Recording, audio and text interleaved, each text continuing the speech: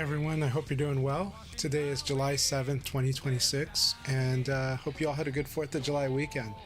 Um, I had a pretty nice and pleasant 4th of July weekend. I was a bit busy with family, but it was good. It was a lot of fun.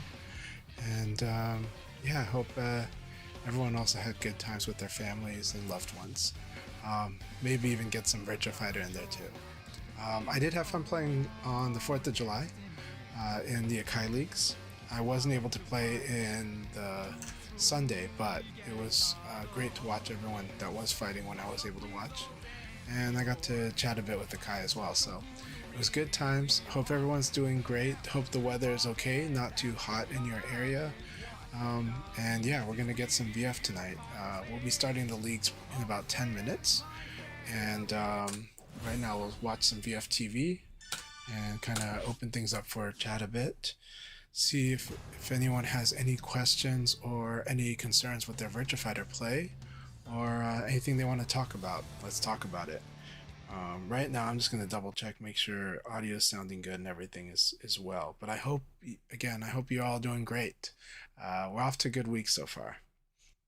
Let's see here. Yeah, sound is sounding pretty good. All right. So said, oh my, I have to change that. Did the game crash on me? That's what it did. Okay. Well, that was interesting. This is the first time the game's actually kind of crashed on me, to my knowledge.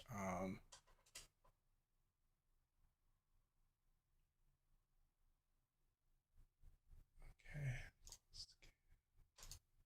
So this is the first time I've actually run into this problem.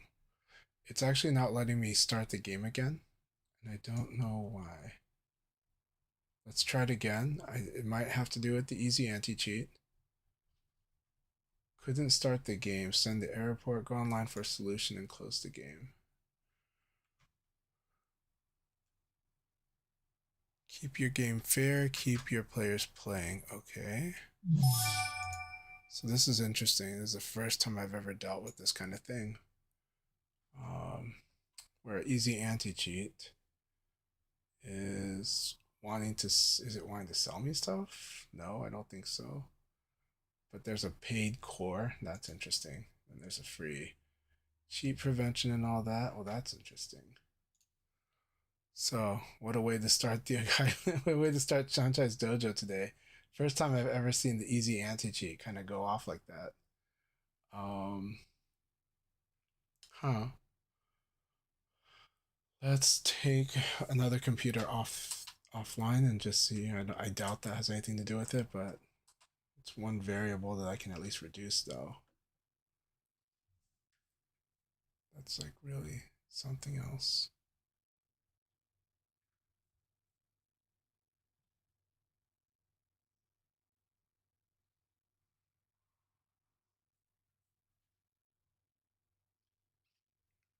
So pretty funny how that happened. um, has anybody else ever experienced easy anti-cheat doing anything similar to that? By the way, thank you very much for the follow, Iguanodon. I guess at the very least what I can do here is pop on, one sec here.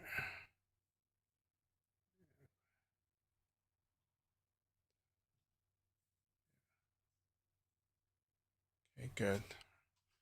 That's its thing. Let's go back to my PC. And we'll try this again in a moment. Before that, might as well pop some.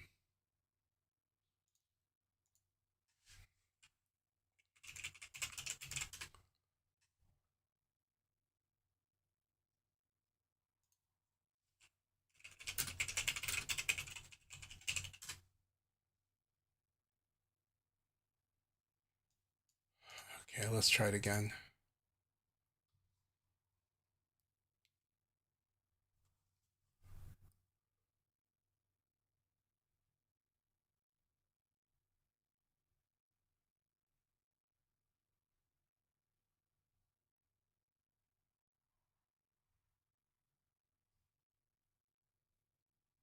Well, I promise I'm not cheating. So we'll see what's going on with the easy anti-cheat right now. Okay, the game's going. We're good. Well, that was interesting. I don't know if taking my computer, my other computer offline did it, but that seemed to somehow work. I don't know what's going on there.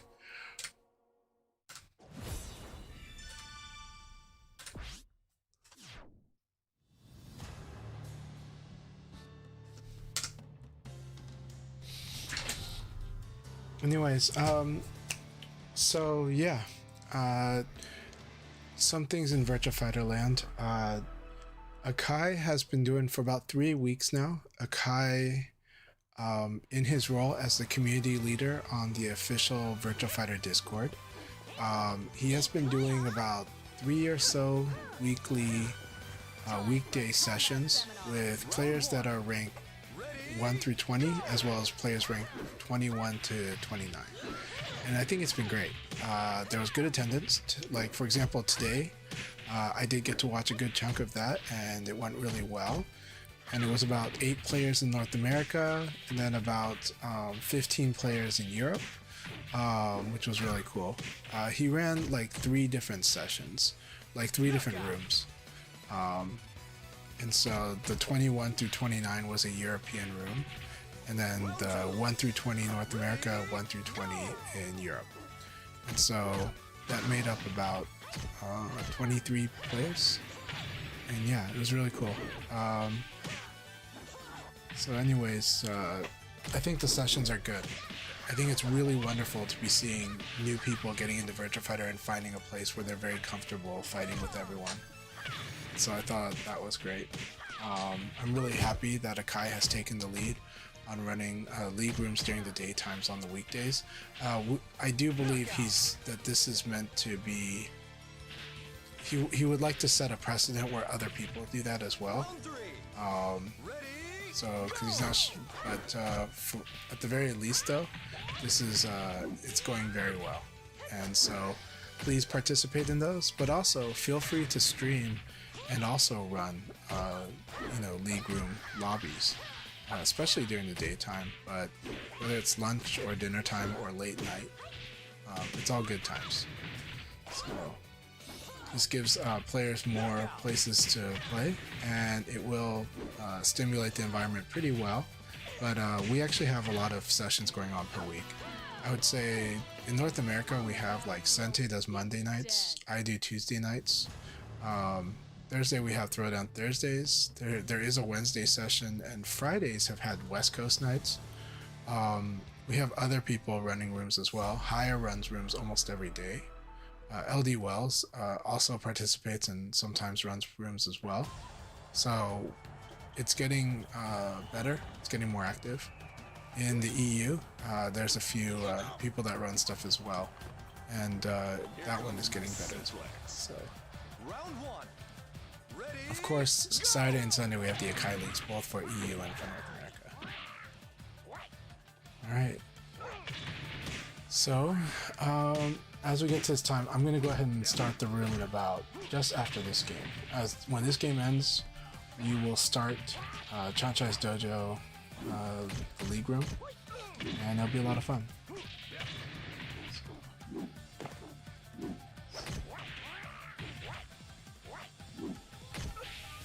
Dusty Crawman is a pretty good Shun player from North America. So right now he's seeing JJ's willing to take these low kicks. With Shun, it's an actual real threat because it knocks you down, and if you tech roll, his Okizeme is quite strong. If you stay down, his Okizeme is also pretty good, but he has to predict that that's what you're going to do. Now, earlier, there's that move by Shun, which is 4-3-P, and then he goes, okay, it's this one here. He comes down and he lunges and punches, but he has an extension, and he can delay that extension a lot. It gets a lot of people. A lot of people want to attack after blocking the first lunging attack, this lunging attack here. And Shun always has the ability to delay into an attack after that. And it gets a lot of people. It's pretty standard now. So you want to get used to just knowing that he can do that. Ultimately, you want to get used to timing to where he can no longer do that. That way you won't lose to like a throw or something. So a lot of times when people threaten to do like a throw when they don't finish a string, or when they do, you want to get used to the timing for when that throw would happen so that you can attack, and then you're not vulnerable to a throw, but you can definitely attack when they're threatening to do the follow-up. You can wait till the moment they can't do that anymore. So, alright, so here we go. League room. 16 players. Passcode will be 4565. You let everyone know that we're streaming and we're commentating. I will be. I'll start in the room because sometimes people leave the room if they don't see me in there. So I'll go ahead and do that first. Yeah, I said no spectator. So, all right, the room is open. It is 7:30 Pacific Standard Time. It is 10:30 East Coast Time. Please feel free to join the room and let's have a good sparring session today. Hope everyone's doing really, really well. And yeah, we got Rayblade on Doral. Let's do it. I would like to let's see what Rayblade's Doral's got in store now. It's always a blast. Probably gonna get blown up by whatever it does now, but sorry for bumping the mic there. Ready, go! Oh, what is this? Okay.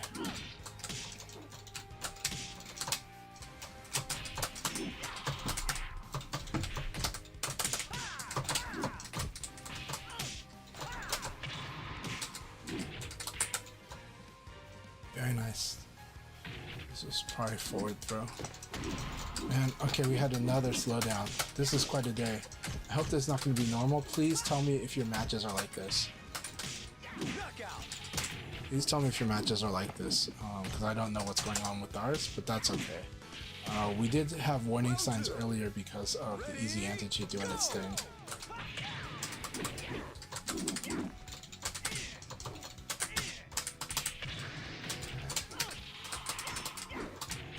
Oh my gosh.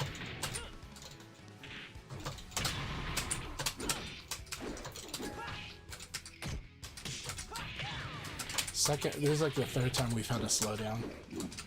I don't know if it's my machine or not, but after this I'll close the web browser that I opened to look at the easy anti-cheat thing. My machine is not that bad, it's a pretty good machine. But I'm wondering. But I want you guys to tell me if you guys are having trouble with yours. It should not affect you guys though. So that's what's gonna be the most important thing.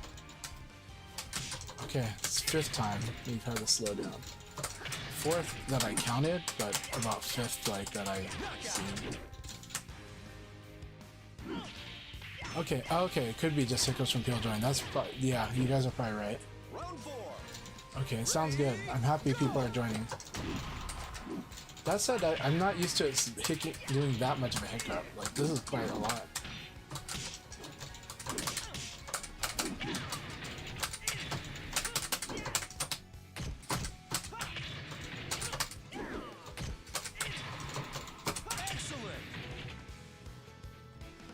Alright. Thank you. By the way, everyone, thanks for the feedbacks. It's so good to see you all. See? I thought I'm better. Too many people in the lobby. Blaker Street, I'm sorry. So, let's see here. We are at the number 9 right now. I know Kasana would like to do a spar, so we'll do a spar here.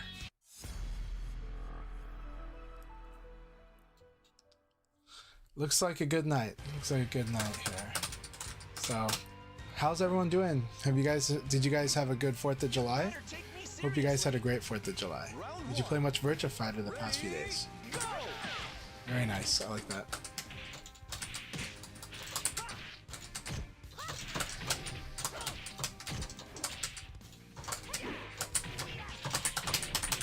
It's my new combo against Pi.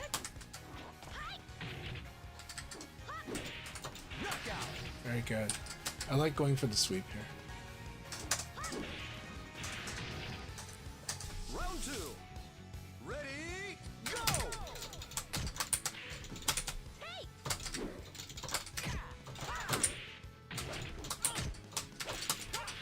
Too many high attacks.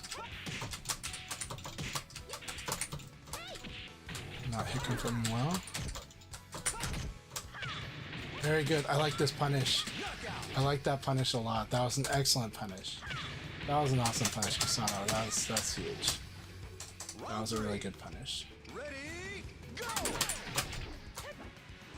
Alright, very good. Go for the forward throw.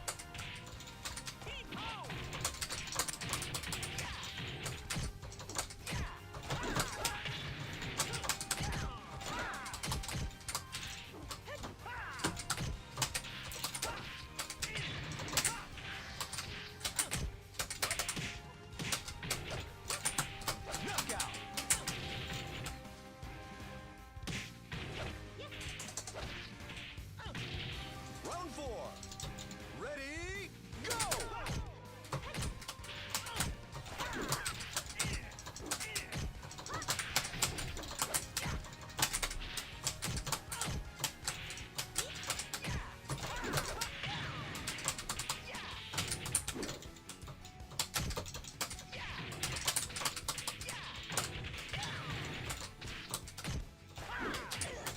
Knockout!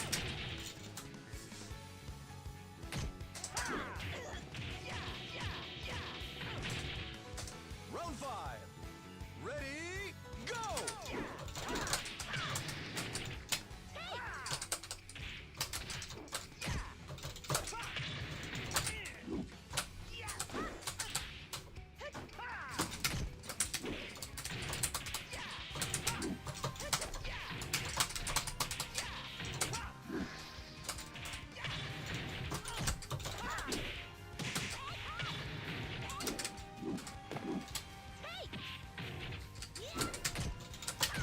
Knockout!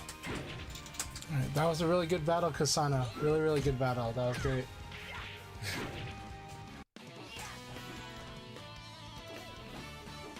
What a knucklehead!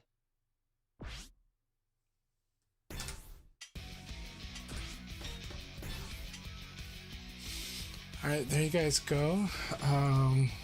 Let's see here.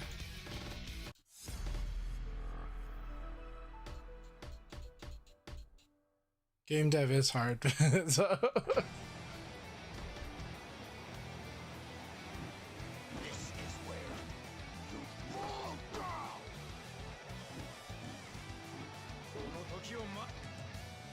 Round 1. Ready, go!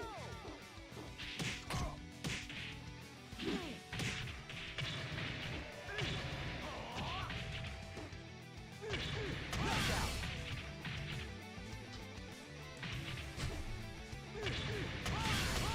Alright, Zack Attack, good to have you in here. Round 2.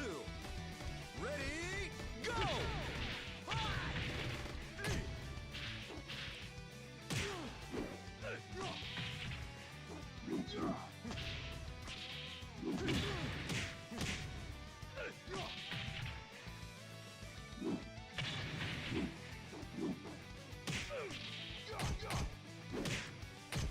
Knockout!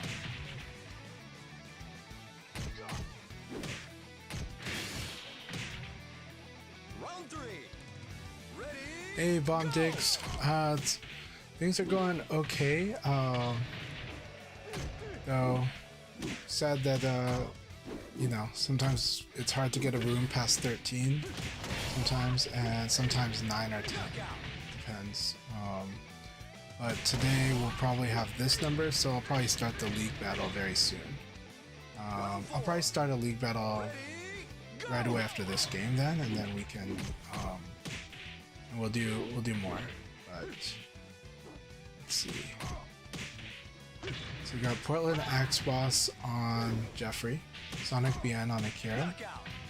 These two going at each other. It's full strings. Alright, let's go ahead and try to start a league battle right now then. Then get us sooner to our next one. I am gonna switch to spectator. Actually. Let's see here. Let's see how this goes. But yeah, Bomb Digs, did you have a good 4th of July? And has VF been treating you well? Yeah, Kasana, I know the deal with the launcher. It's a good launcher though. It's a good launcher, and it was not a bad guess. Can't ever picture you winning.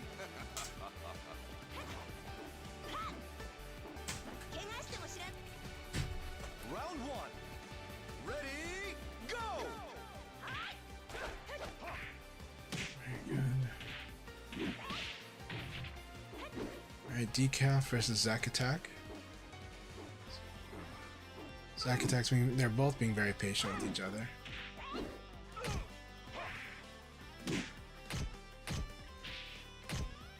Alright. Getting some pokes in there.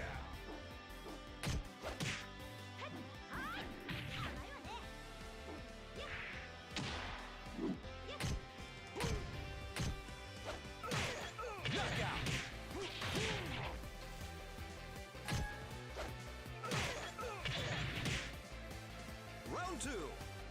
Ready, go!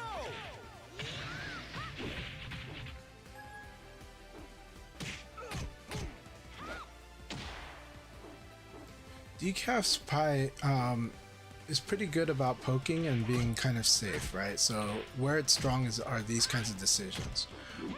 Where it can improve is it can actually it's just kind of getting more comfortable when it with either some combos. So improving the damage a little bit will go quite a ways. And then on top of that, the hard one is if you hit with like low punch or high punch, if you hit with any of your pokes, you can move up to something that to an attack that's just a little stronger, right? It probably has a few of those too, but it does put you in the realm of guessing. So. But that is important in BF to do. Alright. Really nice tech. Very nice tech. Good chase. It was a good battle. Decaf, keep it up. Things to do. There are some combos you'll learn that I would say an easy combo finisher for Pi is punch, punch, kick, kick. If you do punch, punch, kick, kick, it's a pretty easy finisher to do with Pi. And then she definitely has better ones. But that one is pretty good because it's very easy to do and it will carry your damage quite a bit. You had some good hits in there. You're winning combat well. That's the really good thing about your Pi is your combat you're careful and you're pretty good at poking at the moment. So eventually you want to turn those pokes into decision points where you're threatening more damaging things to your opponent. Beyond that, it's of course combo damage. So sometimes when you launch, you might try punch punch, and then if that works, then kick kick follow up. So punch punch kick kick, right? But you can check it with PP, and if PP doesn't work, then you can stop and not worry about finishing that combo. So that's a basic tip there, just so that you can improve your damage with your Pi. You will want to start using some moves that do more damage, but the basic pokes are correct. That is the core boxing of Virtua Fighter. So I'm not going to try to stray you away from boxing, and Pi is really good at it. Ready, go! So we got Kusano versus Zack Attack. It's quite a battle here. Zack Attack finding the moment. Kusano does know how to play as Wolf as well. Very nice.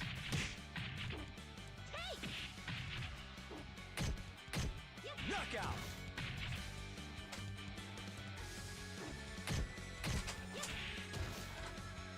Round 3. Ready, go!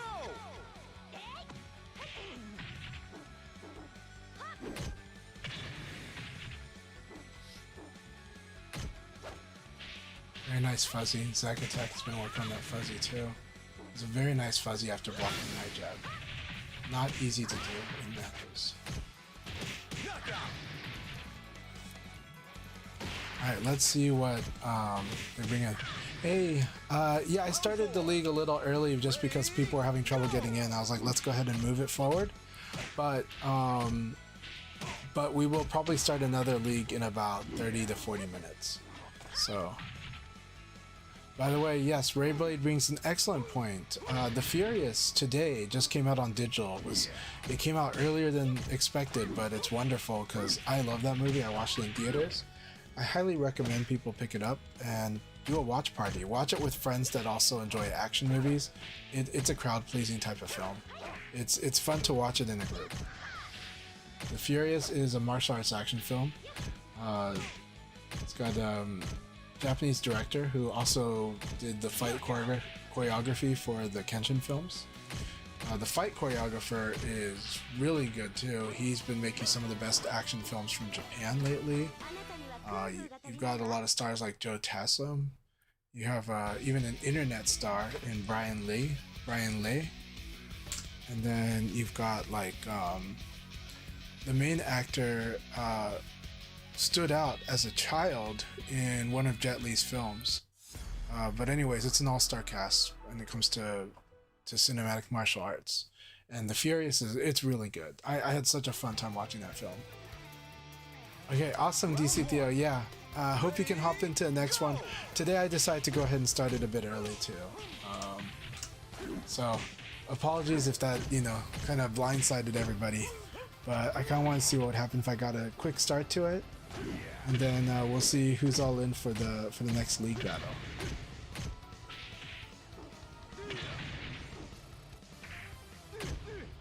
Hey, Move Quick, good to see you. But yeah, Ray, thanks for reminding everyone that today the Furious is available.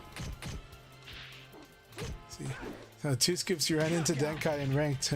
Well, I don't know if Denkai plays ranked much at all. Denkai, I don't think he's the type that's like patient to wait for ranked battles sometimes. Maybe he is, but if it's like not a fast night, it's just a lot of people are happy to play him if he's available.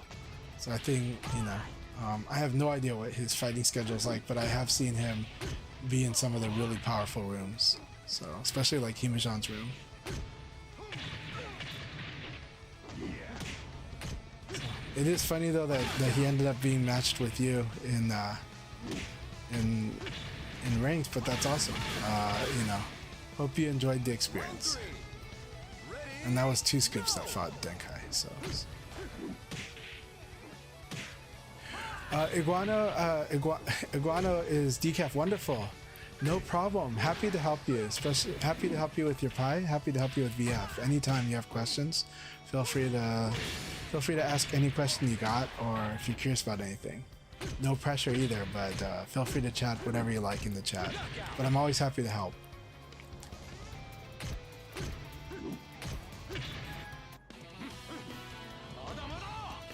There's a lot of fun moves to do with Pi as well. So Pi is a very fun character. Hello, June. Good to see you. Swadikap, June. I'm doing okay. I'm doing good. Not gonna lie, my energy level is not the highest. I'm feeling fine, but for whatever reason right now, my energy is probably not at its highest right now. So, I'm on more of a chill mode, or I'm on a very chill mode right now.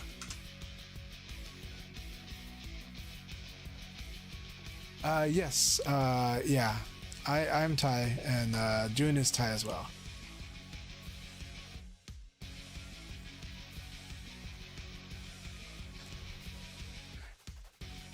Hey, Shin Athena, good to see you. How have you been doing? It's very good to see you, Shin Athena.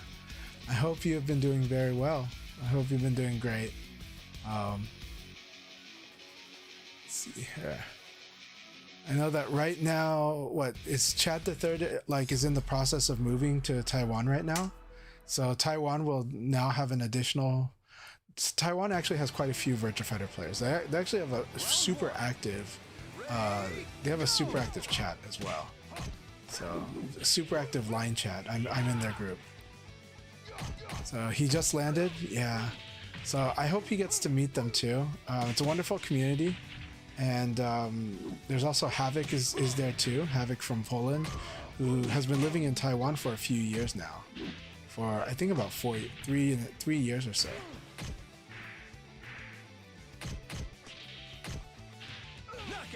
I do think that Havoc was one of the really good organizers for Virtua Fighter in the EU. He would always be very positive and also ran a stream.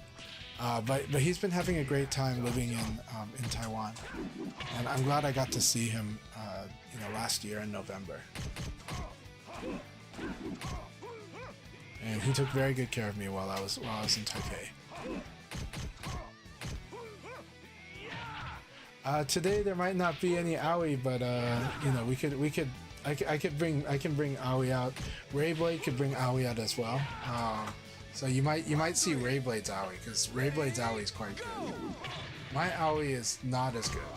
There's stuff that it does well, but there's a lot of stuff missing in my AOE. But I enjoy playing her a lot.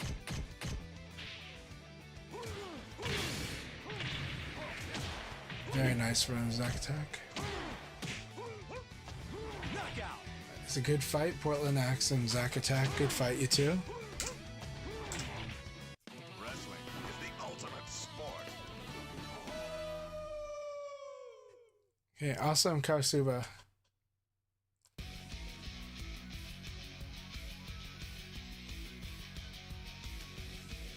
Let's see.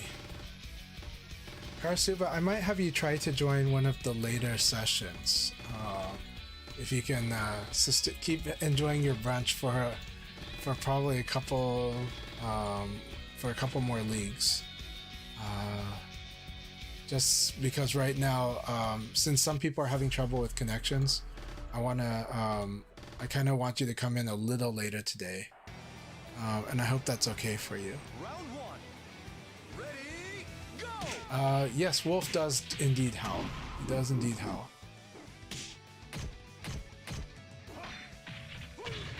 Okay, thank you so much for understanding. You know that I really appreciate you, and you know I like making sure that you also get some good times in too. And I've enjoyed the connection with you, but I think right now I'm gonna try to we're gonna focus more on the North American connections right now. It's really what it is, and try to see if we get through more people getting a good enjoyment in the sessions first. Ray has played Dural sometimes, and yeah, Ray has been playing Dural since she came out, so since October or so. Not always. The one who's devoted to Dural play has been J6 Commander, but I haven't seen J6 Commander the last month and a half or so. Maybe the last 2 months.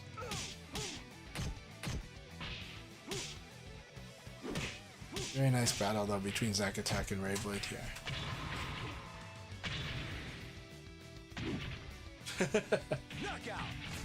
You'll have to really attack fast when you realize she's gonna miss this pounce. It's hard to know she's going to though. Round three. Like you can't attack too soon because you'll get hit, but you have to attack the moment she touches the ground. So that looks a little tricky, but it definitely seems like you would want to punish her. But that recovery looks so fast. That's pretty unusual. Almost anytime somebody misses a pounce, you can destroy them pretty good.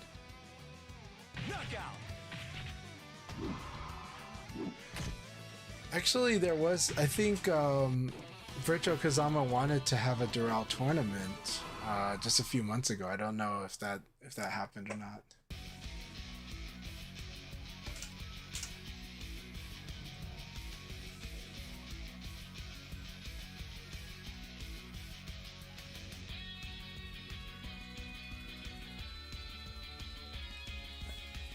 Portland Axbot's been working on quite a few things, so you know, we'd like to.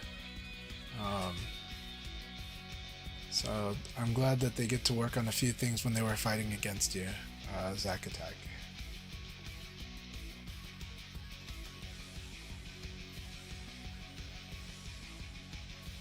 Okay, Rayblade is thinking about. Okay, I will try that idea. So after this league, I will probably start it as a new room. I apologize for this, because we do have a good amount of 10 people, which I think is good. But Rayblade is worried that his connection caused some other people to have trouble getting in. I do count Hawaii as part of North America, for the record, but I think he's going to take a break. So after this league battle, he's going to take a break. I think he was concerned that his connection might be one of the ones that's harder for some people.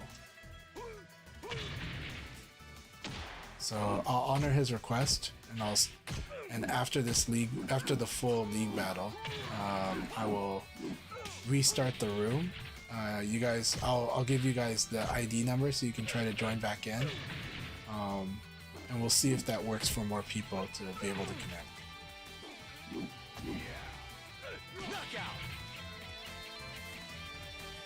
Yep, it is a full-on state, and I also count territories too. But it's just more that we're talking about it in the sense that there's an international group, yeah.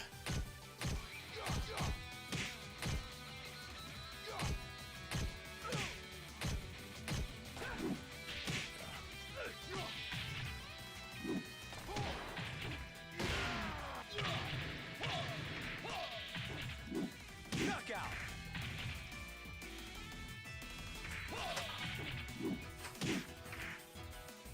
Round 3. Ready, go! Let's see here.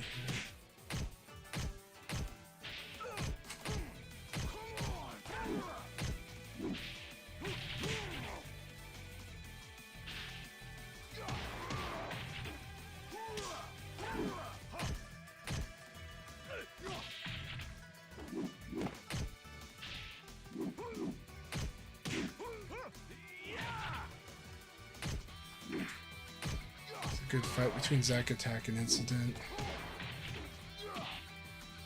Let's see, is it official? Yeah, Incident went after the lows, but with Jeffrey's deceptive lows, right?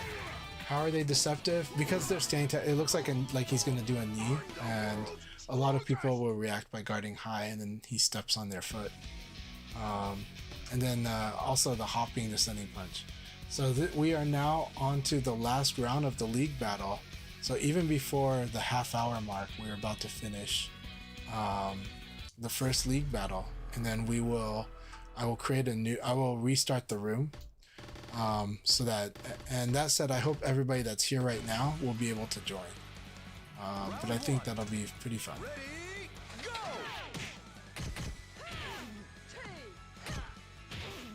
So be ready, Blaker Street. Be ready for a little bit before my countdown finishes. Knockout.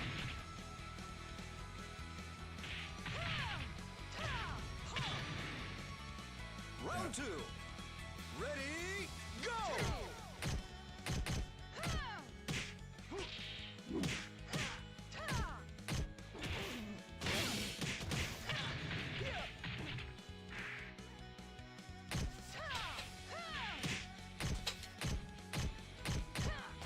Tetsu's Vanessa is being pretty sharp here. It knows what it wants to do, and it knows it wants to do it whenever it gets a good guard in. Round 3. Ready, go!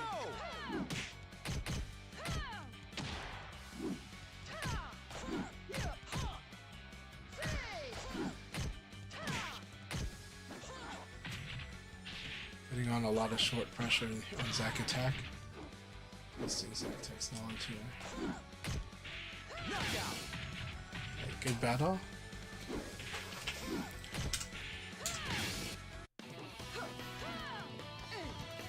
On the battlefield, you'd be dead.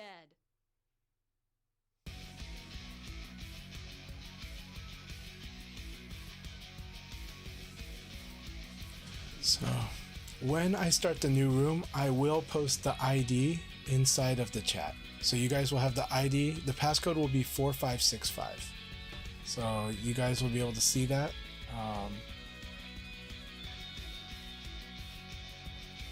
And if you guys want a head start, just basically leave the room and keep checking for the second room to pop up when I restart a new room. You guys will have a head start because I'll do this after the scoreboard has been displayed. Alright, have a good night, Incident. Thank you so much. I really always enjoy your support, enjoy having you in here. Alright, so Rayblade and Instant said they're both going to take a break, well, Instant's going to go to bed, probably.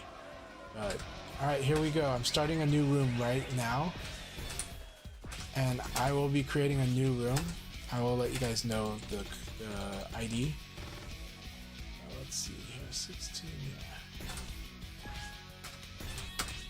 Okay, room is 24759.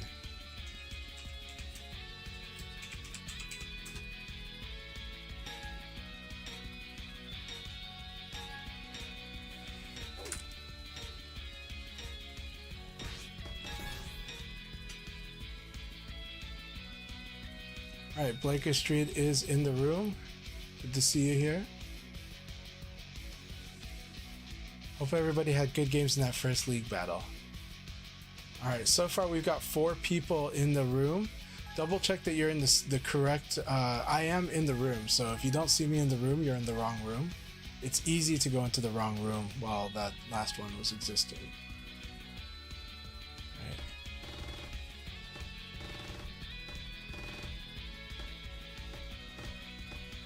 Alright.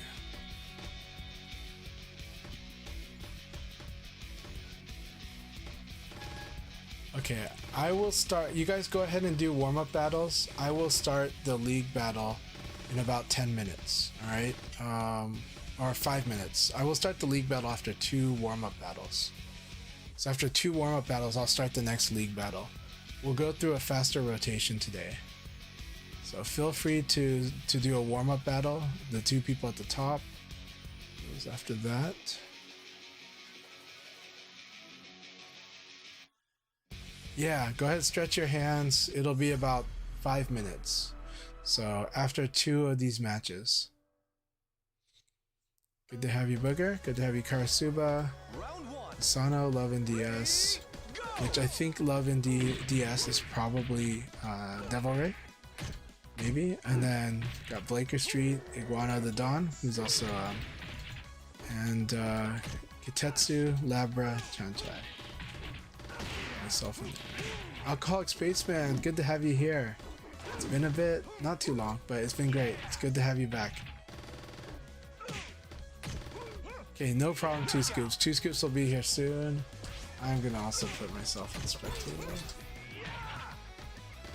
Round 2. Ready, go!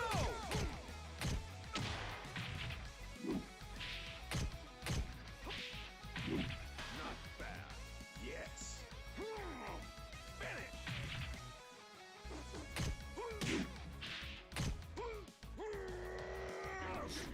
Yeah.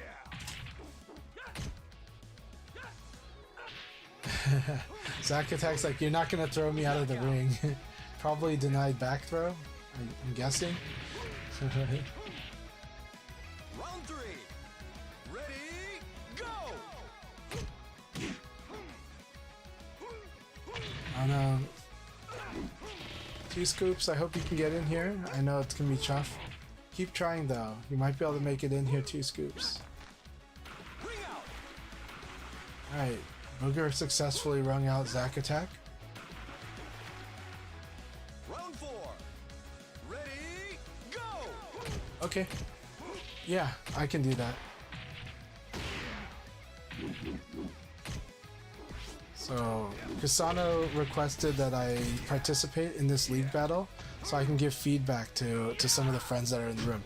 No problem, I'll give feedback on everyone that I spar with.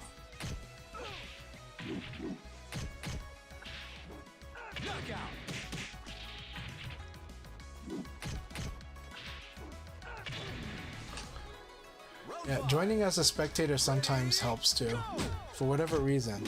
Doesn't always, but we have a superstitious belief that it might. Splash Freeze, good to have you here. Another friend from Portland. Also really developed. Their lay phase really coming along really well. Also, if you love Shenmue, give a shout outs to Splash Breeze. They are a huge fan of Shenmue, as am I. Alright, so I do have the Yo Hazuki statue behind me there. So just over my left shoulder. I'm number 1.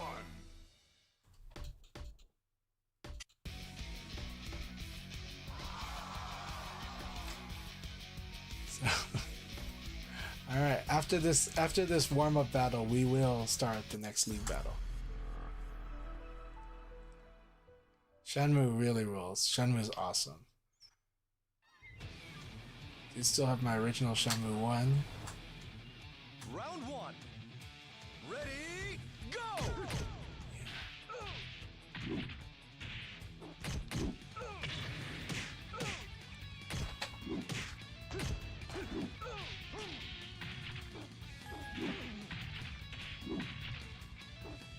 Sanakon, really good to have you back here. Hope you're doing well today.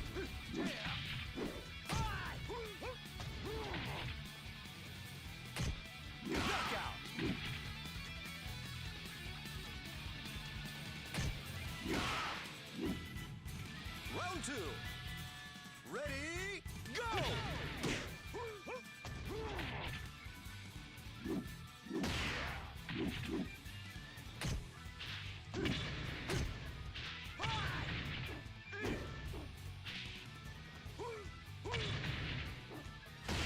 Alright, Blaker Street says the spectator to player trick probably does actually work by skipping whatever bug or such makes the connection fail when trying to join this player.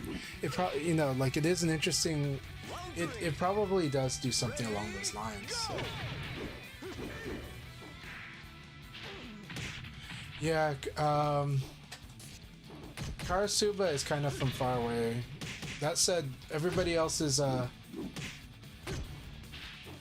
I am gonna let him in on this one, though I did ask him to come in at a later time, but it's okay. But we'll go ahead and let them in for today. I think he hasn't, I don't believe it's crashed a league, but it is one room that will be a tougher connection. It will be one battle that's tough. So yeah.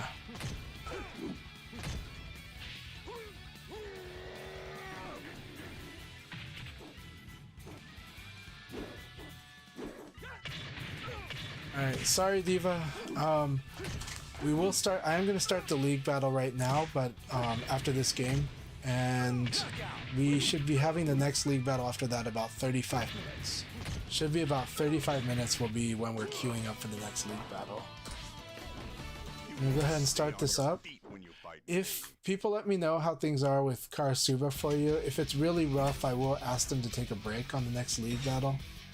But we'll go ahead and test the waters here. People did ask for feedback, so if you do want feedback, let me know in the chat, but I'll try to give feedback on every match I play. So right now, Iguana the Dawn, hey, first up is you, so, alright. I was gonna pick Pi though, just to show you, but right now I'm playing as Leon, so see how this goes. A lot of times when you hit with like your poke though, you do want to do something with it. You have advantage when you hit with these. So like low punch uppercut, right? And that was really good. You defended, and that's really good. So what will I do against someone who defends? I'm likely to like do that, right? So I might just like low punch throw. Very good. So you're doing very good. Excellent choice. Good use of the pokes. Alright, now we'll step it up.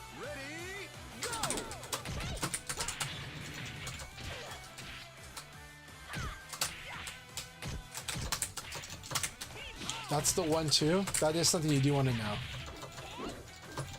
It's how to do a high jab into forward punch. Like this. Excellent.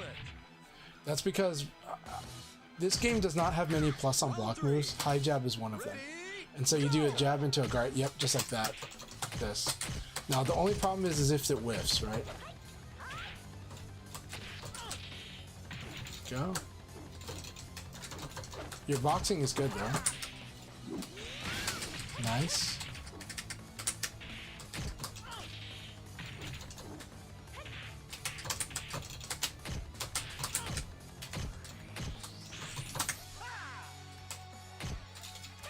Very good.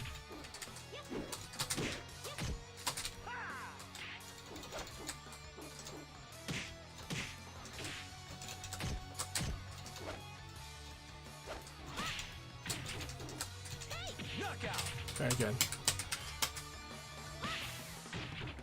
Round 4. Ready, go!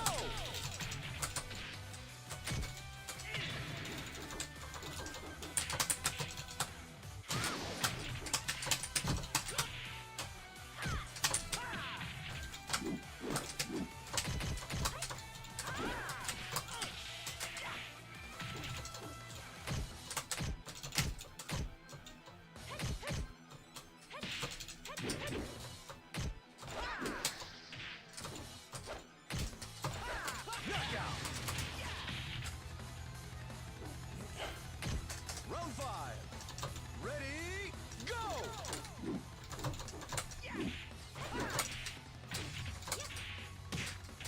Very nice.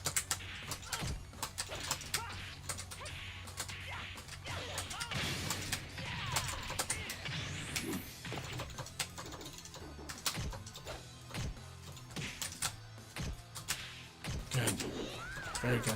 Almost. So this is why, so the reason we do the jab and the forward punch is to prevent this from happening. Watch how I block your high punch, then I did a low punch. That would not work if you did 6P. So if you do the 1-2, the 1-2 is doing the PG and then 6P. So, and so,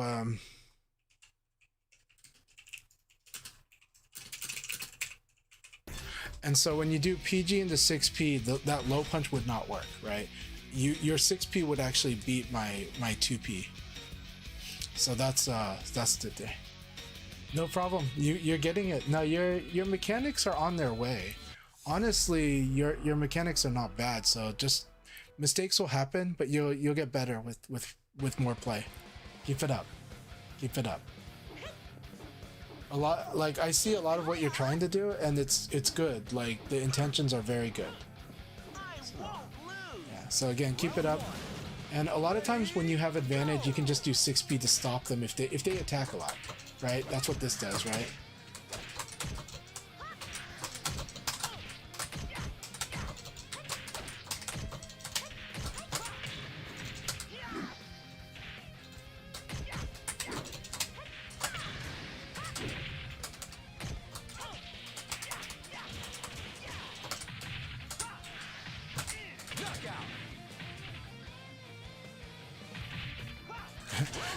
That is part of playing VF.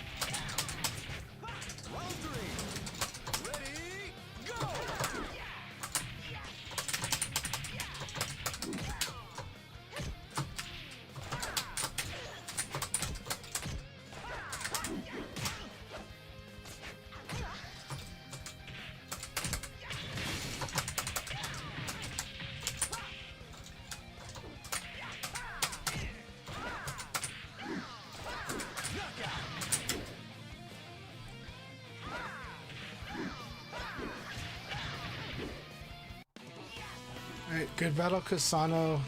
Mid would have changed things here too. So because it was double high, I was able to evade and crouch dash. But good game, my friend. Oh no, Devilry got disconnected. All right. Let's see.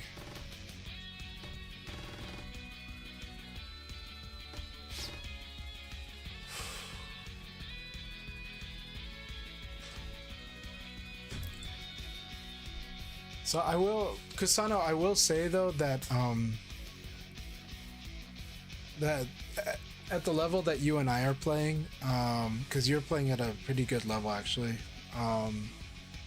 like observing the opponent becomes a read too, right? Because when you start realizing that they're watching, then that's when you know that you can kind of go ahead and abari actually. That's like the ironic thing is that you can abari if they're not if they're watching more passively. If they're watching aggressively, that's the one that's more scary, right? So watching aggressively is like zero hesitation. You strike back right away after blocking, and every time that there's advantage, you go ahead and put a quick safe strike out there. That's like a more active form that you can do that while watching, and that becomes stronger. But if you end up like holding defense while watching, that tells me that I don't need to worry about frames, that I can start doing a bare and apply pressure because you're just waiting for the right moment, and I can just go ahead and just kind of like start hammering at it, and if you hesitate, you're gonna get blown up. So yeah, there's like an instinctual read like that. The wall stagger throw whiff is because of the role of stagger in the history of VF. So traditionally you can't throw someone staggered. It's a fun mini game actually because it encourages it's more about the power, the strength of attack. All right, Kitetsu, keep it up. Very nice, nice side steps.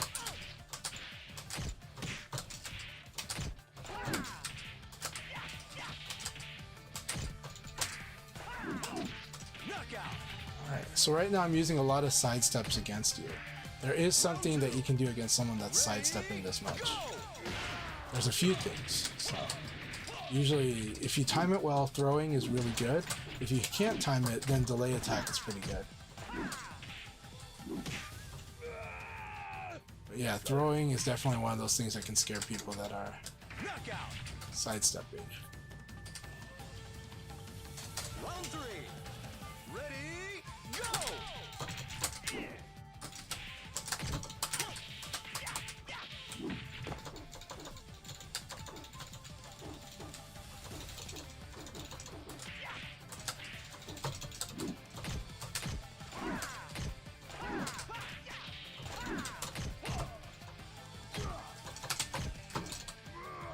Very nice.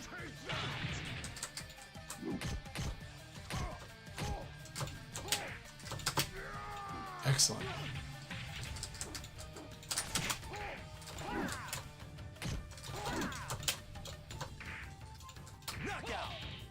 Very nice.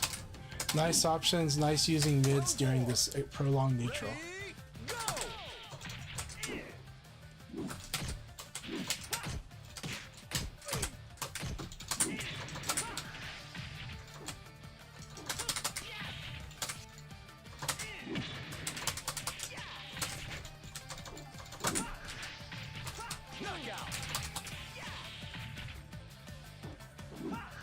Round 5.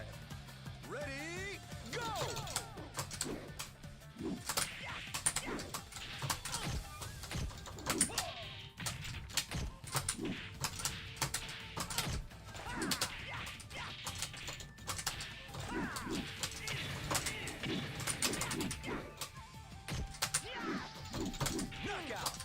Good battle, Tsukitetsu. Good battle.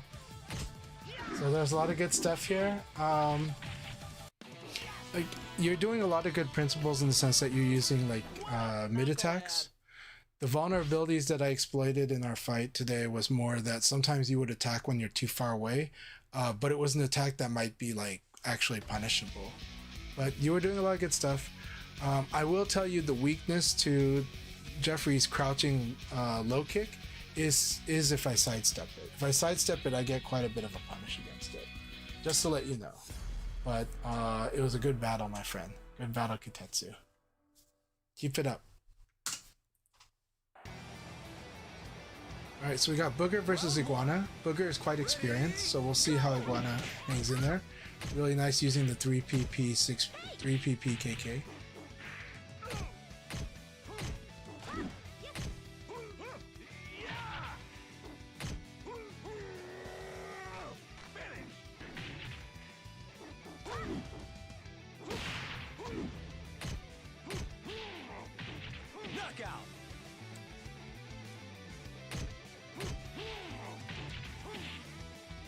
Round 2. Ready, go!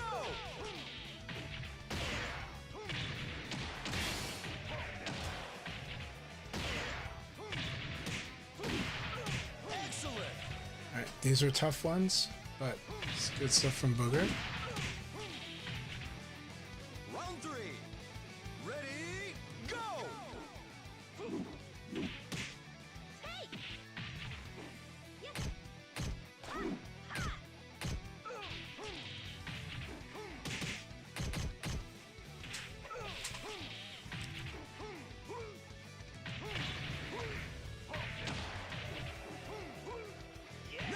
Alright, so one tip I will give to Iguana right now is that when you wake up, like when you do a tech roll,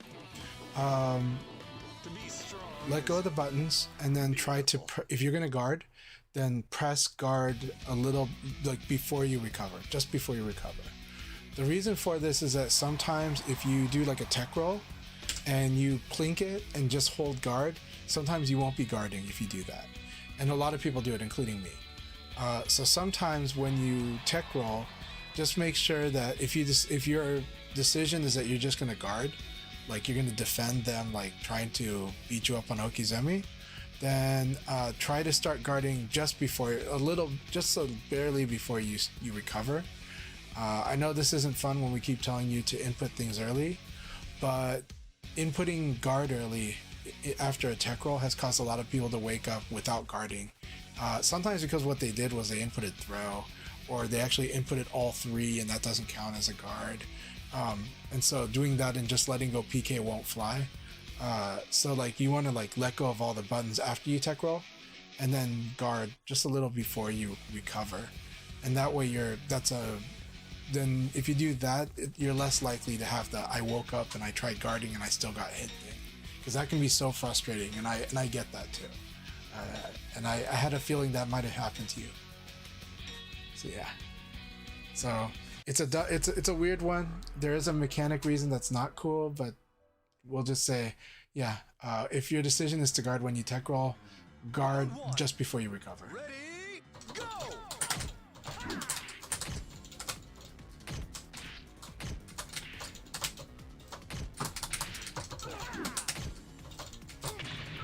Nice.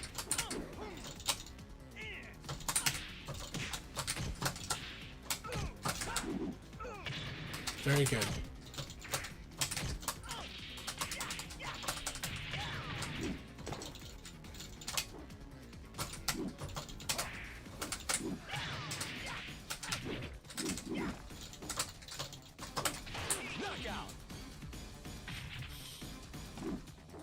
Alright. So Zack Attack is being very responsive. They're reacting more.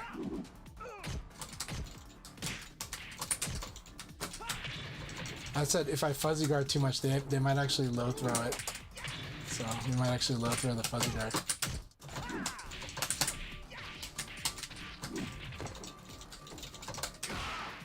Nice.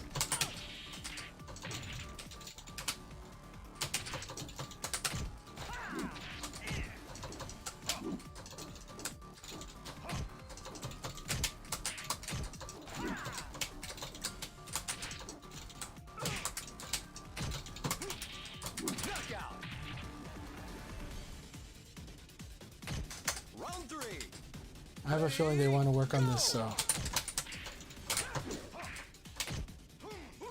Nice, this delay throw changed it up. It's catch throw, it's really good.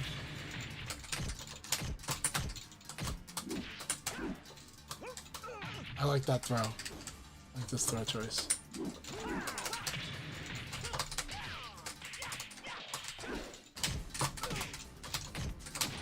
Nice. Nice, I like the catch throw. I like the catch throw. Keep it up, Zack. Round 4. Ready, go!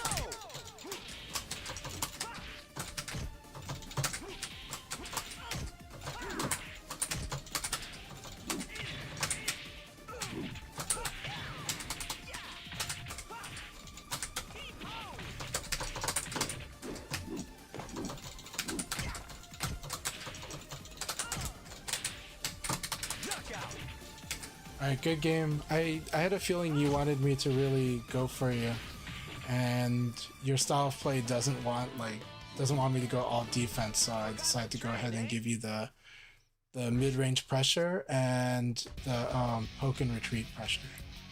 So good game, Zack Attack. Good game.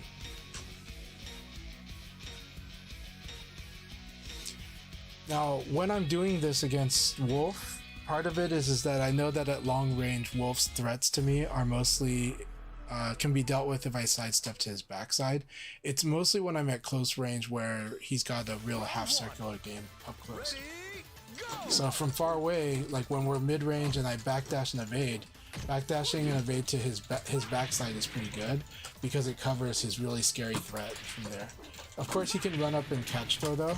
So I would say if somebody's doing this, like backdash and evade a lot, like catch throw, like there are probably ways to set up catch throws and other similar things too. Maybe even burning hammer, but don't worry about that.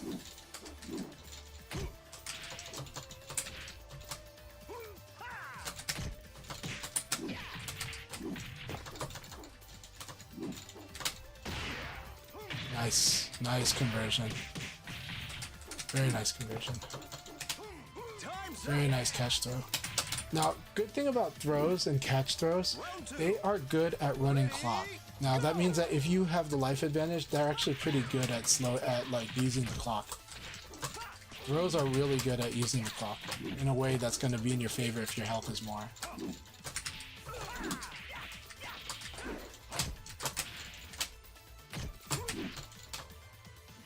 Very nice.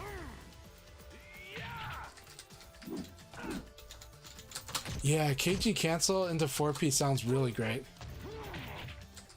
I would like that. I think that's a great way. Yeah, kick cancel to cause him to do a full sidestep, and then 4P will just knock him down. And you have good Oki's Emi then too.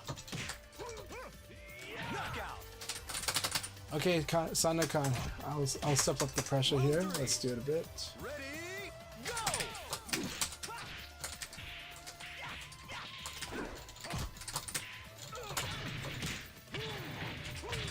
Wolf is like, I don't care for delays. That's what 6K is really good at that.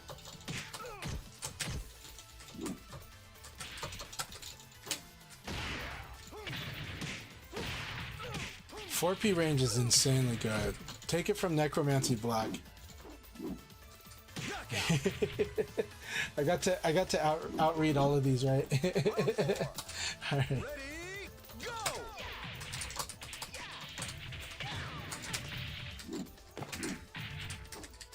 You can do pounce from there, I think.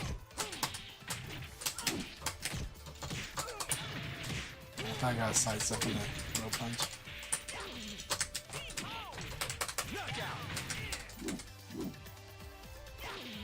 Oh no, 4P is insane. It's good speed. 6K is also really good too. But 4P is honestly really good. Such good knockdown. I like the throw here. That was good.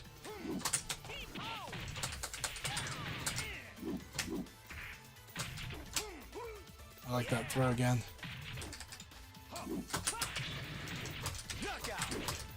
Really good battle, Sana-kan. That was very close.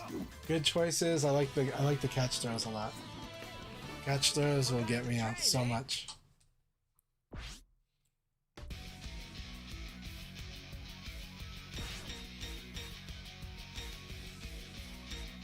Oh, okay.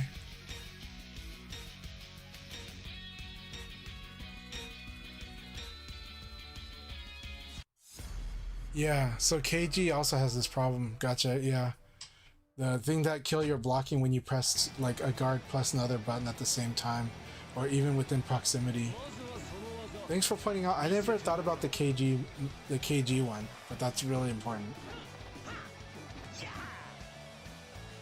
Alright, here we go, Splash Breeze.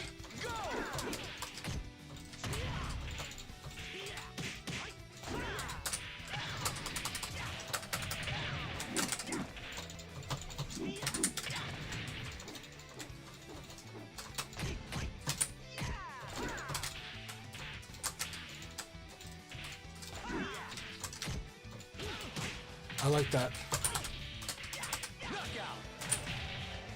Very nice first round Splash Freeze. Round 2. Ready, go!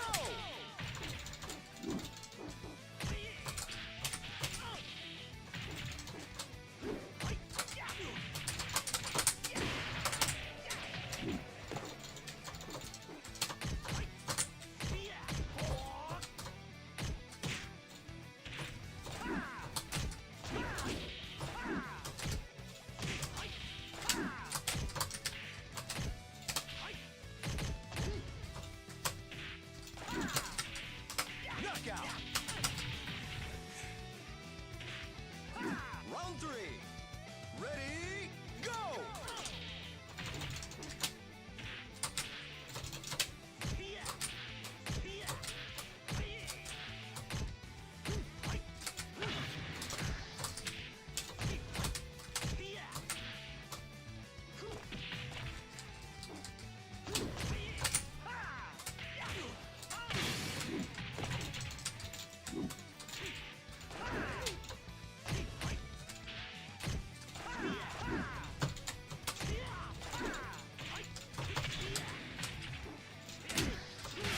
Yep, you can't sidestep that. Knockout! Round 4. Ready, go!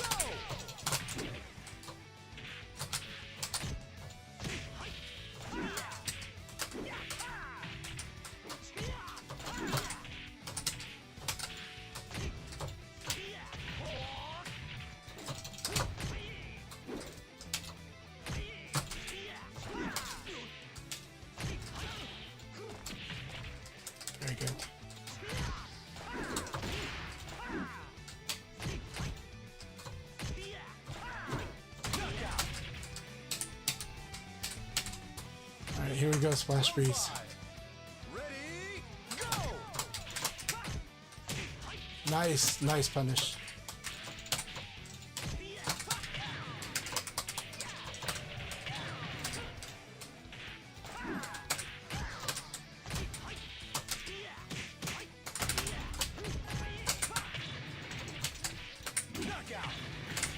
That was an intense battle. Good game.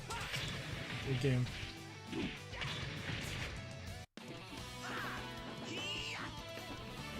See? I thought I'm better.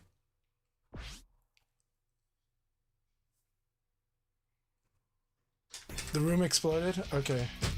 Wow, the room did explode. Okay. Alright. So we've... Alright, we are now queuing for a new room. I will post the info on the new room. The new room is 59002.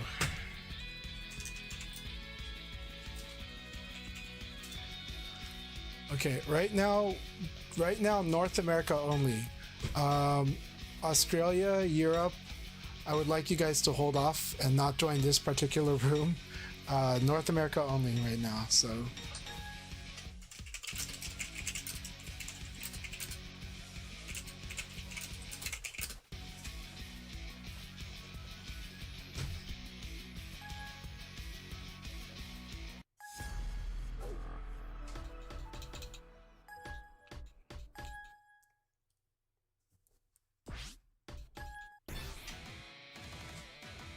Round one.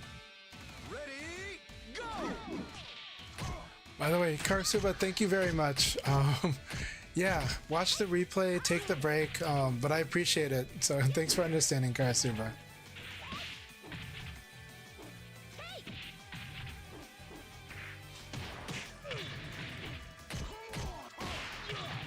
I hope they can figure it out. I hope Sega can figure it out because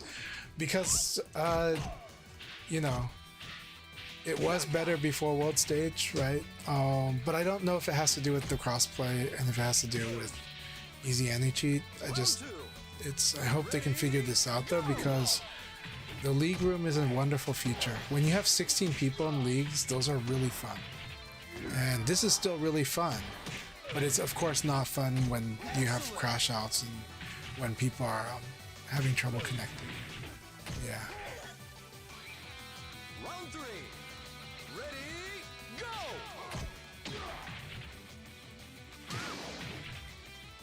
I do think that I honestly do think VF's design is actually hard for rollback. Before we had rollback, I felt that rollback would be hard in this game just because of certain things that you can do in some other game designs don't exactly fly, right? Like, let's say when people say hold, like that the game would automatically just sustain an input. In this game, sustaining an input's not exactly what you want to do. Sometimes it can mess up your inputting. And definitely not going to really sustain like back, right? And some netcodes, some rollback netcodes use that, but they wouldn't do that for VF, I don't think. The hardest thing has mostly been the sidestepping, but that said, I do think I honestly believe we've seen a good improvement of netcode over time, like a lot. But of course I'm not as much playing on like the sharpest netcode elsewhere, so I don't really get to comment too much on it. I can just tell you that I'm capable of playing but because I know how things should go and how they're gonna act, and also because I have less hesitation about acting on reads, that I'm comfortable playing on like almost any environment. So the best I can offer people is I can tell them how I do it. You know, a friend of mine asked me, how do you fight against those people that they can't do it anymore, but there were people that used to purposely put themselves at one frame and would kind of abuse that, and yet I usually beat them, right? So a friend asked me how I beat it, and I was like, well, the thing is that you use the skill of like reading your opponent's rhythm and like you kind of and you know that if this is a person that wants to use that exploit, they want to dash in and mix up. So I'll just throw like an uppercut whenever I think that's like about to happen, and I blow them up. You know, and then once they start showing signs that they're not gonna do that anymore, then I can start applying pressure myself, or I could like mix up. So there are, you know, it's more on the reads, but there are certain things that I'm reacting to, and then I tell myself which things to react more to and which things maybe I have to be a little more cautious. That comes with experience, but that's, you know, but those were so rare, right? It's so rare for me to run into that kind of a player, but I have had experience fighting them, and I almost always win those matches. So like I said, I can tell you I can tell you how I fight that kind of person. I could tell you how I fight the adjustments I made, or what skills I kind of built for other things. We will start the next league battle. Yeah, let's go ahead and start the league battle now. People are itching for this, and we're gonna speed through these league battles today. So today we're gonna try out speeding through these. Is Portland Axe not in the room? Yeah, you're in the room. Okay. Yeah.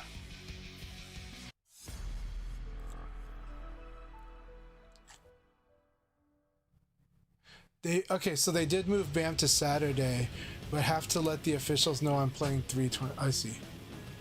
You better take me seriously. I'll be so Yeah, best fight while we can. Yeah. Round one. All right, this one is a little rough, but we'll see.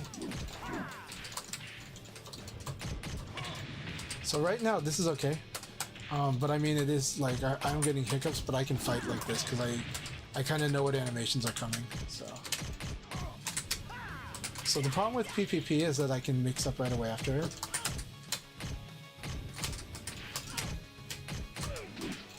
There's a low right there, so that's nice. That one does. The good thing about heavyweight characters is they have mids in their strings, so you kind of have to deal with them, right? Very nice.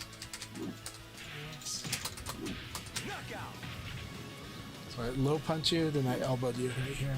Low punch, elbow. Though with Leon's better to do low punch to uppercut. Alright. I should actually just punish that.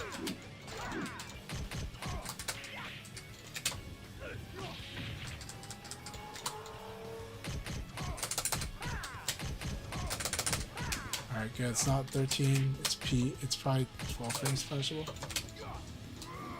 Nice.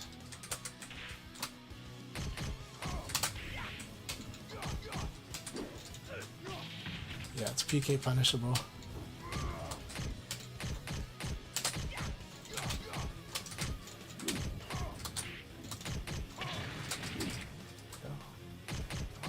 PK. Alright, let's keep working at a Portland Axe. Keep throwing what you got at me.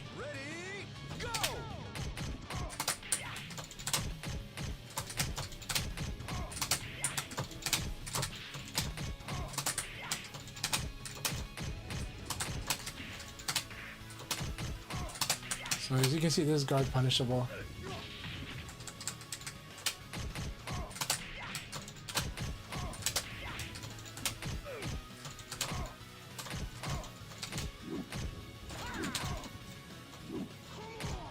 So you do want to throw me if I'm defending. That's still fine. Don't worry, throw escape is not what you're worried about. There you go.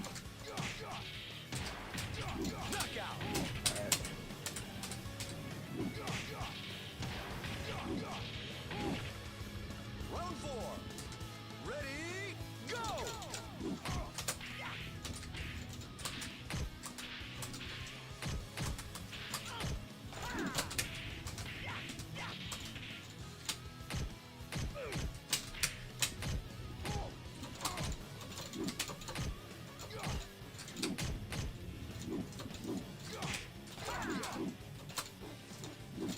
Knockout. Alright, keep at it, Portland Locks. Ready, go!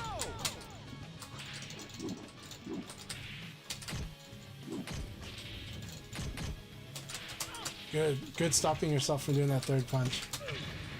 He is punishable.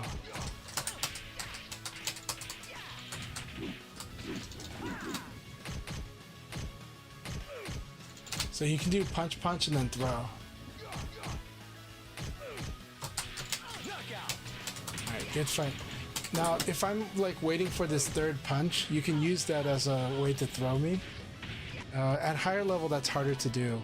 But you can do like punch, punch. He's waiting for the uppercut, so I'm going to throw him.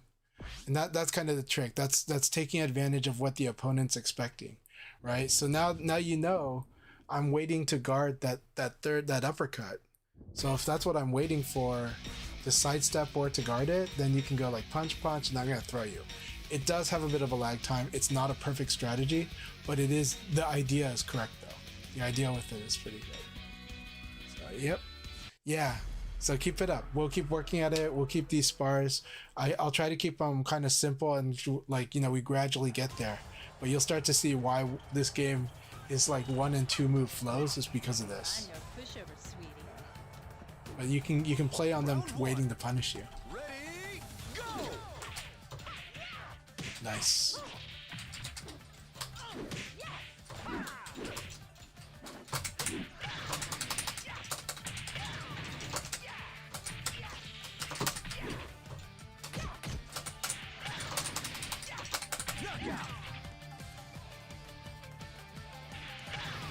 Round 2. Ready, go!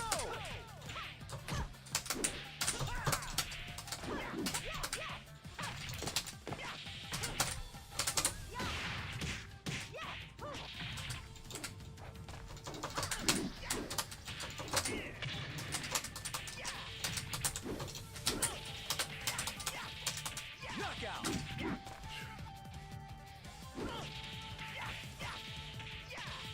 Round 3. Ready, go!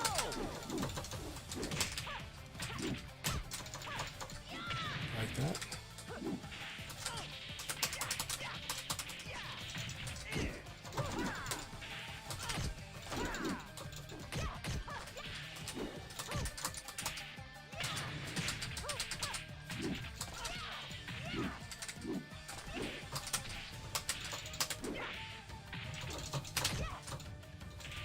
Knockout! Round 4. Ready, go!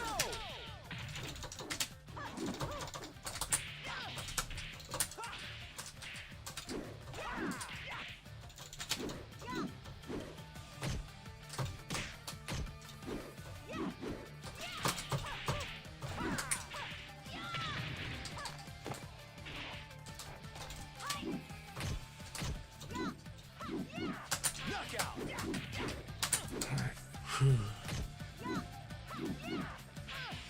I was late on that. Want to do that? That one you have to be pretty quick to do. So it's like the moment that second kick comes by. Boom. Good games. Good game, 2 scoops.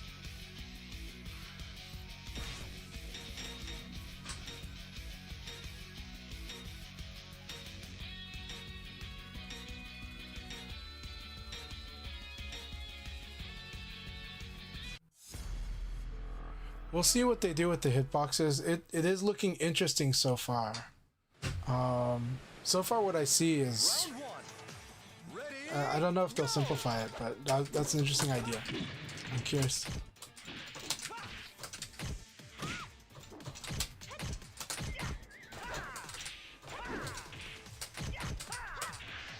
Nice. Nice.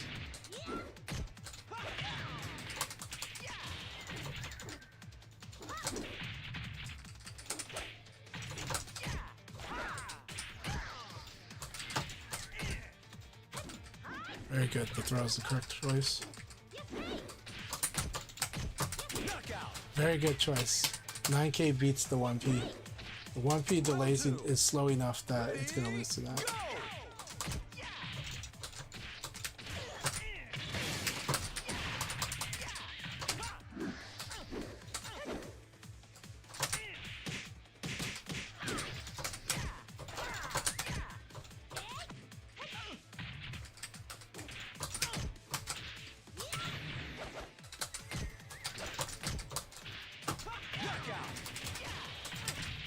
That was intense. Good round.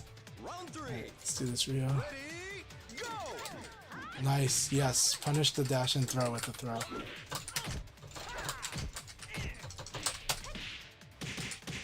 That was really cool.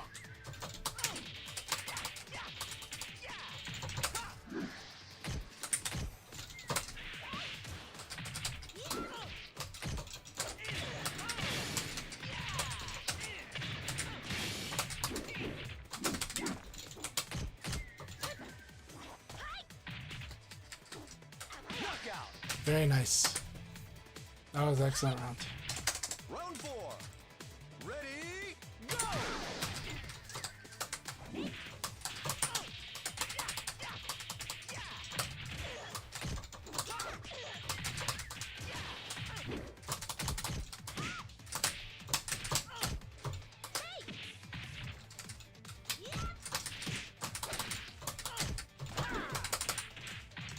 Knockout.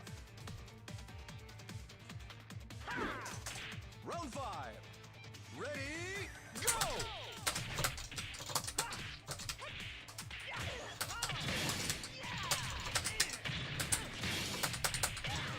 Excellent. Good game, Rio. Very good game. You played really, really good.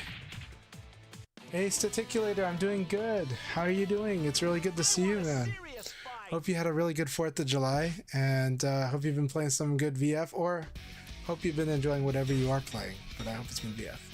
Good games, Rio. Good games. Always good games, my friend. A lot of good plans. A lot of good plans that you made, and I like a lot of stuff you did in that fight. Alright, Sonicon, here we go. Round 1. Ready, go! Nice. I like the commitment to act here. That was a good evade. Could have been punished too. Could have been a big punish.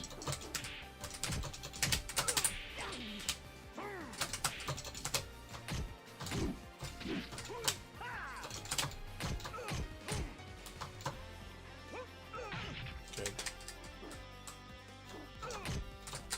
Knockout. Alright. Round 2. Ready, go! I did enjoy the 4th. And happy Canada Day for you guys.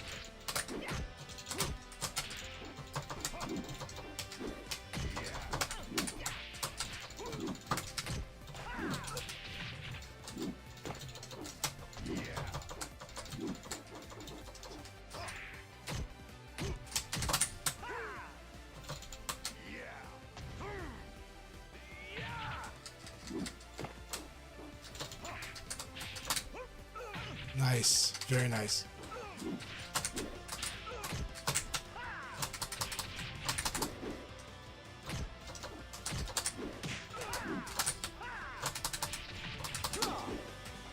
Oh, we got a draw. I was able to get this to a draw. I have not seen a draw in a long time. It's so rare in this game.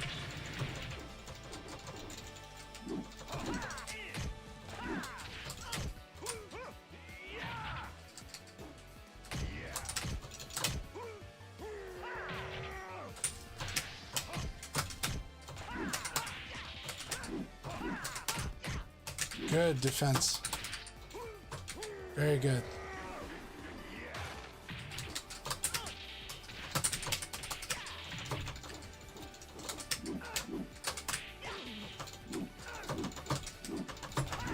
Knockout. Good game, Sanakon. Good game. Very nice fight. Very nice fight.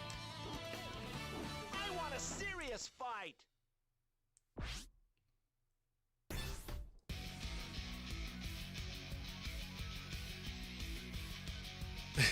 It's super rare to get a draw in this game.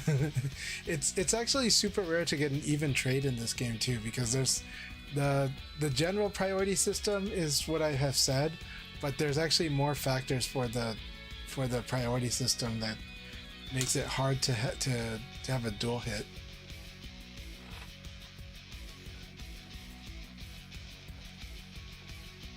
What's funny is I have a friend who's been playing Virtua Fighter for over 20 years.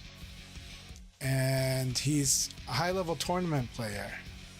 Really high level. One of the best players in the country. And last year at LA Gathering was the first time he ever experienced sudden death in Virtua Fighter. Sudden death is when you have a draw on the 5th round. And the game goes to sudden death where you have where both players don't have any health.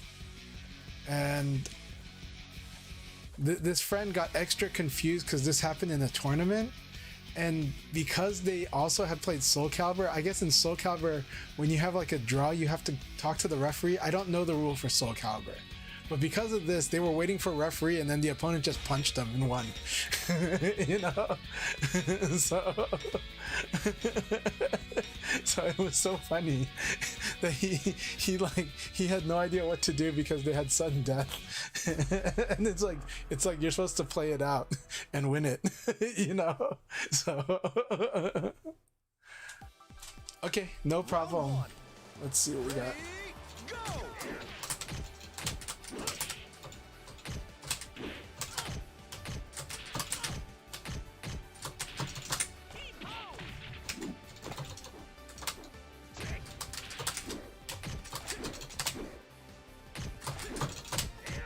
Good.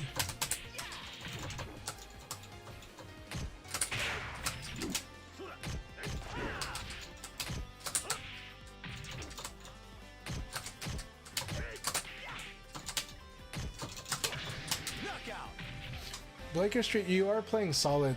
I am adjusting what I'm doing for your fight, but let's see.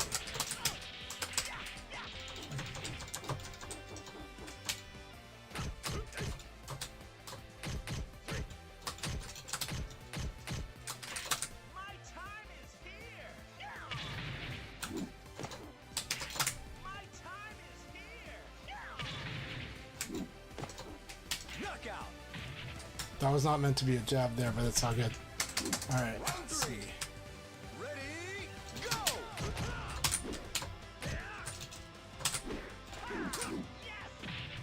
All right.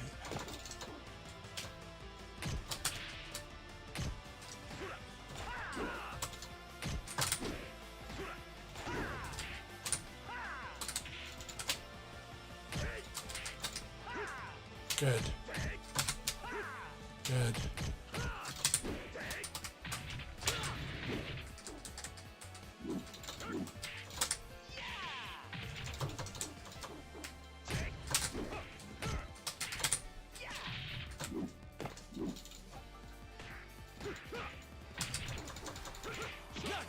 So I'm happy that you are doing the throw escape forward when that was all I was doing, so that was very good.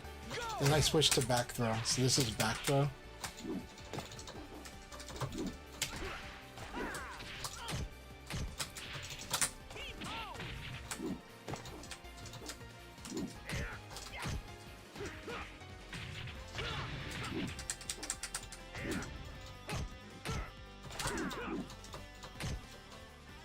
Good. You definitely need to throw more. That was good.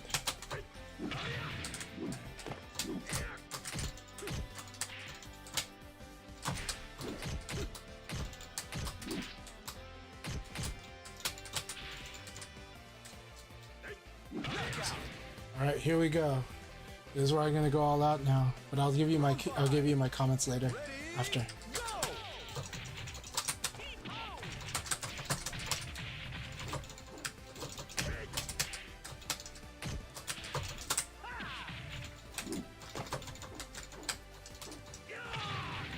Nice.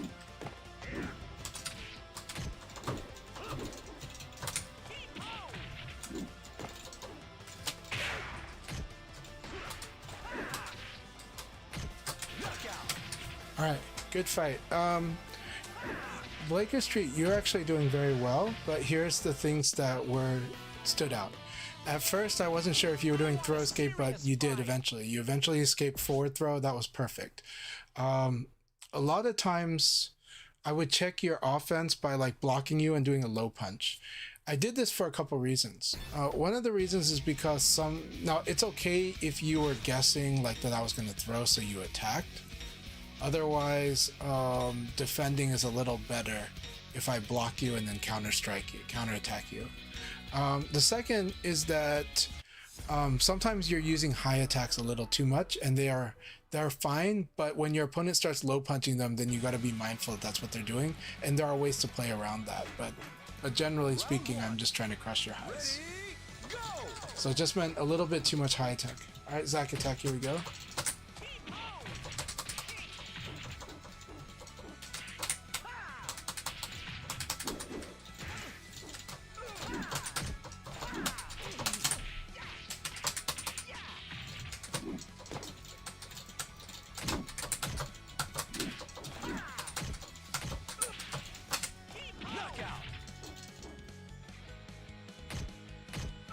Round two.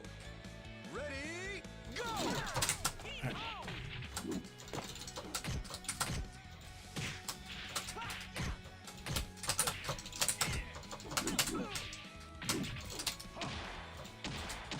Nice.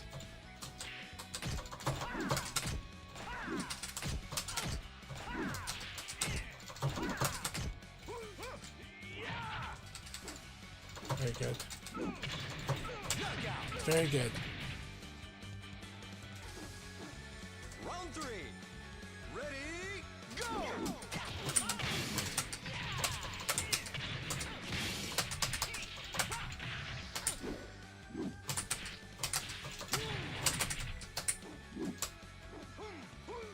Nice. Here's the oh, okay. That was cool.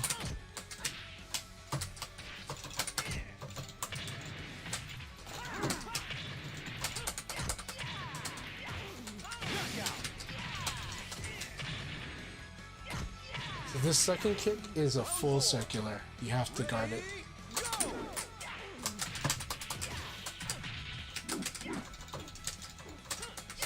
full circular. Good.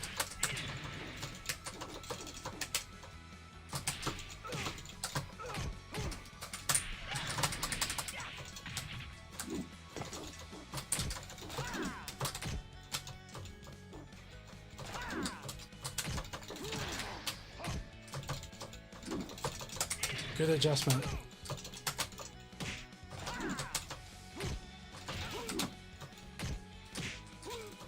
Nice, good throw here.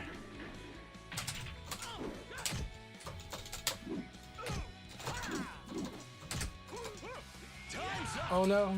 so, the downside to using throws here, right? So with that much time on the clock, it sucks that sometimes you have to do like a low attack or a mid. Which is really hard. It's very, very hard. It's a good fight. So Zack Attack saw a lot of what was going on there. Zack Attack saw the strength of backdash evade to Wolf's backside from the ranges that I was doing it at.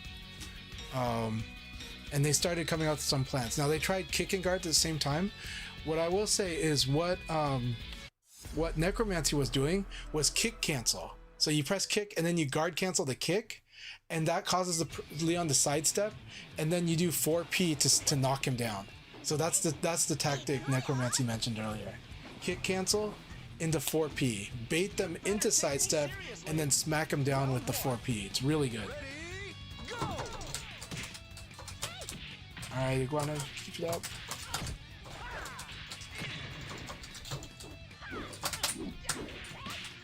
Very good. Love this new combo.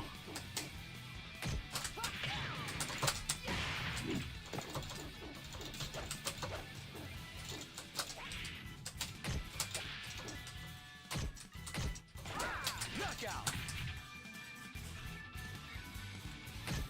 Round two. Ready, go! Nice defense. Nice defense.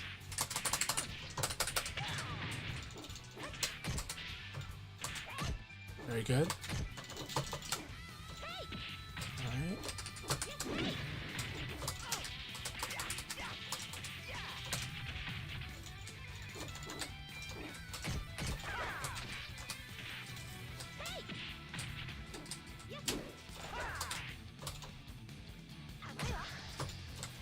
Excellent. Knockout.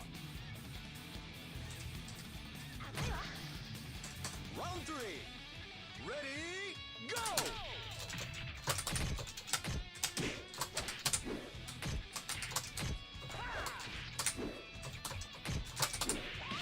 Very nice. Very nice.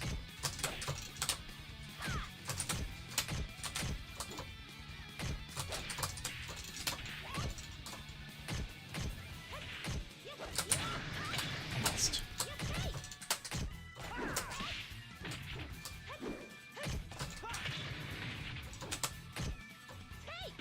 Knockout. Excellent. All right, keep it up. I'm gonna start applying more pressure on you. Round four. There we go. Ready, go! Nice duck. Nice duck. You're looking for a duck and punish. That was great. Correct response. You probably study strings. This is knowledge check here.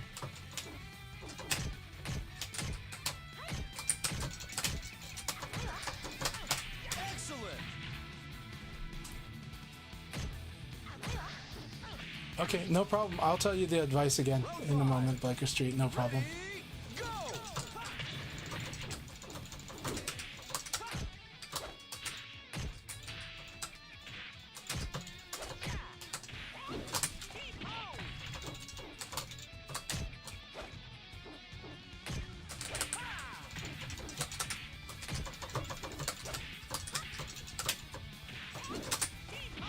All right, good game. Good game. So these are loose highs. The problem with 1KK with 1KK is that it's a low high. And so it's not guaranteed on normal hit. It's only guaranteed on recovery hit and counter hit.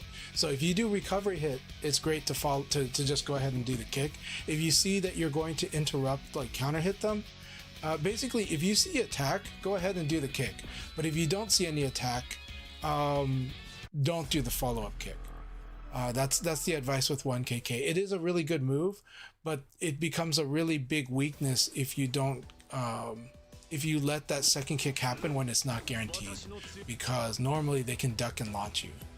Leon's not the best at duck and launch, but that one I should do more. But yeah, it's really weak to duck and punish. Yep, no problem. Good games though. Good games.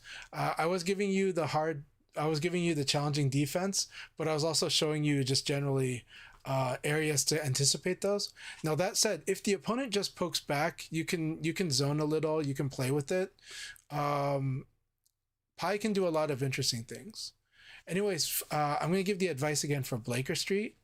So for Blaker Street, the advice I gave was a lot of times I would like block and poke back, which meant that sometimes you kind of attacked even after you were defended.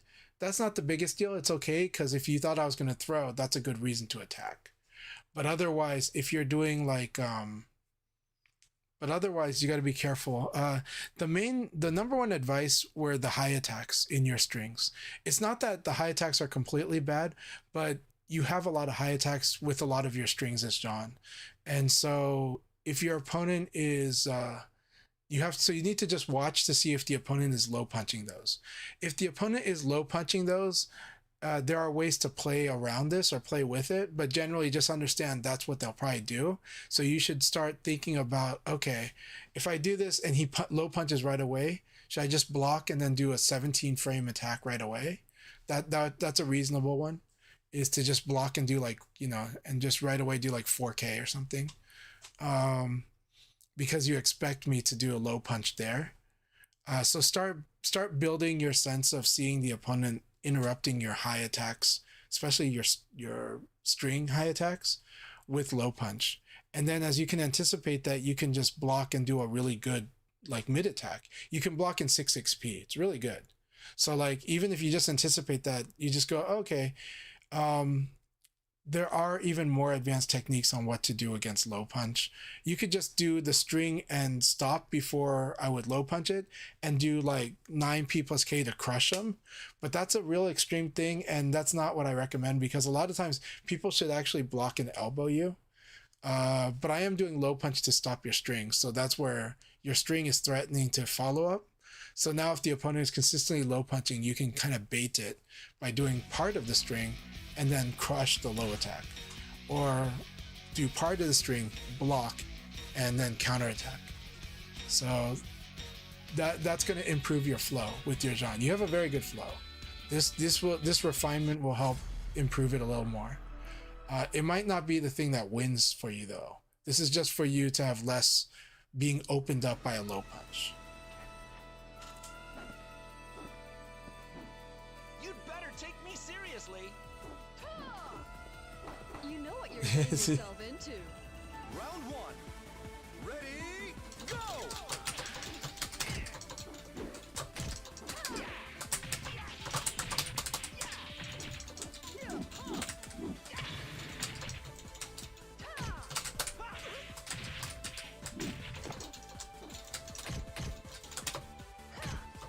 Oh, I got punished that. Nice.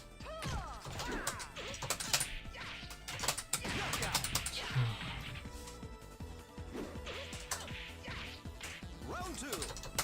Ready, go! Nice.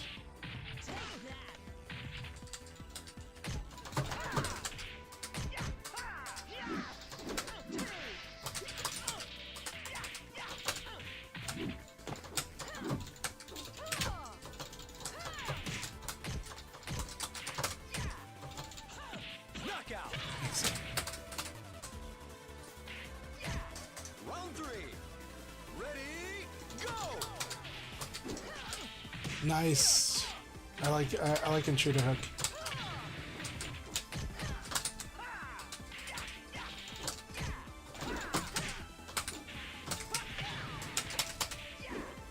Ring out. Round four. Ready, go!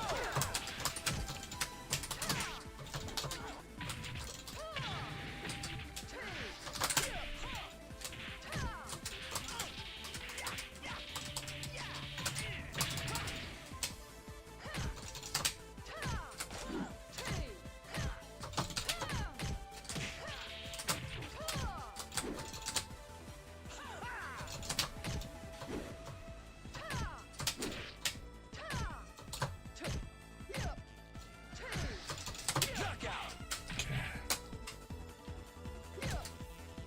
Round five. Ready, go!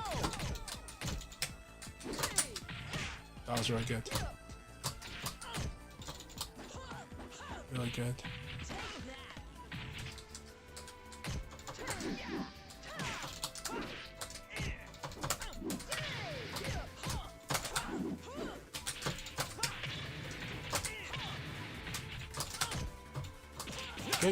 Good game, Del Rey. Those throws got it. Those throws got it. Really good game. That was a really good battle. Wow, it was ridiculous.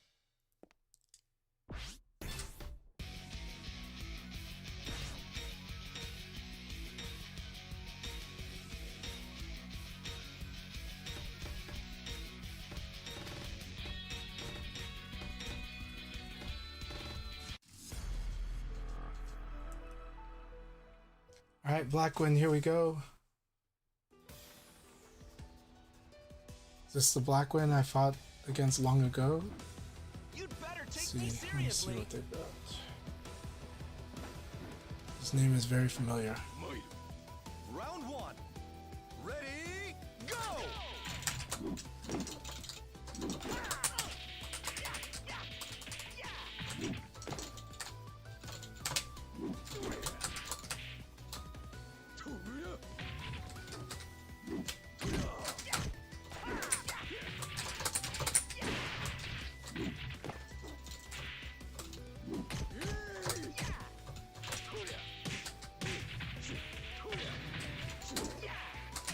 Knockout. Okay, the pie combo works. Round two. Ready, go! Maybe not there. Very good.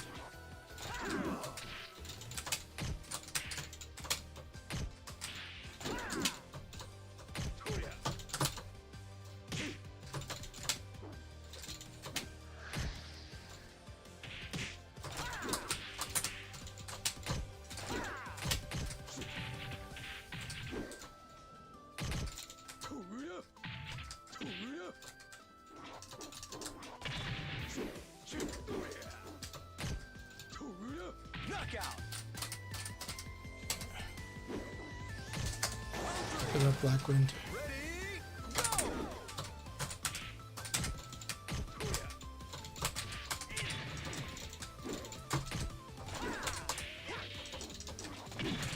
Almost.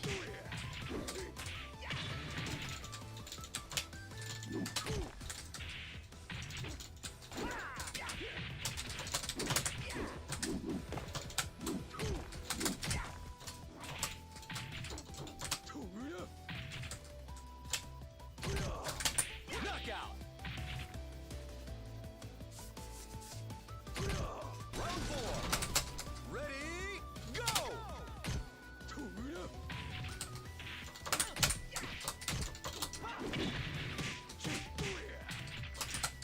Good stuff.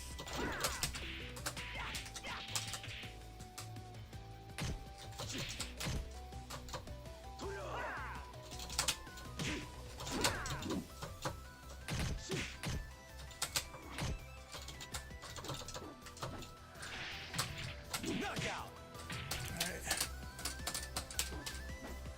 Alright, here we go. Ready, go!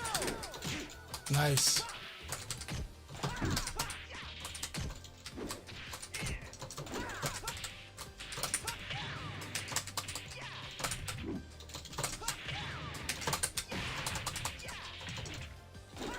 Knockout!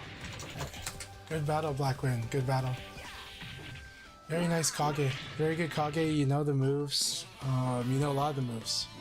So it's just you just got to spar more, and you'll get even sharper with our close-up fighting, and get more comfortable with the options. But you're doing a lot of good stuff.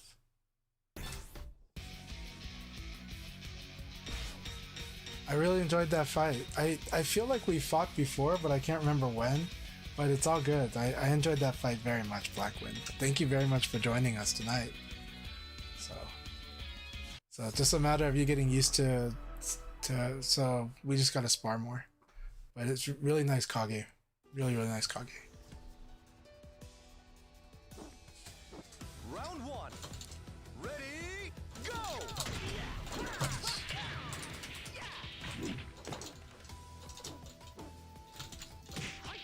Nice.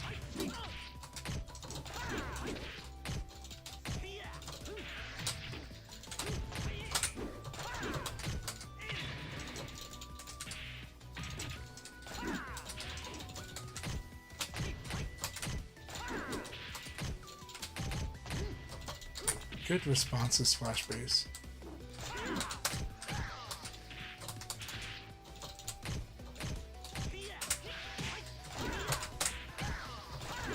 Knockout! Really intense kung fu fight here. Round 2. Ready, go!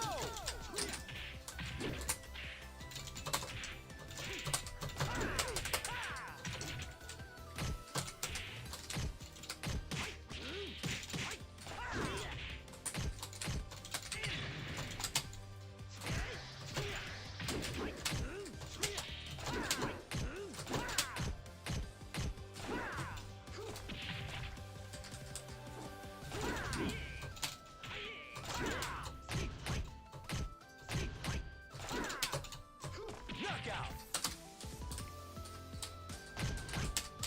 I don't think we've said an owie yet, so there's room for an owie.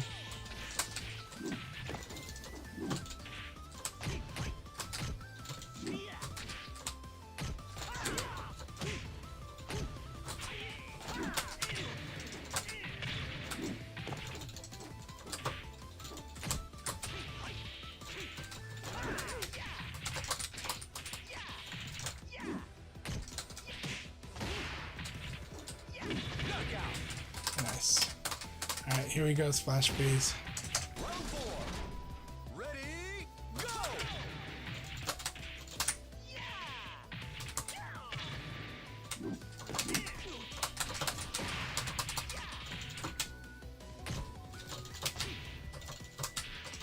Knockout!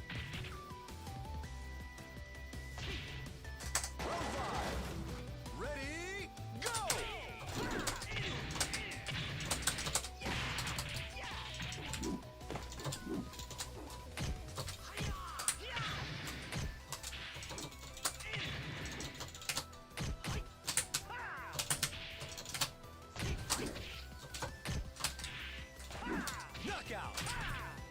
Good game, my friend. Good game.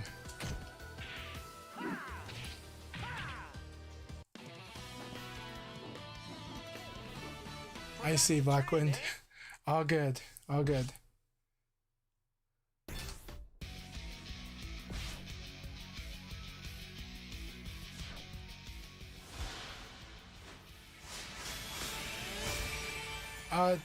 In this game, button mashing is totally okay in Virtua Fighter.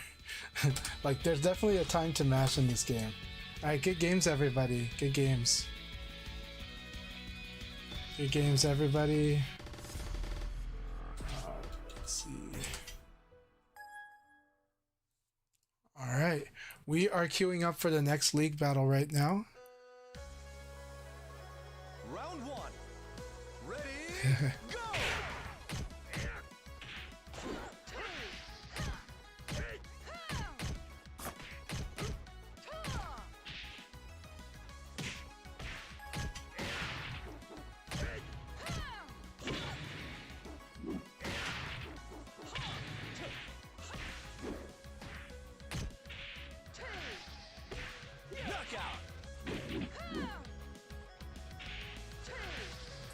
Iguano, no problem. Yeah, you can definitely use clips. You can definitely use clips of the VOD for your YouTube video.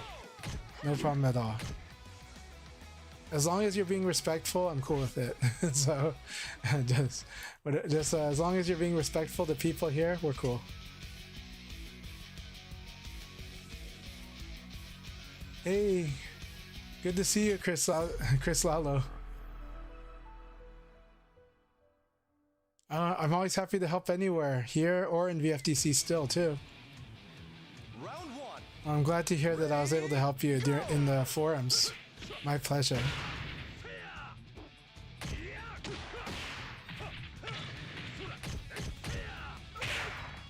Alright, Portland sounds good. And I hope that I hope the shade class looks really good. Looking forward to seeing it this Friday. Round two. Ready? Go! Oh no, the cat the cat strikes again.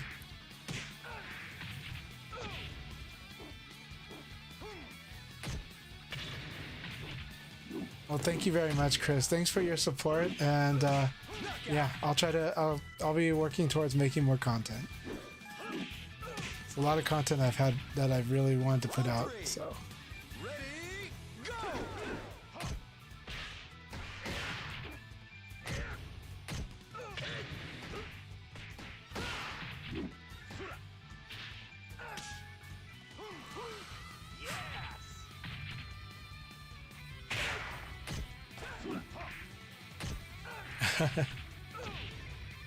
I can relate to feeling distracted. Diva, you're gray bar with us? No.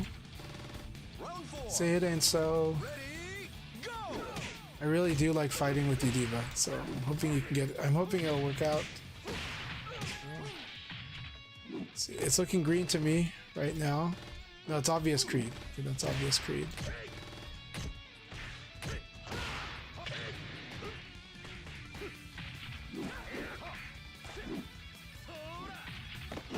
I see. I'm happy to hear that you're commentating on Beat Knuckle Thursday. That's really cool. That's really cool. I hope your brother-in-law picks up VF.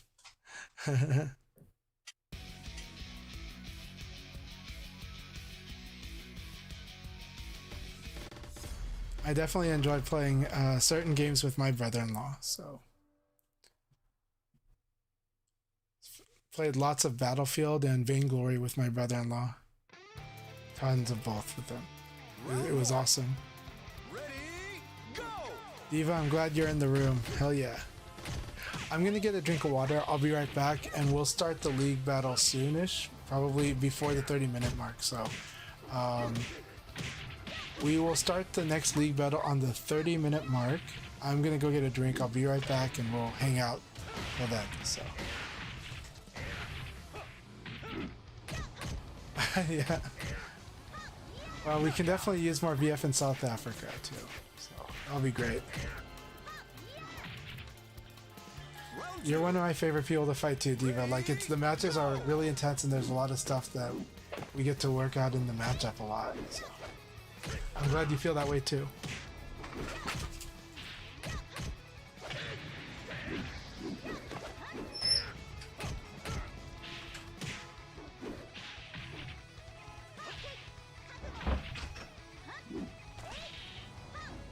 Knockout.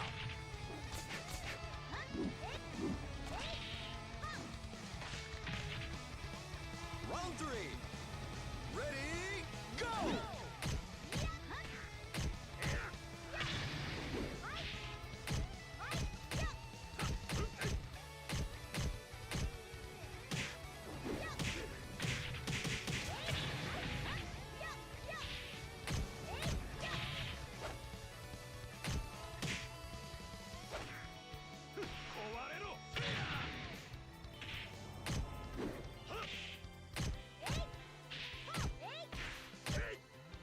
Knockout.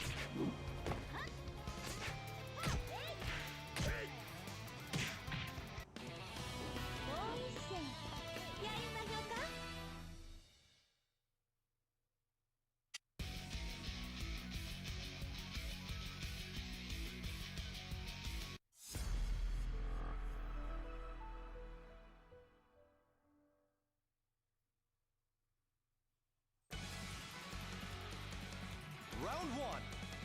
Ready, go!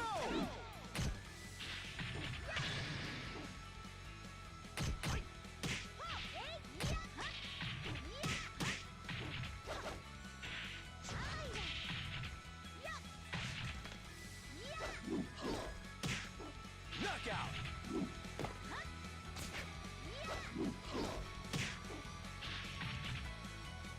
Round 2. Ready, go!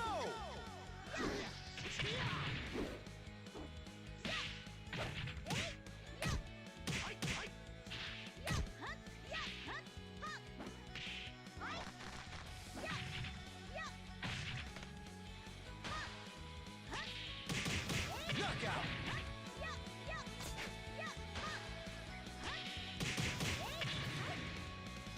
Round 3.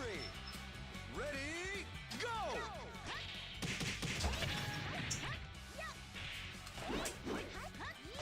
Alright, I'm back.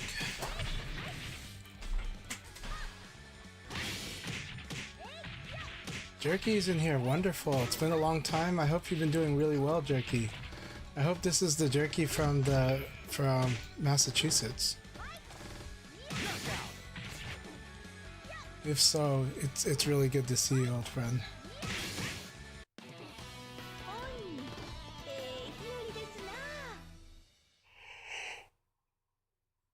Oh, that's an awesome way to get into VF4. So your stepmom and your stepbrother, another step who moved in and is 12 and got into VF4. Hell yeah. We're having a very chill night. It's a warm, hot night, but it's a very chill night. Round 1. Ready, go! Card Charts Vid, really awesome to have you in here.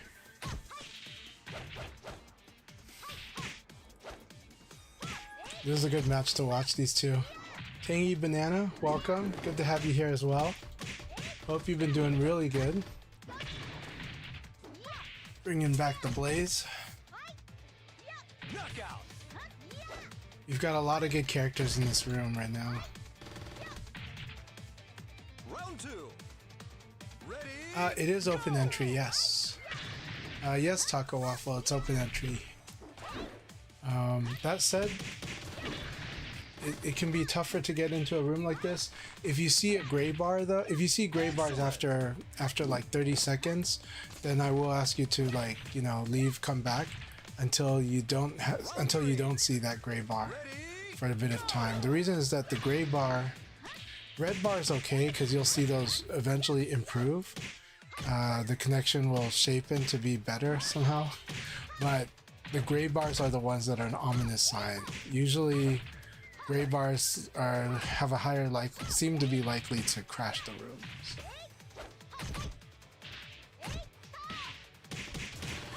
If you're having trouble getting into the room, it is that does tend to happen as the room gets full. It's been kind of a 9-month issue, but Otherwise, pretty good. And it's working. You're great. So, Alcoholic Spaceman. Yeah, I was gonna say, go ahead and leave the room and come back in and try to see if you can reestablish a better connection with everyone. Thank you very much for the patience, Alcoholic Spaceman.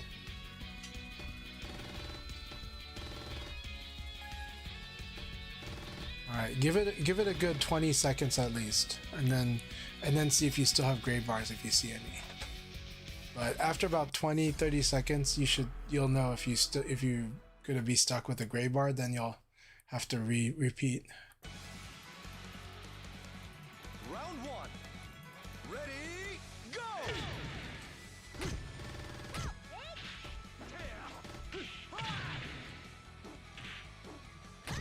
I didn't know that Akira had this costume. So this is cargo shorts, and cargo shorts. This is like the guy that's going to be working out in his garage at night. It's like the midnight gym, like workout in the garage guy. Round two. Jerky, so good to see you. Go! Yeah, well, I'm really happy to see you, Jerky. It's been a while, and I hope you've been doing great. It's really hope you've been doing really well, my friend.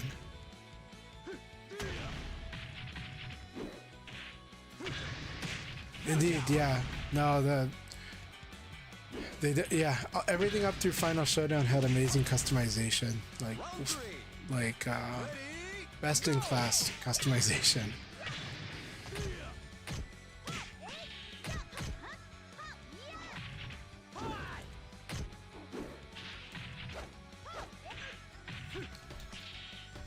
I'm glad Alcoholic Spaceman worked out. Really happy to see that.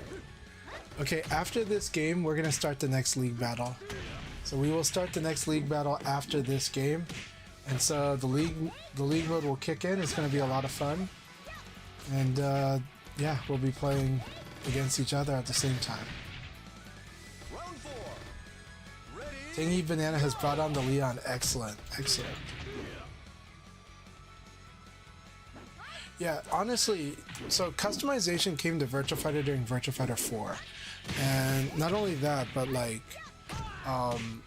the customization has always been really, really good.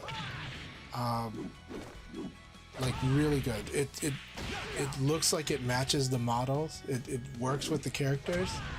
I say this because not every game had really great customization, or like they didn't look as seamless as they did in VF, right? In some other games, it looked like these things, they looked like objects that hung onto the character model. And sometimes it worked well, sometimes it didn't, you know. But in Virtua Fighter 4, 5, Final Showdown, 4 Evo as well, on console, looked amazing. And of course in the arcades, looks amazing, even better. And so Virtua Fighter's customization has always been really, really good. And of course, Final Showdown, we had a lot of like the item win poses, which were really just chef's kiss. All right, we're gonna start the next league battle now. Good luck, have fun, everyone. Let's do this.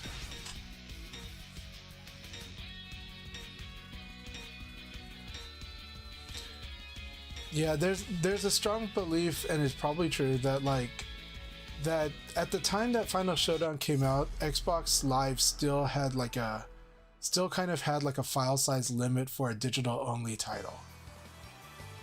And so a lot of things we believe things like the audios were compressed, textures might have been compressed for the sake of this,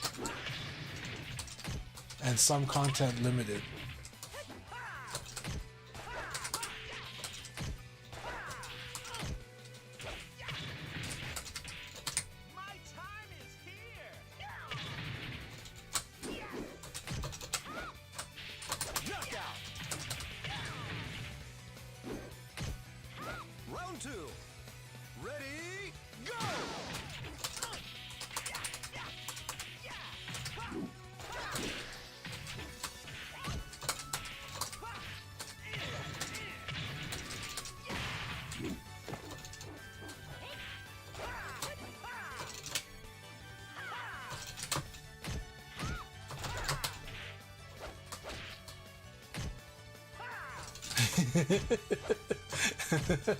I'm glad that I guessed 3 in a row.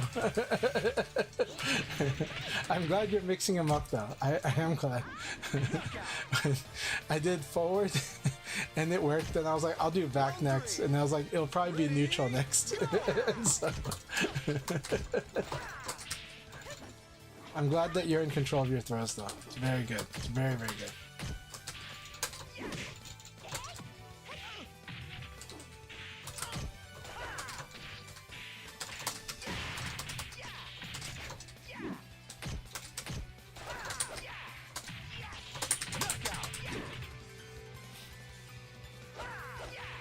Round 4. Ready, go!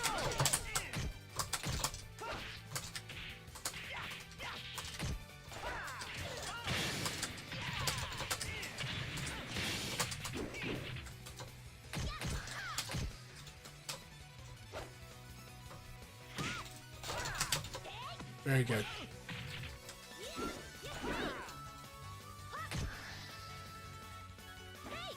There you go.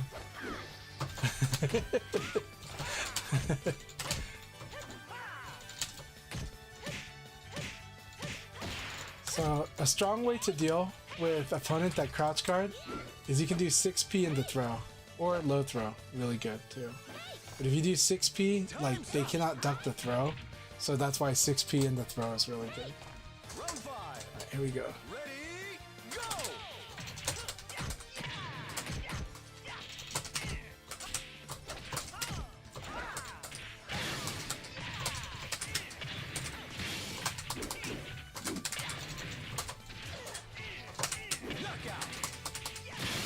Good game, my friend.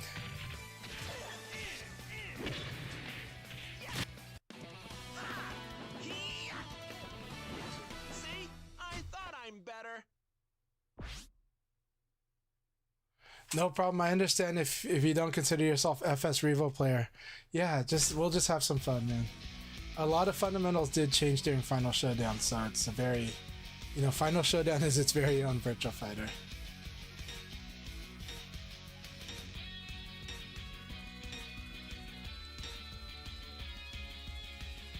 That was very, very fun. Good games.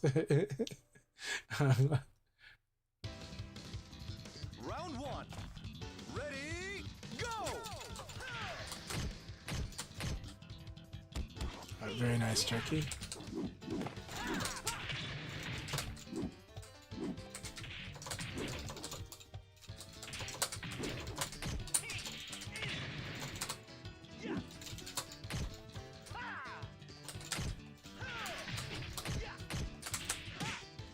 Nice. Nice. Nice. Very good. Round 2. Ready, go!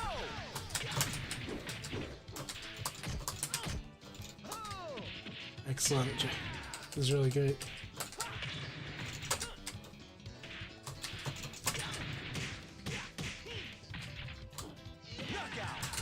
Good ground. All right, Jerky, you're playing great. Round 3. Ready, go!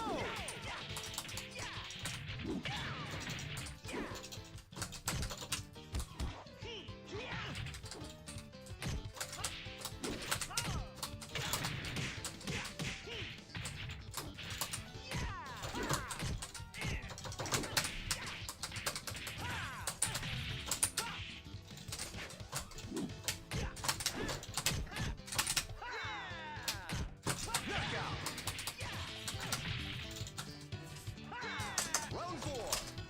Ready, go!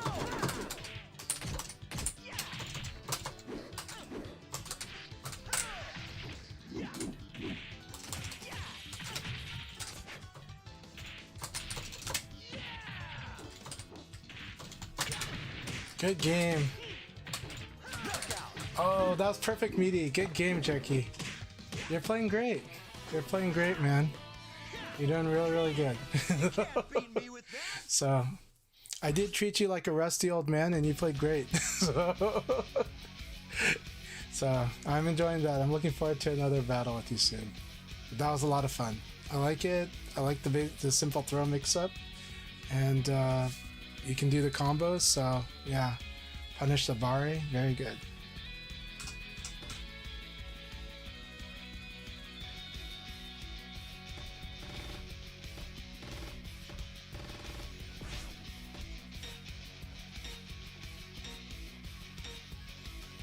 Good games.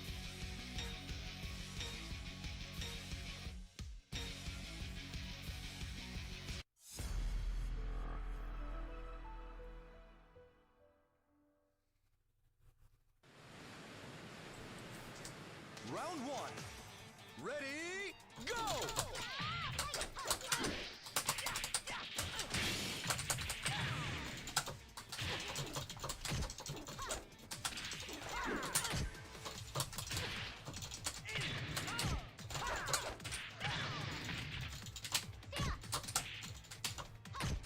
Knockout! Round two. Ready, go!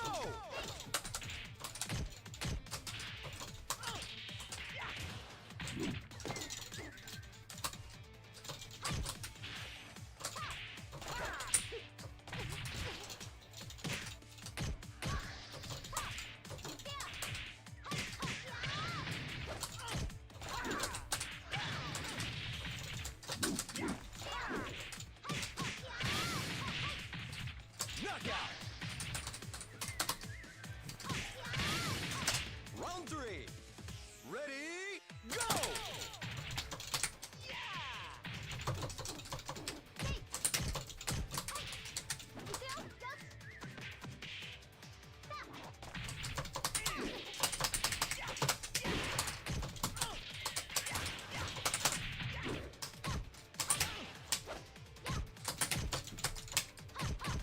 Knockout! Round four. Ready, go!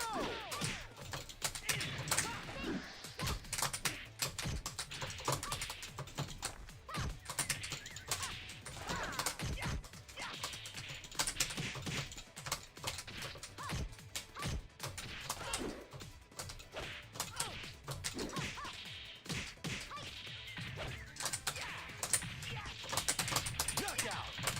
Alright, good game, CHANCHAI'S. Good game.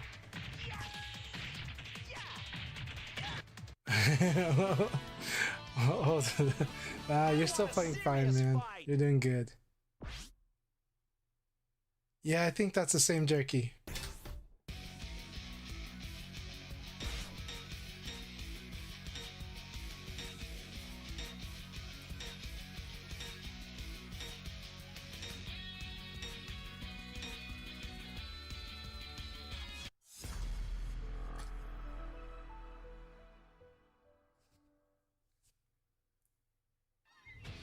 Yep, no problem. Always happy to get feedback. Ready, go!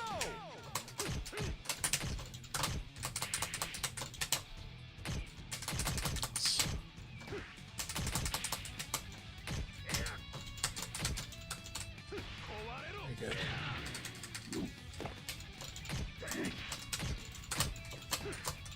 So I'm gonna low punch after this low kick here because of that. See, there you go. That's how you play around it. Nice coming up with a plan to play around the low punch.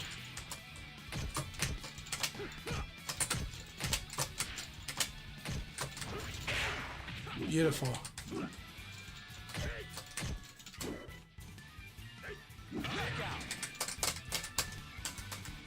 And then what you do is you beat your opponent until they stop doing it, basically. So that's good. Very nice.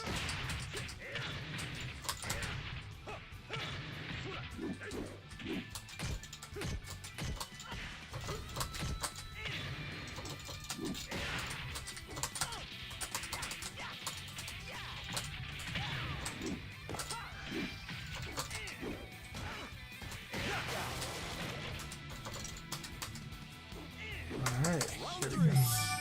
Ready, go!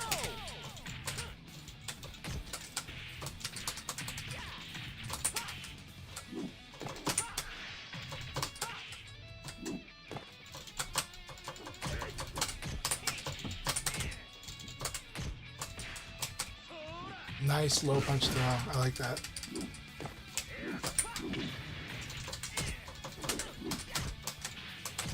Knockout. Round 4. Ready, go. Good choice. Good, good.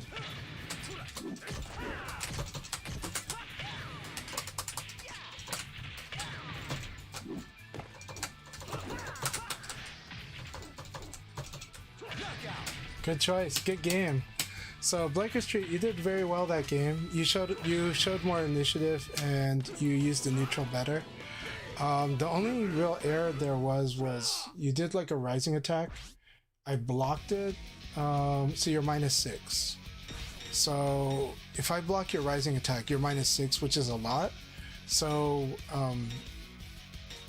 you generally a defensive option, which could be guard or could be sidestep, are good there as your go-to options. But you got blown up because I did like a launcher, I think. So I just did 8k, right? So that's really the thing. So just make sure that if they block your rising attack, that you're ready to kind of defend and maybe punish whatever they try to defend, whatever they try to do against you.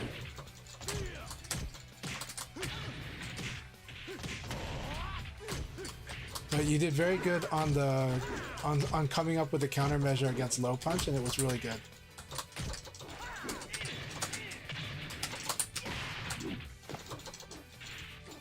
No, disconnect sucks. Oh, what happened is your opponent might not be in the room anymore, Jerky. So it says you got disconnected. It's not you, it's your opponent. If you're still in the room, it just means your opponent's no longer in the room. That's what it means. Yeah, so hang in there and watch the replay if you can. But yeah, you're still in the league. No worries.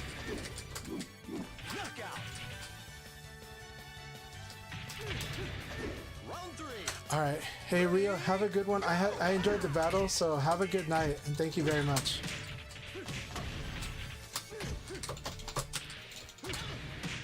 All right, here we go. Obvious Creed's doing some awesome stuff.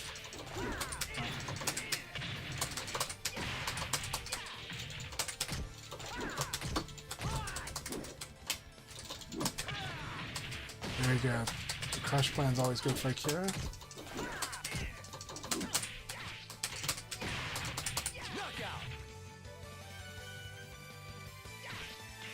Round 4. Ready, go.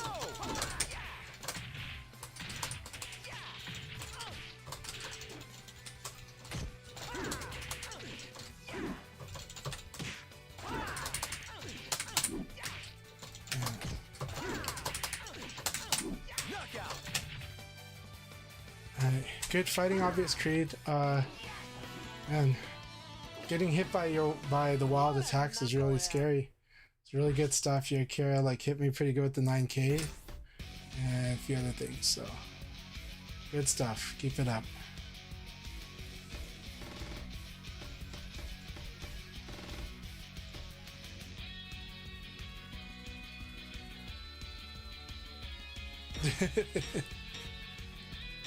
Thank you very much. Yeah, the box stepping is kind of something that, but Akira can nail it with 666 XP. He just has to hit like 4 times, and that might do it.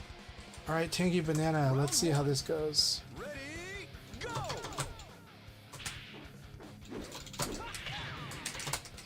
Is Tangy Banana is pretty strong. Okay.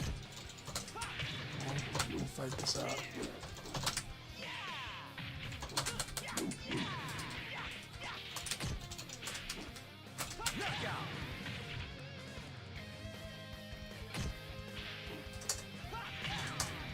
Let's see how this goes here.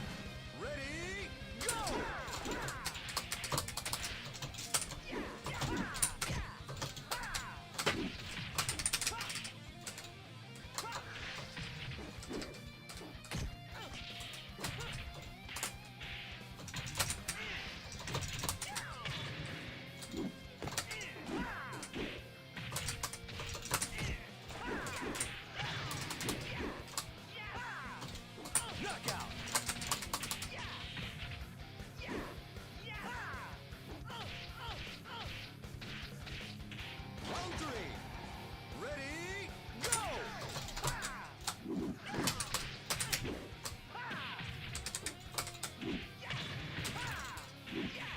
like that.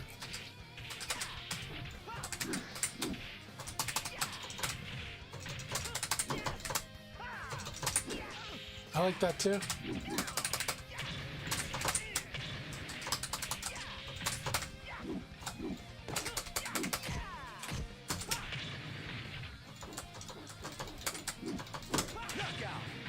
Alright. Good game, Tangy Banana. Like, there's a few different people that I think... Anyways, nice Leon. Nice Leon. What a knucklehead!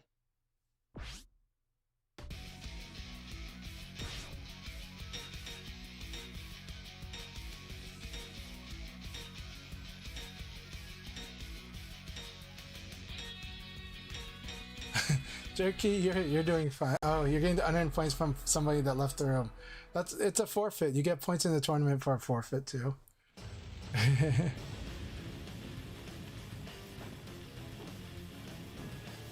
Hey Jimmy, good to see you. Hope you're doing good, Jimmy. Let's see if you can walk the walk. Round one. Ready, go! Nice. Nice. Alright, here we go.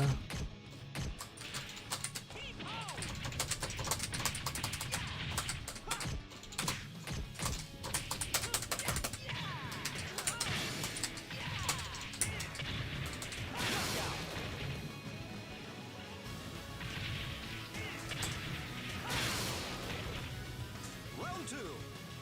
Ready, go!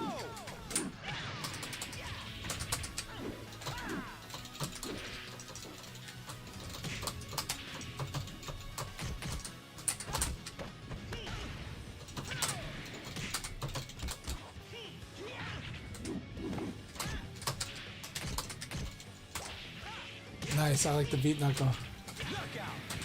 Thank you very much.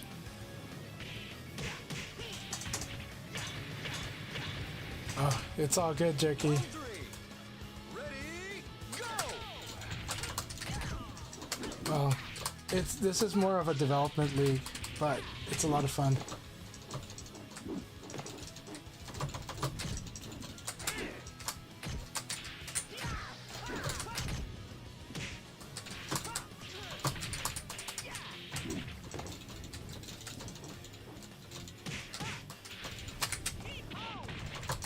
Knockout.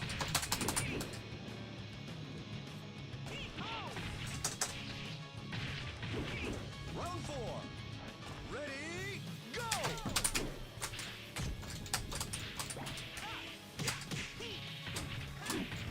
I forgot.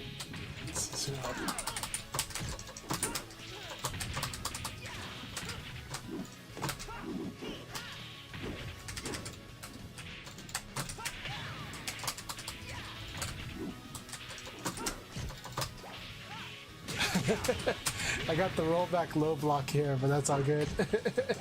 No, it's an instant. That was like a last frame low block. That was great. Go!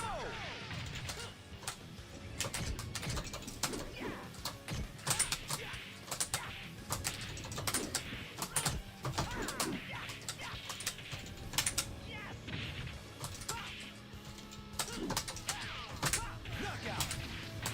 Good game, my friend. Good game, Alcoholic Spaceman. That was an intense battle. Very, very fun battle, my friend. See? I thought I'm better. That was a really, really fun battle. Really, really fun battle. You played great. Thank you. I had a lot of fun with that fight. Oh boy.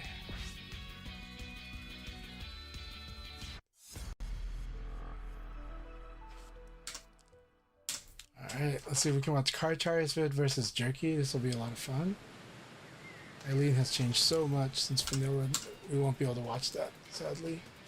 I wish, but it's all good.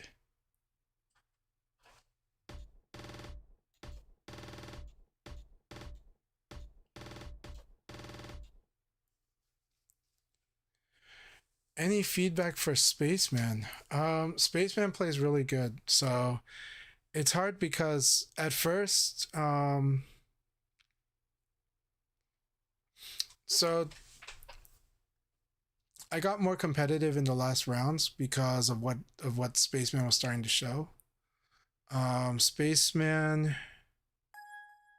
the feedback for Spaceman was just more that I had to use spacing a bit more. I had to trust in my spacing more against them.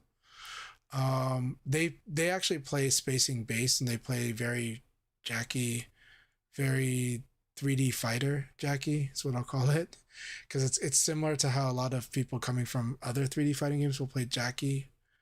And it's the way to play Jackie. It's just, but it stands out a bit. Low attacks kind of give them some hard time, but it's not the worst.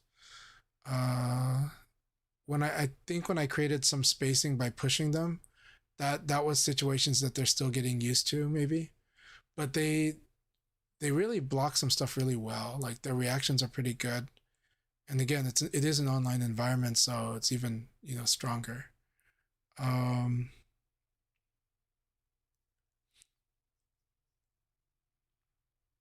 I don't know if I saw punishes as much, but they're there. There was a really good beat knuckle in there as well. So yeah, for Alcoholic Spaceman, I couldn't give much feedback on this fight because I was still kind of feeling it out, but I was also on my guard because I was like, I remember, especially after the first round was really strong for them. So then I kind of just went in to kind of push them more and observe them. So I was trying to condition them more in this fight as opposed to reading them. So that's why I thought it was a really, really good battle. And I thought it was a blast. I thought it was very scary. It felt like if I made a mistake, I'm going to eat quite a bit of damage maybe. But yeah. But we were doing a lot of wild stuff too. So if anything, I think we were playing pretty wild. It might just mean that some situations defend a little better, but...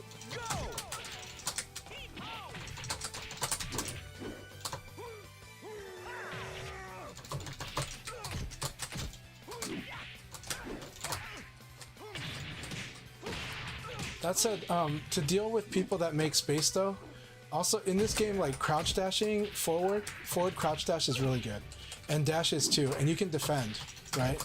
Like if you and so sometimes you're gonna have to see if you're doing better or not on those fronts. Like if you're better at your opponent on the guessing games up close, then you want to stick to them and just dash into them because you can still guard. And like crouch dash is the better way because you might duck a throw or you might react to a low. But like, so crouch dash is really good, especially like against a character that doesn't have a low throw.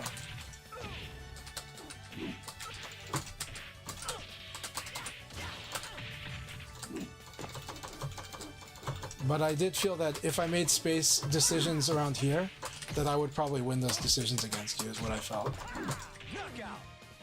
That if I spaced out about sidekick range, that I had a high likelihood of winning those situations. But I think Jackie is not weak against that. It's just that the approach is kind of sometimes moving in, sometimes just wait and punish. And he can do that with beat knuckle, so very nice, Sonicon.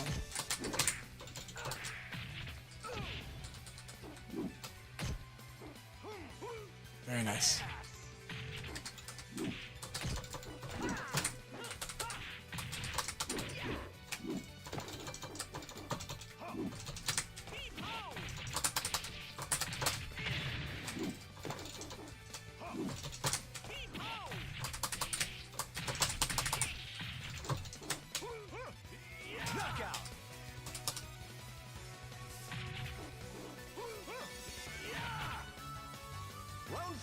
That's a really good tip.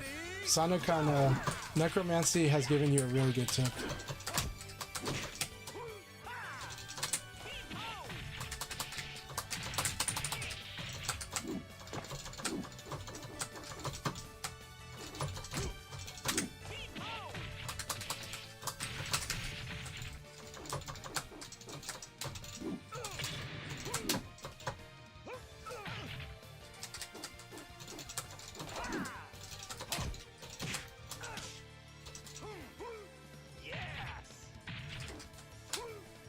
I can give you a tip for Leon also.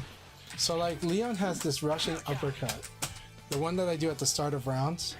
If Wolf blocks that, he can do like 6p plus G or 4p plus G guaranteed. So if I start with this, you can block this and do like guaranteed 6p plus G or 4p plus G. Your 9-frame throws. 9-frame throws, right? Alright, we'll fight. This is final round.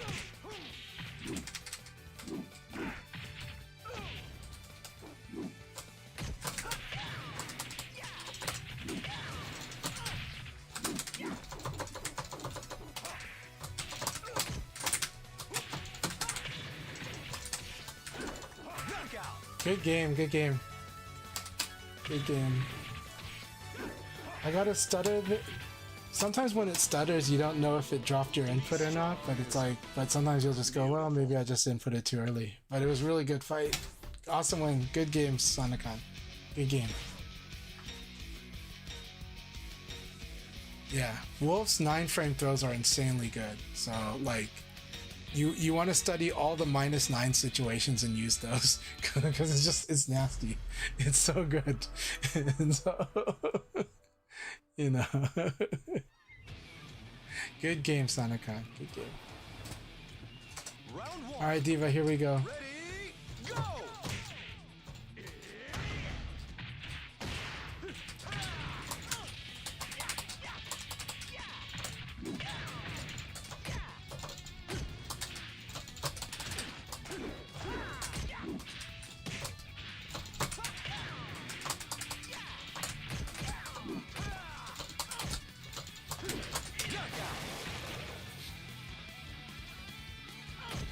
Round 2.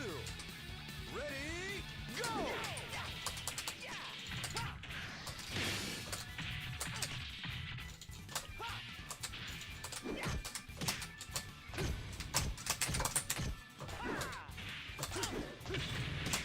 I might be wing out. Nope. Knockout.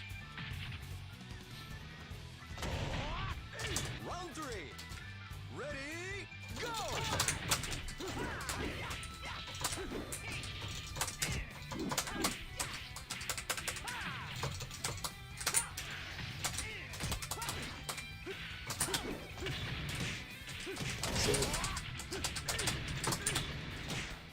Ring out. I think that was guaranteed on this side hit here. That's so good. Ready, go!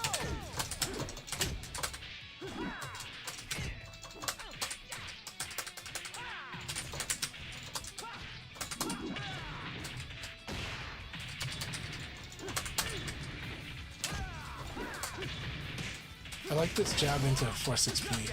So good. Like I tried the jab PK like punish, but no, you can't.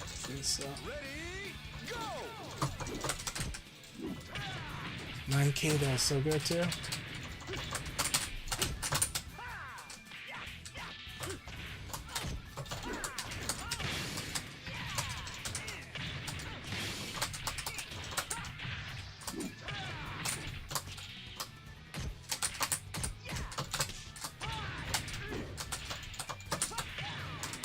That was so good.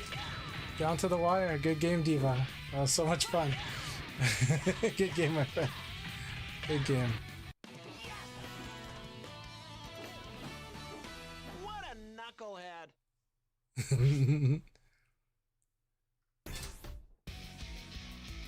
I understand Hypergraph. Though if you are able to jump in, that'll be awesome. But no problem if you can't. But I hope you had a good session at the salon today.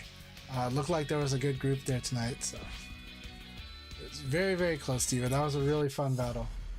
Really, really fun battle, Diva. Always a great time. That jab in the 4-6p is so good.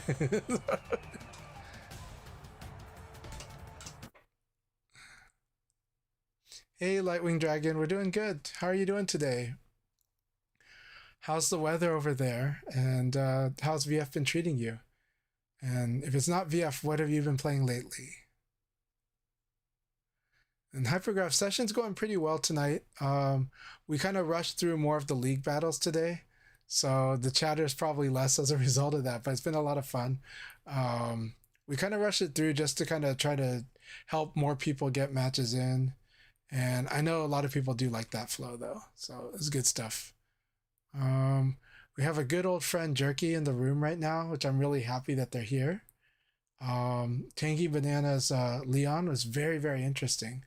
And so I enjoyed fighting it, but it was trying all kinds of interesting things. Let's see.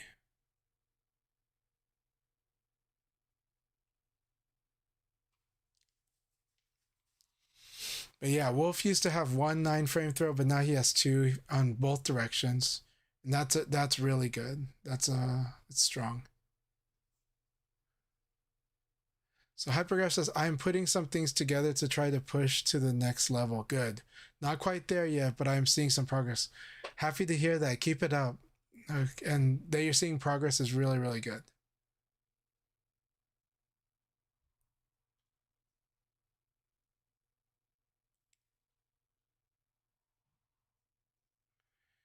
Yeah, the fact that Wolf has Nitaku at +5 is really, really good. It's really good. You just have to commit to using the throw option on certain occasions to make sure the opponent knows they can't fuzzy guard there. And it's very strong. Yep, VF is always very good.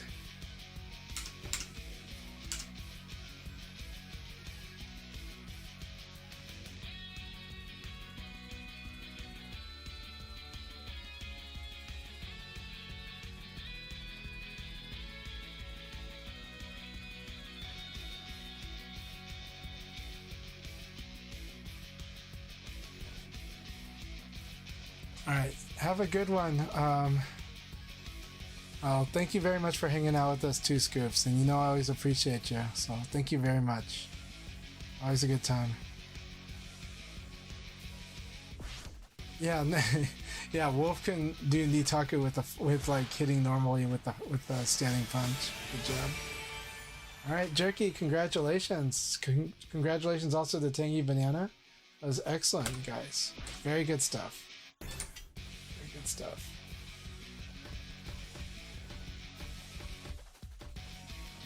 All right, we're gonna do about 10-minute. We're gonna start around the 15-minute mark is when we're gonna start the final league battle of tonight, the intended final league battle. We'll see what happens, but at the 15-minute mark will be the last league battle for tonight.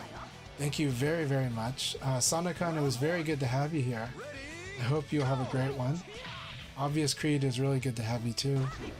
Good games.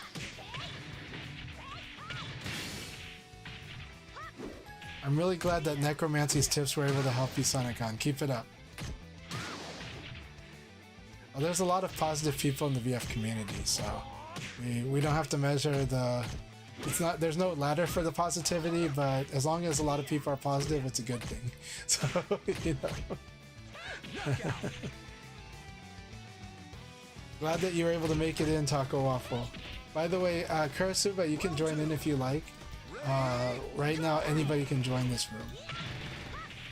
Yay, Karasuba's in. Wonderful. I am cheering for you to have an amazing event over at Battle Arena, Melbourne. That's going to be an awesome tournament. And 2 people from that tournament will qualify for an invitation to 2 people from, I think, Australia, New Zealand, and Asia. So it does seem like East Asia is allowed to participate at the Melbourne tournament. And so there's going to be 2 invitations given for the Virtua Fighter Open Championship. Now, we're just going to call that event the VFOC, because it probably is a championship tournament, but I think it's meant to be a special Sega event. Like, not just a tournament. People, like, this is going to be a really cool community event for anyone that qualifies to go there. And there's going to be players from all around the world that are there. So, Round 4. Ready, go! Jerky, thank you very much. You know, I'm always trying my best, but also it's for the love of the game, right?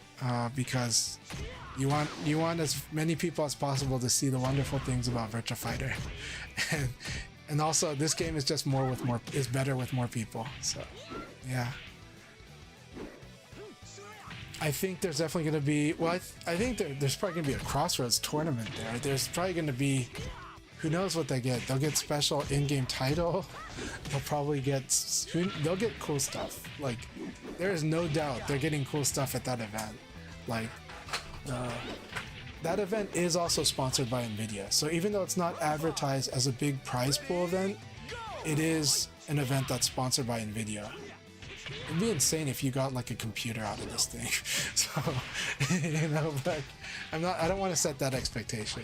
But this event is meant to be special, and it's meant to be about community. It is completely meant to be about community. Even though you have to compete and get through there through a tournament, it's really is something special. I mean, it's every messaging about that event really kind of stresses this.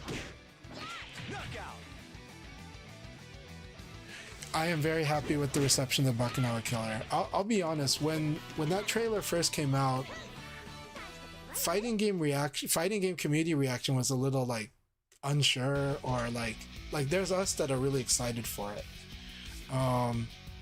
Actually, most people really liked it, but I would see like some of the Tekken influencers that we kind of know, and they were kind of like, I think they're used to a certain, like, they're used to seeing like the trailers from the Namco trailers, and so there's like certain key points that you know you're gonna cheer for, and certain key points there, right?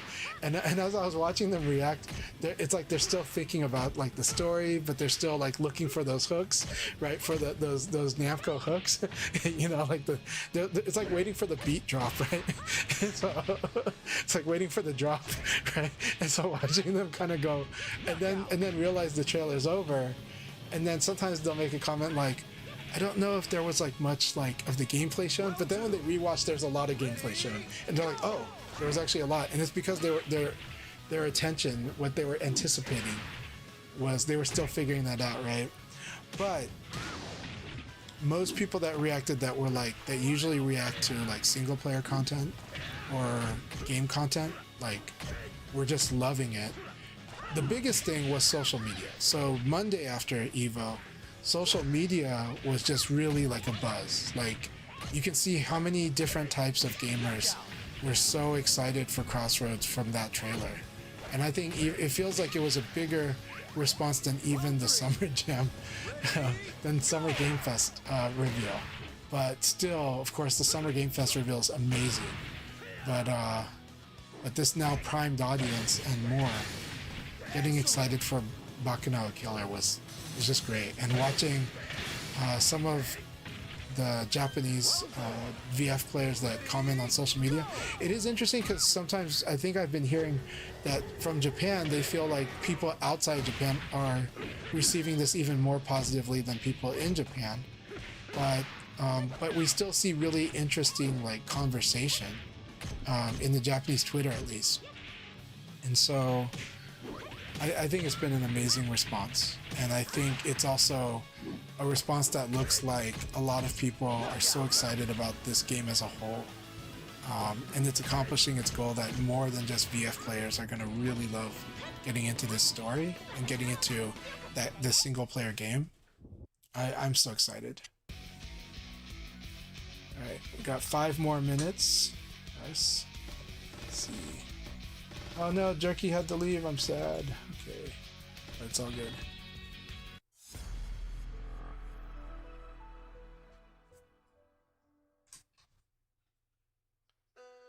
I'm really happy to hear that Kyosa was very excited about Crossroads. Is really wonderful, especially if you get Kyosa really excited. Round 1.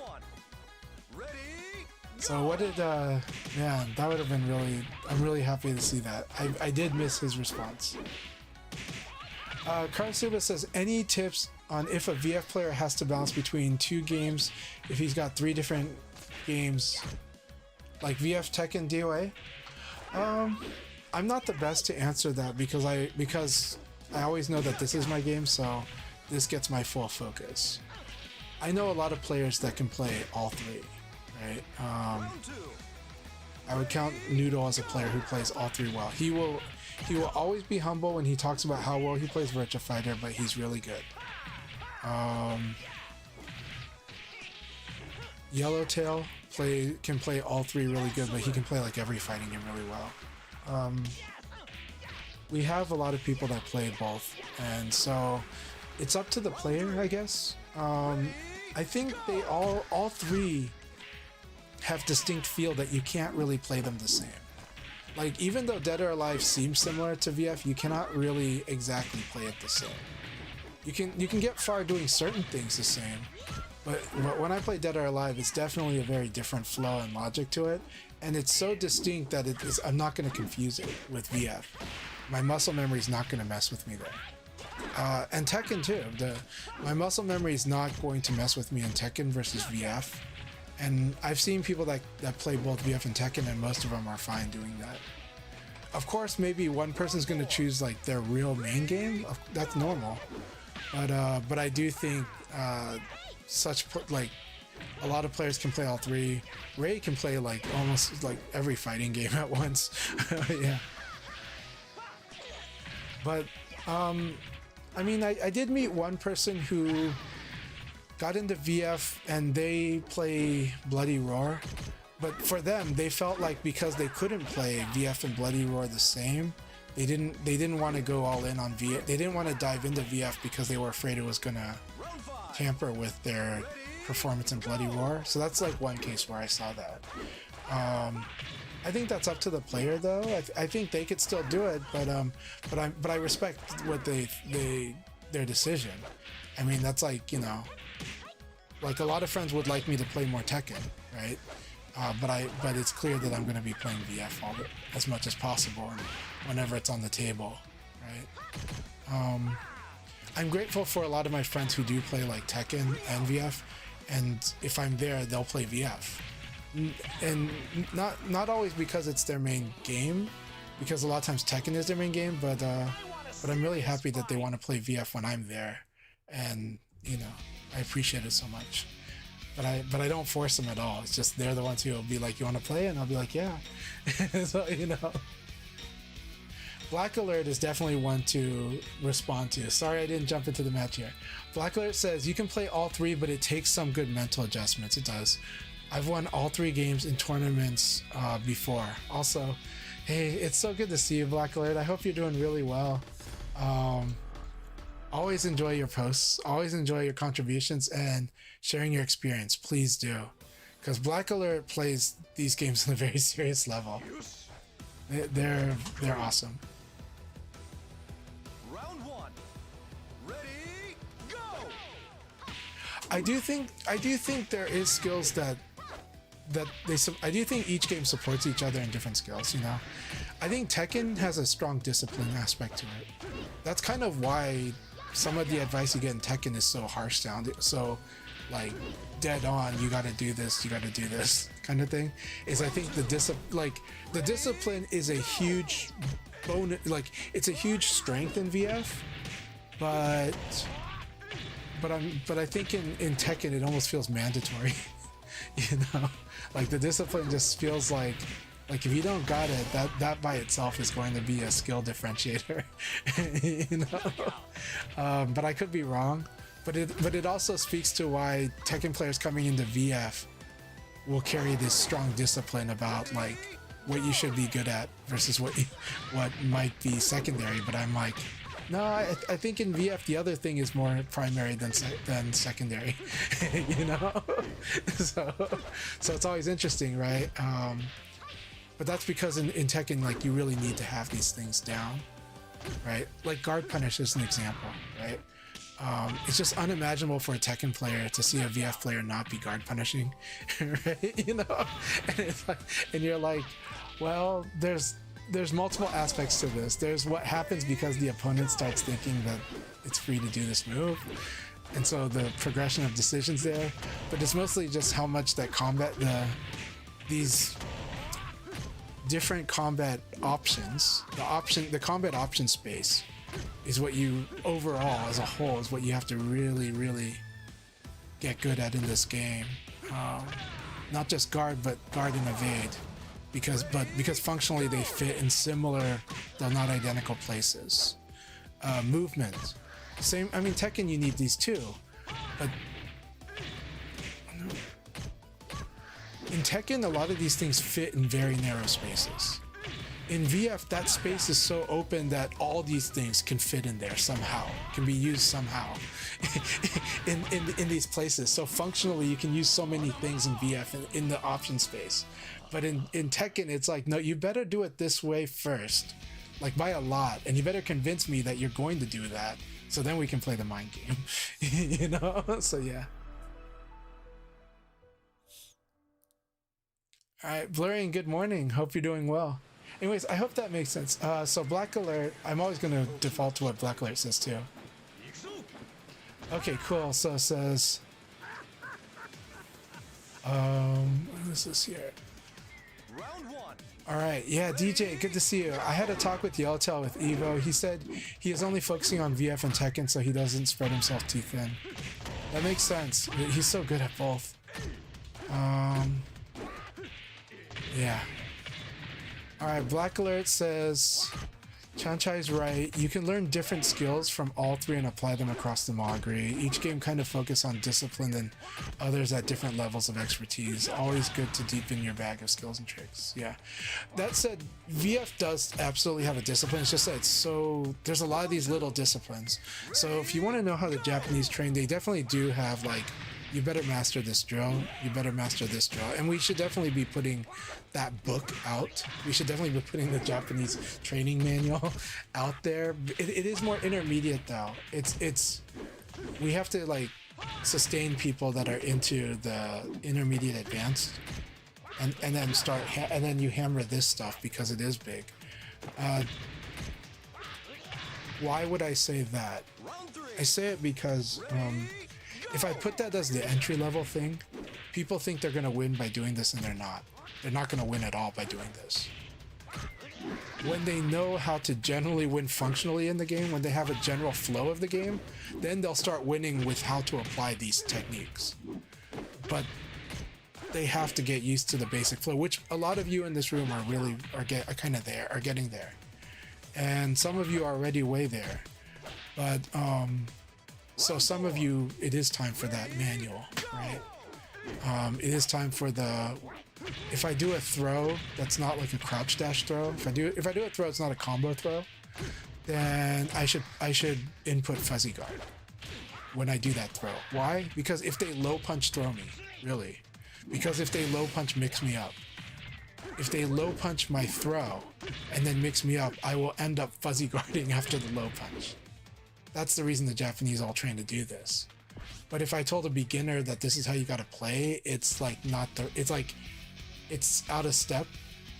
It's just gonna be frustrating. Like they're gonna be focusing on trying to win with this technique and it's not what it's gonna do for them. It just puts them on a faster path to like feeling gaslit. So yeah. Round 1. Okay, that match broke. Okay. Alright, after this one we will start the league battle after this. These two jumped in and the match broke. Sorry about that. But after this game we will start the next league battle.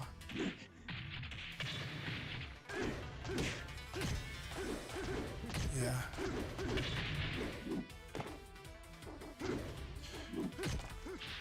So yeah, big part, but that said, all three of these games help you with stuff. I think when you play VF, what I like about VF, what seems to me about VF is how granular it is on some of these decisions.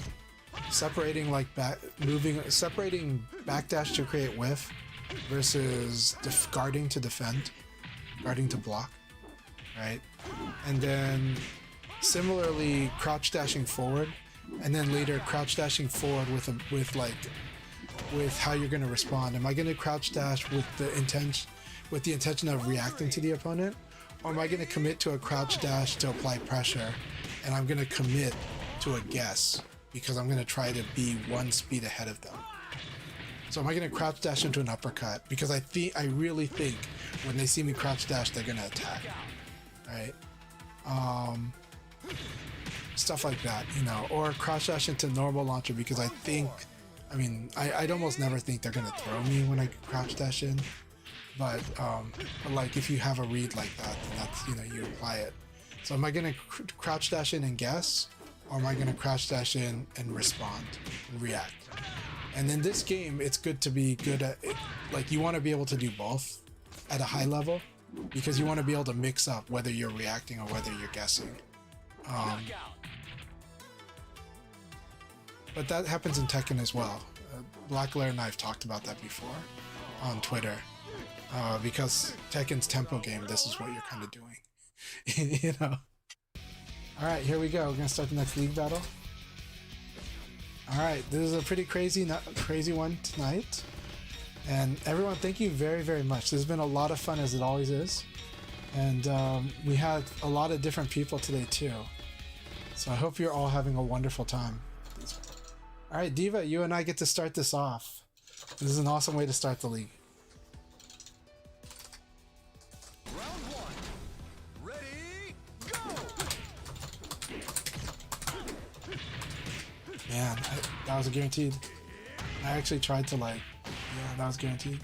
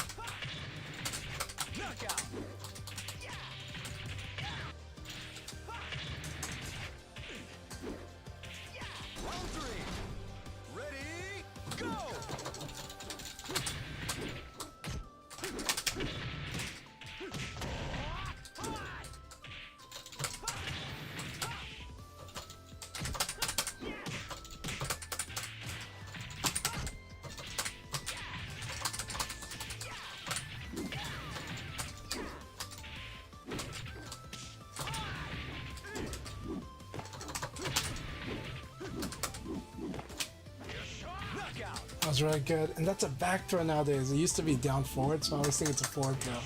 It's a back throw. Ready, go!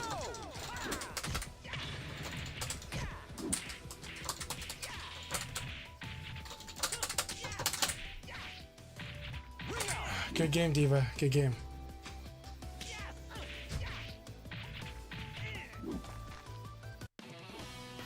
That is an awesome way to put it, Blacklair. So I'm going to read what Blacklair said.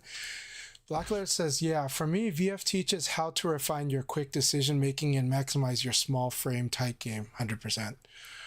Whereas Tekken teaches patience and good spacing. That's really good, yeah. And DOA to trust your Abare and hard reads a bit more. I think that's very true. Like, honestly, I feel like I get punished in Dead or Alive when I don't trust myself to do the mix-up. Like, I go against my instinct and it's like I lose. I go with my instinct and like I win a little more. I really enjoy our Twitter chats too, Blackbear. Thank you. I'm really happy to hear that the feeling's mutual. Like, I really enjoy it. So, and I really love that we can have really good respect for what all the different 3D fighters and fighters do, because it makes us better as players.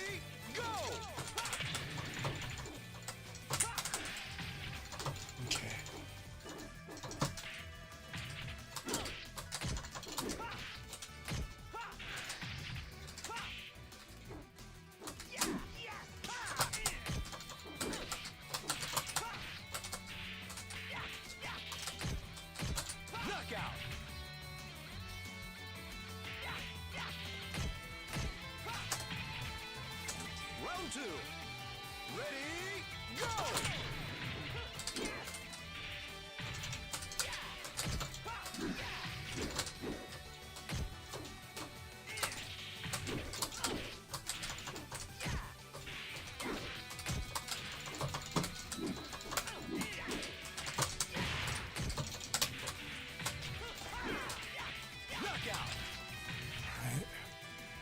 Hanging Banana, you have a lot of good stuff in your Leon.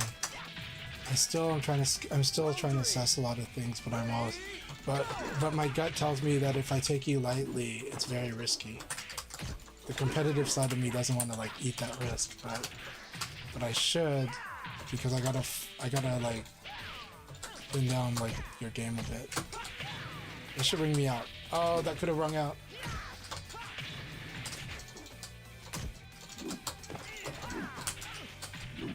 Nice. Very nice.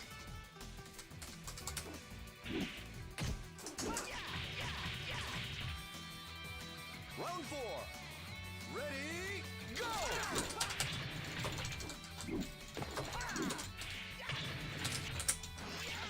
Very good, Sabaki. I love that. Like, I love your use of the move list.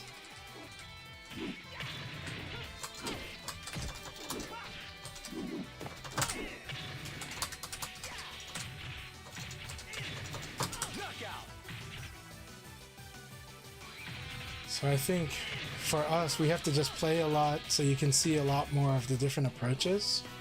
The feeling I get when I fight Tangy Banana is their Leon knows a lot of stuff.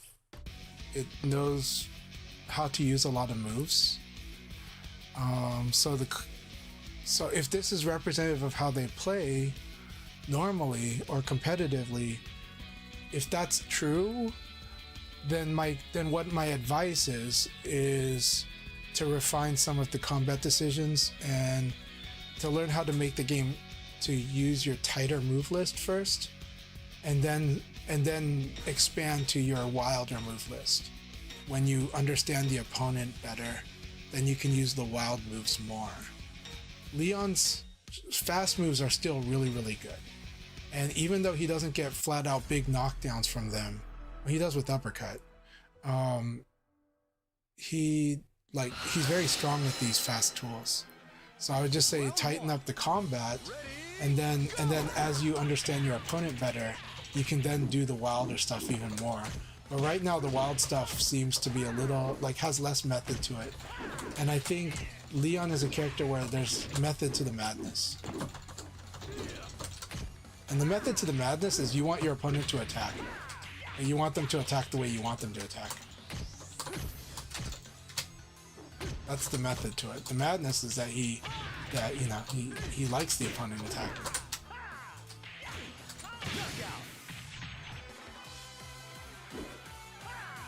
Round 2. So yeah.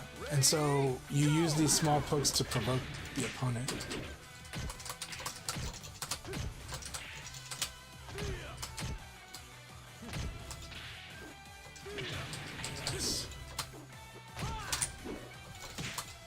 Can't throw punish body check, but you can punish it by a lot. Just gotta train yourself to see it and understand that the Akira player might actually do it. So.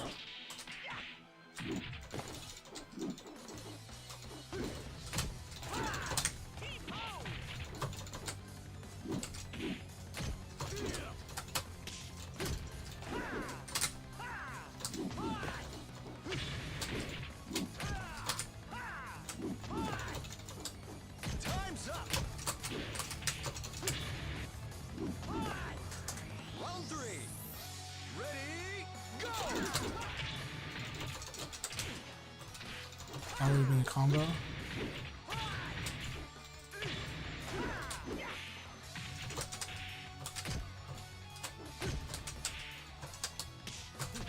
Nice.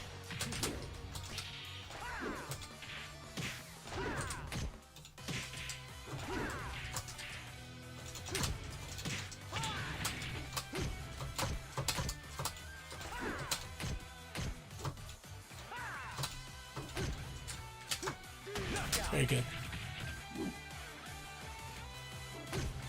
Round 4. Ready, go!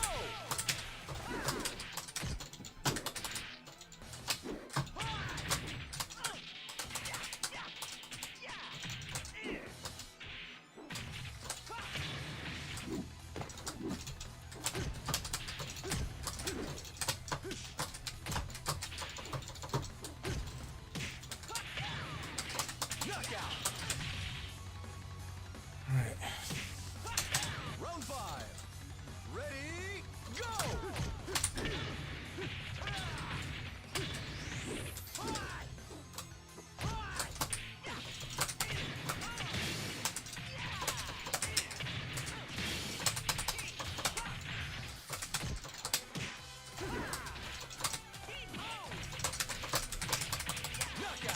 Good game, Karasuba.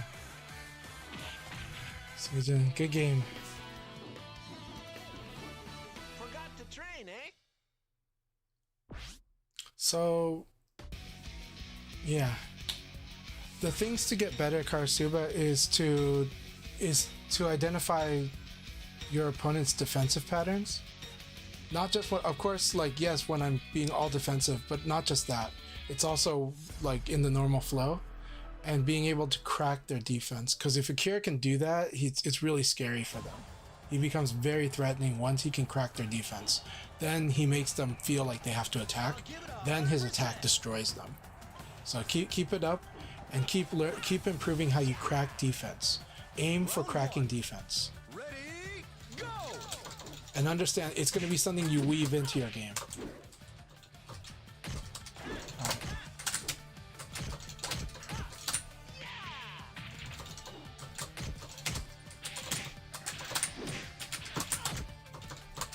I like the mix-ups. I like you mixing up on the mix, that side of the mix-up too. Alright, Alcoholic Spaceman, let's keep this up. I'm going to give you some serious fight here. Ready, go!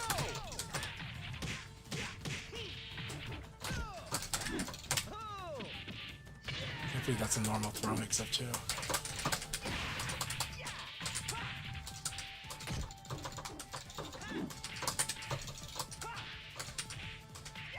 Knockout! So it's side turn, there's the knowledge game with Leon. Crouch is bad, Abari is bad there. Go! Very good.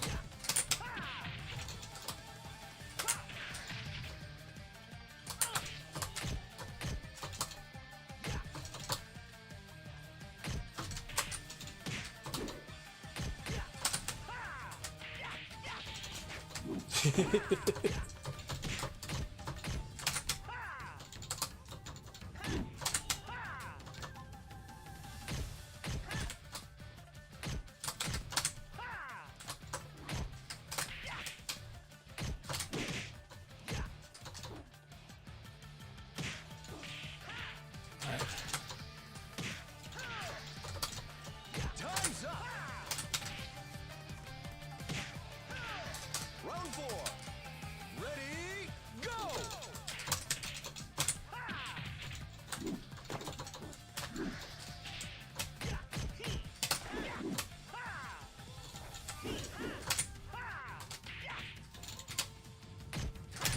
So I'll give you a hint, I'm using forward throw.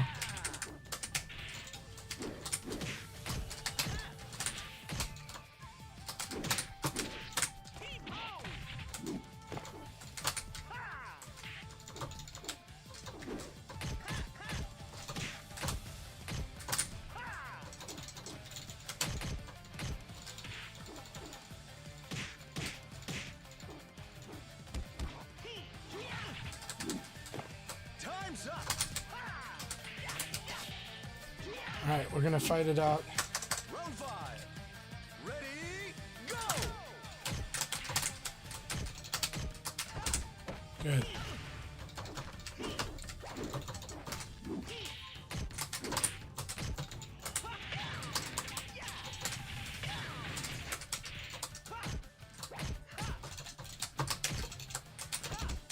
Good.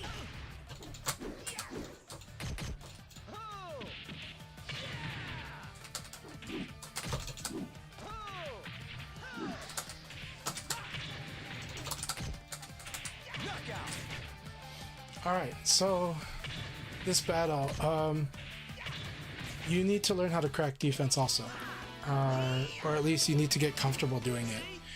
I'm better. Getting throw escapes can be frustrating, but you gotta mix up the forward and the back throw with neutral throw sometimes. And then I was doing forward throws, so if you were gonna stay and defend, you needed to do forward throw escape. So I don't know if you were doing the throw escape or you were doing the wrong throw escape. And so if you were not doing the throw escape, then you got to work on that whenever you guard, because you were guarding. So that's kind of the main thing, is being able to like throw escape is one, and then 2 was also to crack defense. We'll keep talking about it more later. It's good stuff. You have a lot of skill, but learning how to crack defense is going to allow you to play the rock, paper, scissors with your opponent more. Round one. Ready, go!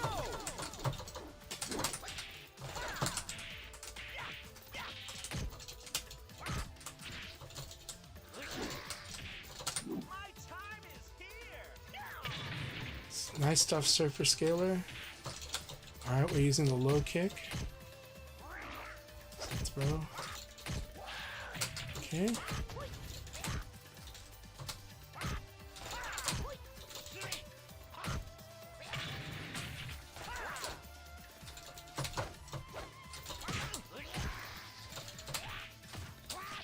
Nice. Get some drinking points while you're at it.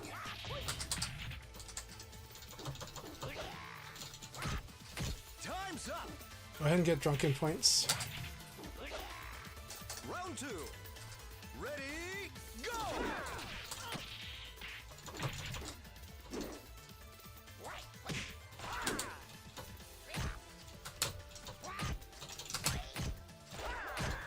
So this opponent's defending, I'm turtling you.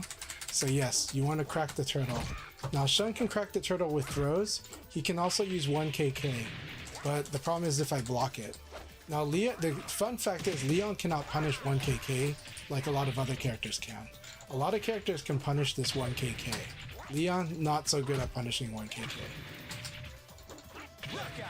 Almost every character can actually do it. It's funny that Leon can't really punish it. Alright, I'm gonna come after you. I'm gonna try to sober you back down to 0. We're gonna have a fight.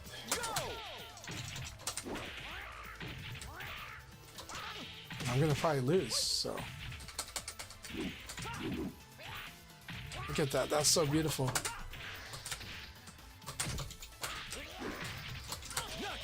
Good game, good game. And I lose to that. That was really good.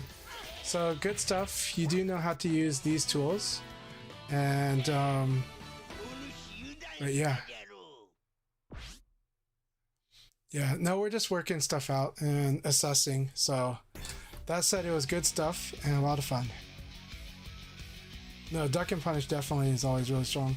Well, okay, so here's the thing. Leon's launchers are too slow, so other characters have like massive launchers. Leon can do a little bit. So when if Shun does 1KK, he ducks and punishes it, but it's like 25 damage. Yeah. Okay. So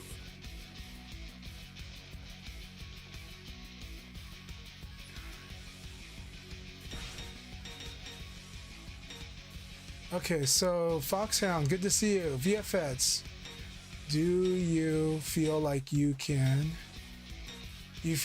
throw escape on reaction? No, well, we have preemptive throw defenses, right? We have situations where we know we're gonna duck if a throw did come out, so we could react to realizing that's what's happening. Anyways, we're gonna fight Ray here.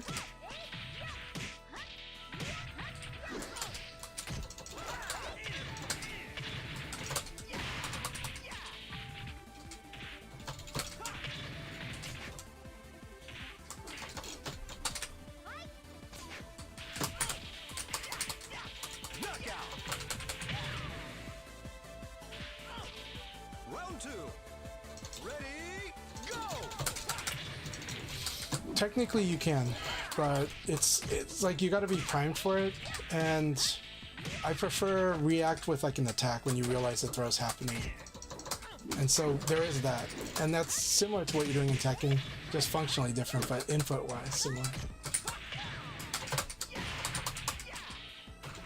But a lot of times, like, I'll duck and I realize they're in the throw, so then you hit the button, and that is a react punish.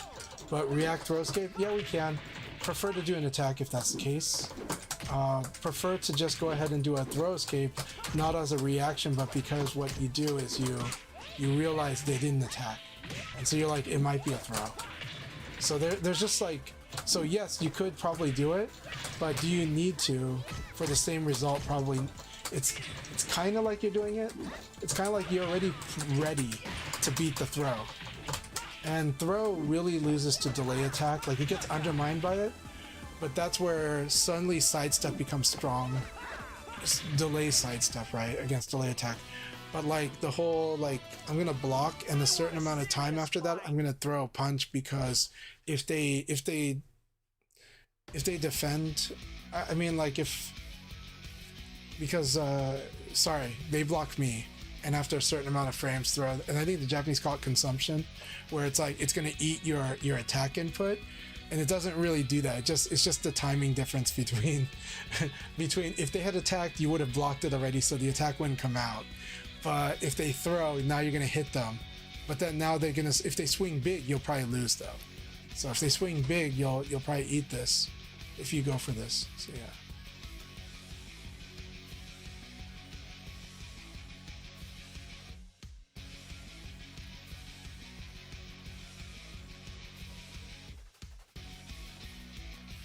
So lazy throw escapes just got to be automatic in your game. Like if you think back to block is like your instinct, lazy throw escape should be your instinct in this game.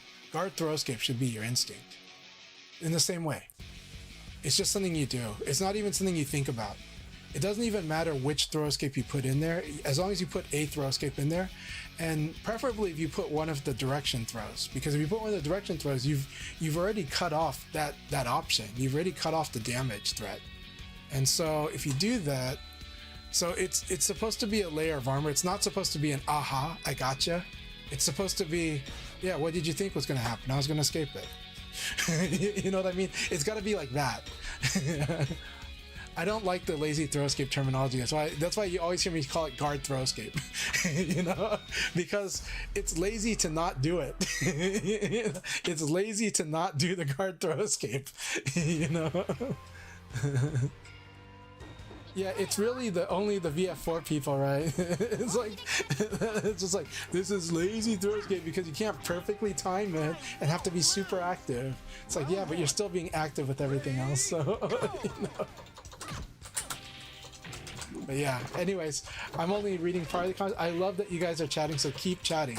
Keep chatting, I love it. I'm gonna join it later. Man, I love that everybody goes for like low crush. How many Leons are actually using like the low attack after evade? Alright, here we go. Knockout. Round 2. Ready, go. Right, well no, it's true, but I'm talking about what am I talking about here? It's a certain situation where it's like, it's the forced side turn situation. The forced side turn situation, like, they should be worried about the side kick. If they fought Leon enough, they should be worried about this option, right? That's the destruction option, right? And then they got to worry about the two-hand poke, because that's like even bigger combo. So because of that, like low block is like your low priority here, because this is guaranteed on low.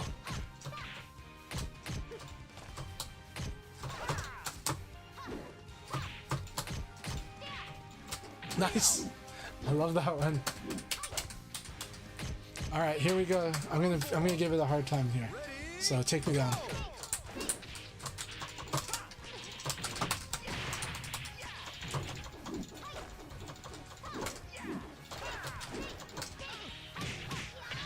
I love 6XP. It's a really good move.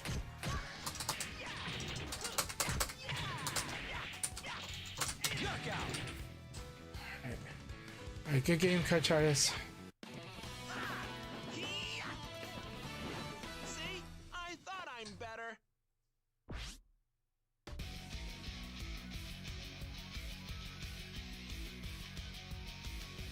So here's some tips though, okay. When you guys are fighting an opponent that's crouching, I want you to know the standard answer. This one you should know, which is your character's elbow-like attack. Like your fastest mid, you do that, and then you do it, and you can mix up into a throw or attack. If you really think they're gonna try to like fuzzy guard or whatever, they can't fuzzy guard. So that means throw. Like if you think they're gonna try to fuzzy guard after you do that elbow, you throw them, because they can't duck the throw when you crouch hit them with your fast mid. So so like for me, that's 6p into throw, and then once they start mashing, 6p into uppercut. right? This is what you do against somebody that's crouch guarding, right? Now, Tricky's going to try to guess when you're going to try to elbow. So she's going to apply that read and she's going to react too. So once she sees any animation that looks like it's going to be elbow, she's going to try to block it. But even Shiopon will say they cannot do that without guessing, is what Shiopon would say, right? So reacting to the dashing, that's the dart style. So reacting to dashing is very popular too. It's really huge in 1.10 because with the sidestep penalty, or not penalty, but with sidestep being more vulnerable, dashing in has always been very strong. But now players are really pushed into doing it more, which is great. More players should. So you have different speeds within that. You've got dash in commit, which is really fast, but really risky because you could be reacted to and punished. Dash in and react, which is good, but you could sometimes be cut off by something like a throw or something, depending on how they guess the way you're going to play that. But it's really intense, and at the high level, that dashing is really important. So at low level, it's just more understand that dashing in is not unsafe. You can still block when you dash in. And then you get comfortable, dash in and see whether they're hesitating or not. And if they hesitate, you can strike. If you know that, you should always ask yourself, who's the faster player here? Who's the sharper player? My opponent or me? If the answer is your opponent, then you lean on defense a little more. If the answer is you can be aggressive a bit because you're likely to hit them when they hesitate. So it's an important kind of read, and it leads into reading their rhythm later, but that's like a basic read that leads into that. But the downside is when you get to advanced level VF, like after intermediate, advanced level VF starts having certain types of delay attack that will discourage you from throwing. But here's the thing, if your opponent sidesteps, throwing is really good. It's just that it has a timing requirement. But if you, but at lower level, throwing is good against guarding, period. And it's good against sidestepping until people start getting used to kind of like a certain timing of attack back. Then that's going to be the thing that makes you want to use it less, but you get to punish that because then you get to use backdash games and you get to crush, you get to do interesting things. If they try to play that game, you can even Abari and probably blow them up. So because you're just going Abari against your own frame advantage. So there's meaning you go bigger than normal. So it's interesting layers to the game. There's always these options, but I don't want to scare too many people off with that because I think right now we have to talk about like what they need to focus on right now, and that is you want to get good at cracking defense. You want to learn how to actively do it in the flow of this game. That's what I would actually tell people is learning how to crack defense will be very strong. It's a bit scary because a lot of beginners and intermediates are afraid to throw because attack beats throw. Okay, but you can still throw when they make a mistake because it's like a mix-up or guaranteed. If you can hit them, of course, attack is the better punish. But throw, if they don't throw escape though, throwing is like a huge punish. It's like a 10 frame high damage punish. So if your opponent doesn't throw escape, doing high damage 10 frame punish is like crazy, right? And that's why everybody needs to learn to just throw escape all the time, not just when they think the guy's gonna throw them, but even when they just vulnerable, because you don't want to get throw punished and lose that much life. Yeah. Round one. Ready, go! Yeah. So I can't wait to read what Tricky's saying. It sounds like she definitely knows what page I'm on the book right now. So, and because she also has her book that's really good. So like it's really love having Blackbird and Tricky in this chat, and I love having Foxhound in the chat too. Foxhound always like his analytical skills are good. He deserves the props on them. And he even brings it in VF, so it's even on display when he's commentating VF. I gotta remember that pi is a different combo. Knockout. Forgot it's this move. Yeah. Don't use the normal punch. 11 frames too fast.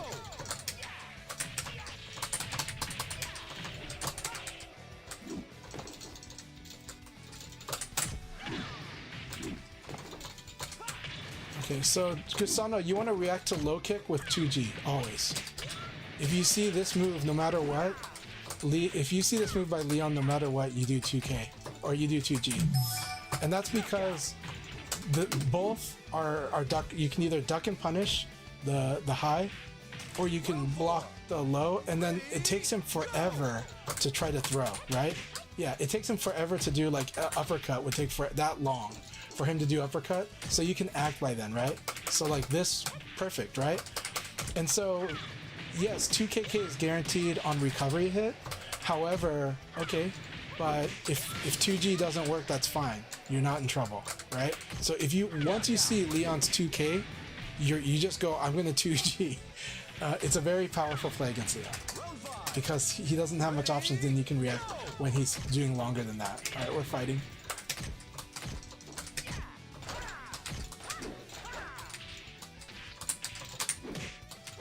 Good.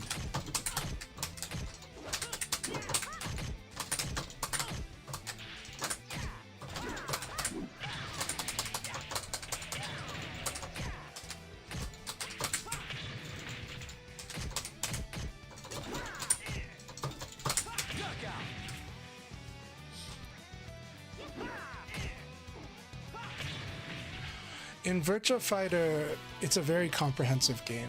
So what do I mean by that? The path to growth in this game is not linear. It's not. When you're improving in some sets of skills. And as you focus on that use up mental stack to do that, to work on it in your matches. So you're gonna get a performance hit just from that by itself. But as you improve, you also may be on the other side of the spectrum, you might be losing a bit there. So sometimes as you improve, you're gonna get a performance, your performance is gonna get knocked a little. And this, everybody goes through this. Higher up we go, the better we manage our learning process in this game. And we have enough to make up for it. But while you're getting like, when you go from beginner to intermediate to advanced, the plateau is pretty brutal. And it's not, I'm not saying that to be discouraging. I'm just letting you know that that's also why we emphasize a learning approach when you play this game, is that you understand you're probably gonna lose a lot. And so, because you're gonna lose a lot, like you gotta be prepared for that, but you are improving. It's just that it takes a while for it to click into your whole game. And that there are gonna be opponents that lose to what you're working on. And there's gonna be opponents that will definitely not lose to what you're learning, to what you're working on. And so what you're working on might not be the thing against this current opponent because in this game, you don't do thing just because it's good. You do thing because it beats what your opponent is doing. You have to fight the way you have to fight your opponent's decisions. And because of that, and it's the same for them too. So when you're dead set focused on improving a certain skill, it doesn't mean automatic win because you got to make up for, because it only works where it works. It only works because your opponent is playing a certain way or certain sets of ways.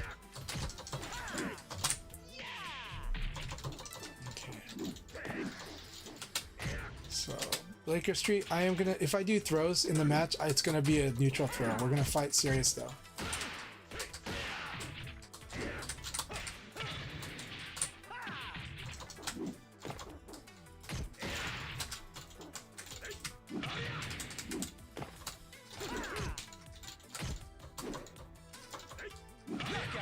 Alright, so here we go.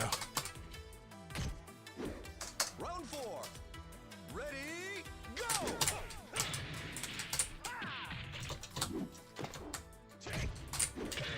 Very good. Attack beats throw. Very good.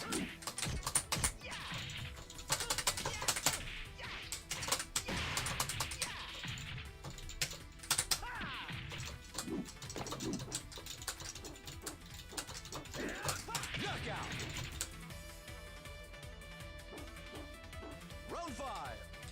Ready, go! I understand, Karsuba.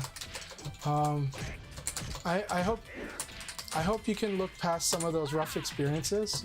Our community is generally pretty friendly, and the Australian community is pretty friendly too. So I hope. Very nice throw escape. Very good throw escape.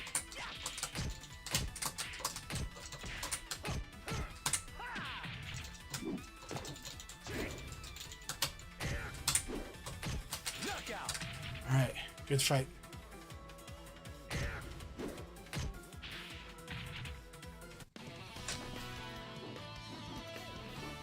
Forgot to train, eh? Sometimes that does happen, yeah, when you stand up and then you lose it, yeah.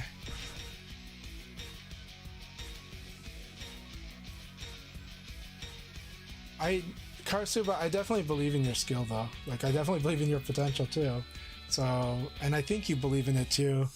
I hope you can manage through the frustrations though. It's a personal journey. Look, I'm friends with everyone, but I also try not to let, try is the key word, I try not to let people get to me.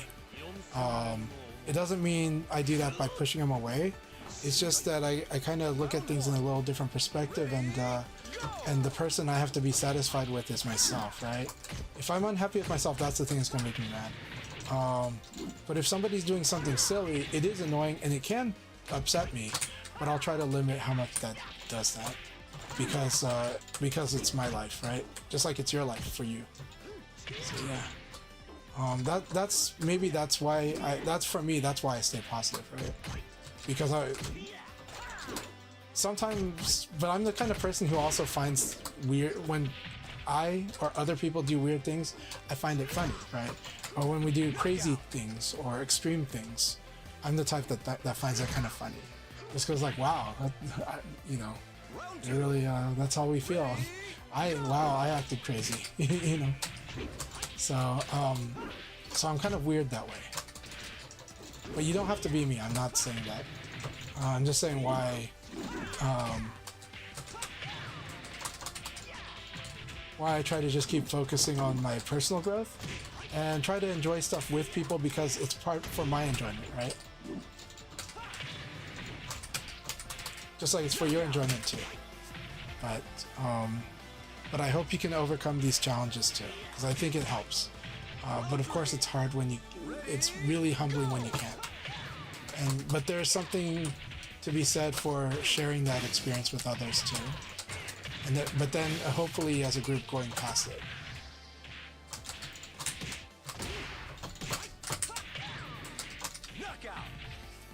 All right, here we go, Splash Breeze. Round four. Ready, go!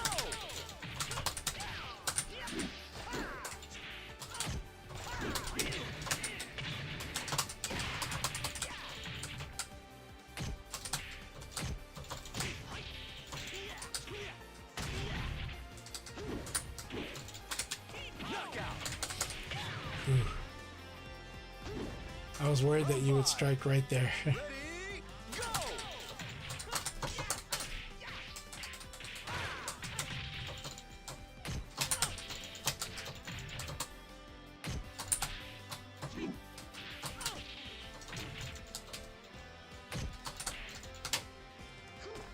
Very nice. Knockout! Good game, my friend. Good game. By the way, Splash Freeze, I'm really glad that you came out and joined us tonight. Always appreciate your company. I want a serious fight.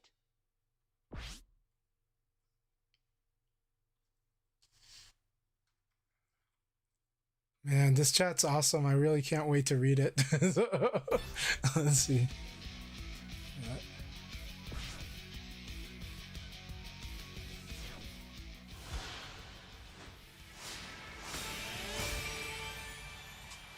We definitely do have to translate the Japanese, like, these are the things you have to practice doing playbook for the advanced and up crowd. Like, we definitely have to put that out there for the advanced crowd. A lot of them know it though. A lot of them do kind of know it, but yeah. All right, everyone, thanks so much. I had a great time tonight. I'm gonna keep the room open, but if you guys want, I can click off a league and then chat, because I kind of want to read this chat that's been fire, and respond to it. But you guys at least fight right now, you guys, and we'll see how things go. But I had a great time with everybody. Thank you all very much. Round one. All right. Ready? Sorry it was demoralizing a bit, Blaker Street, but I do appreciate you very much. And I know I feel it, so thank you very much, though, for all your support, and thanks for hanging out with us, Blaker Street. Appreciate you.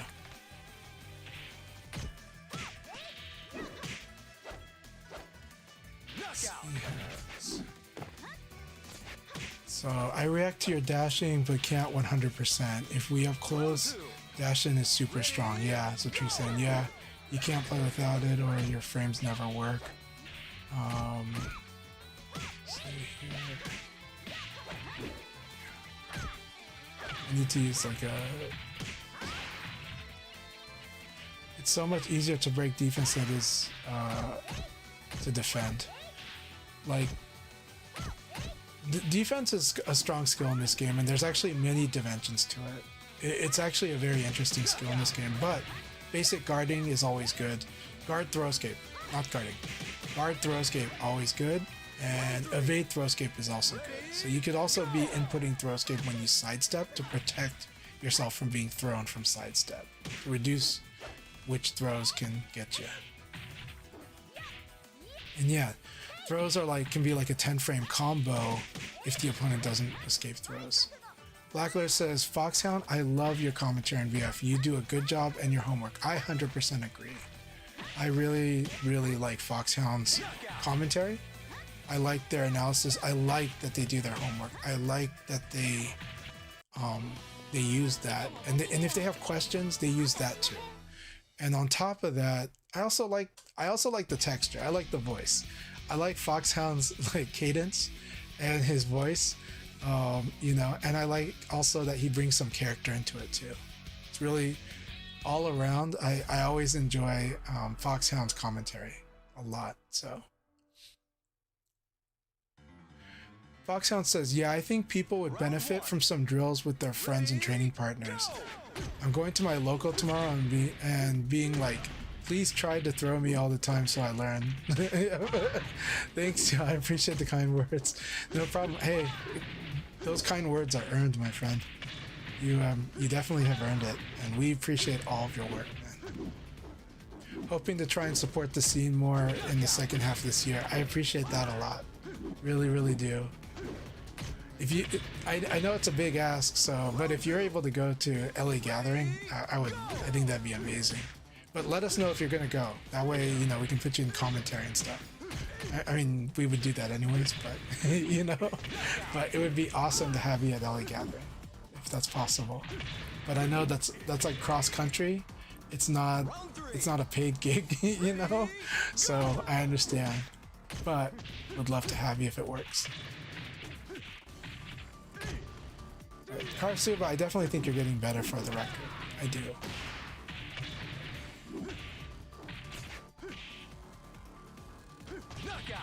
But yeah, we do always have a similar feeling, actually.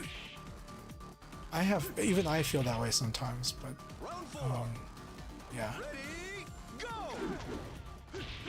But nowadays, I guess at the point where I'm at, I'm confident that I can move up, right? I'm confident that I can improve. So it's not like your cup ever gets full. It's not really like the filling the cup thing, right? It's learning to learn thing. It's the keep learning so that you can learn more. And so far, while memory's not always the most reliable thing, it's not like I'm having dementia, So when I have dementia, I might not be able to worry about it, but I'll worry about it when I have dementia, which might mean never.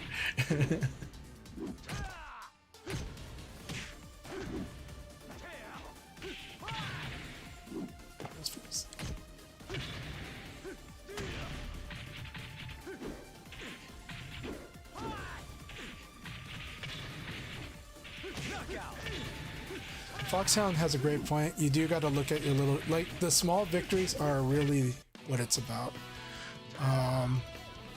It's really important. Look at all the small victories, because you definitely want to have achievable goals, and then you want to have big audacious goals too to drive it. But you can't discount those.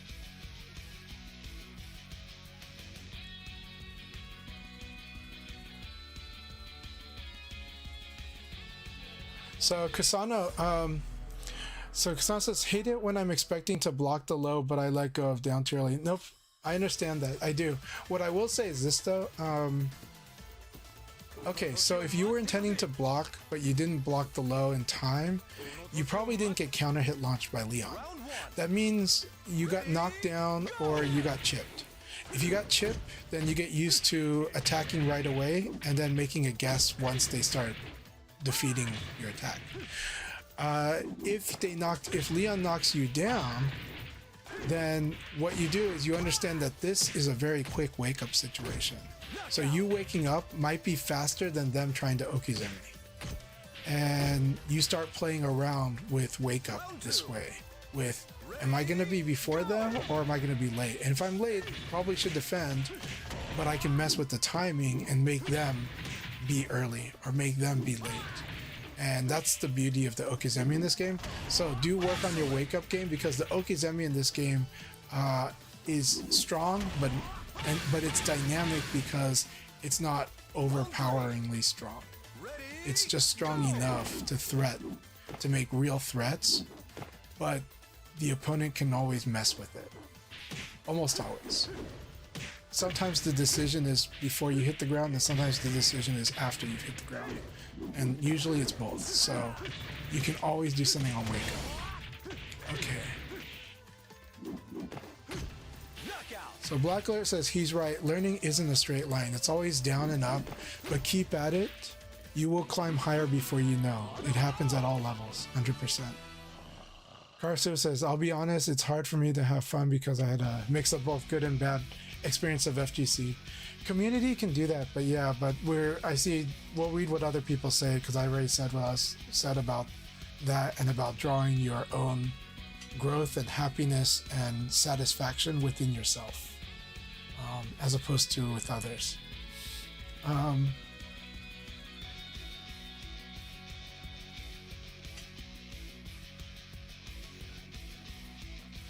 Yeah, Rayblade says, gotta try and keep it on an individual basis. It's a bit easier that way. Karsuba says, it's just I feel like sometimes people look down on me and take me too lightly when they haven't seen me play to my best. So this is definitely a perspective I relate to when I was younger. And as I get older, it's one of those things where I think when you're young, this is easier to have this perspective. And some old people still have this perspective. The thing is, this is why we talk about the growth mindset. The other mindset is often called the fixed mindset. And the fixed mindset is you got to prove you're the best. And so the problem with the you got to prove you're the best is you're so trying to prove you're the best, you're not trying to just grow sometimes. And sometimes you start being oriented towards dominance a little much, as opposed to growth. So for me, it's those little victories that matter. It's understanding that you can believing in your potential, but also knowing that, for your whole life, you're probably going to be growing. So it's not so much proving you're the best, right? That's like the rich kid problem. It's like proving you're the best. Even when I was a rich kid, which wasn't often, but I did have periods, I would try not to act like the rich kid. I'm just like, I got to be humble. And not just out of worry about what people think, but it's because it's easier peace of mind, because you can focus on the things that are actually important. Proving status is... Being on the defensive on status is not a happy game in my view. It really isn't. Even in tournament play, it's kind of like, it's tiring. Believing in your potential to be better, that your best is yet to come, I find that more exciting. So that's what I'll say. Now that said, just me saying this is not going to convince you to think the way I do, but I'm just explaining that this is kind of my process on it. but also what has worked in a lot for me. And also, people end up trusting me. I trust that people will give me time to trust me, and when they do, I think I'm satisfied seeing that they end up trusting me if they work with me, you know. But it's not. But at the end of the day, it's about whether I trust myself. That's really the most important thing inside. Knockout.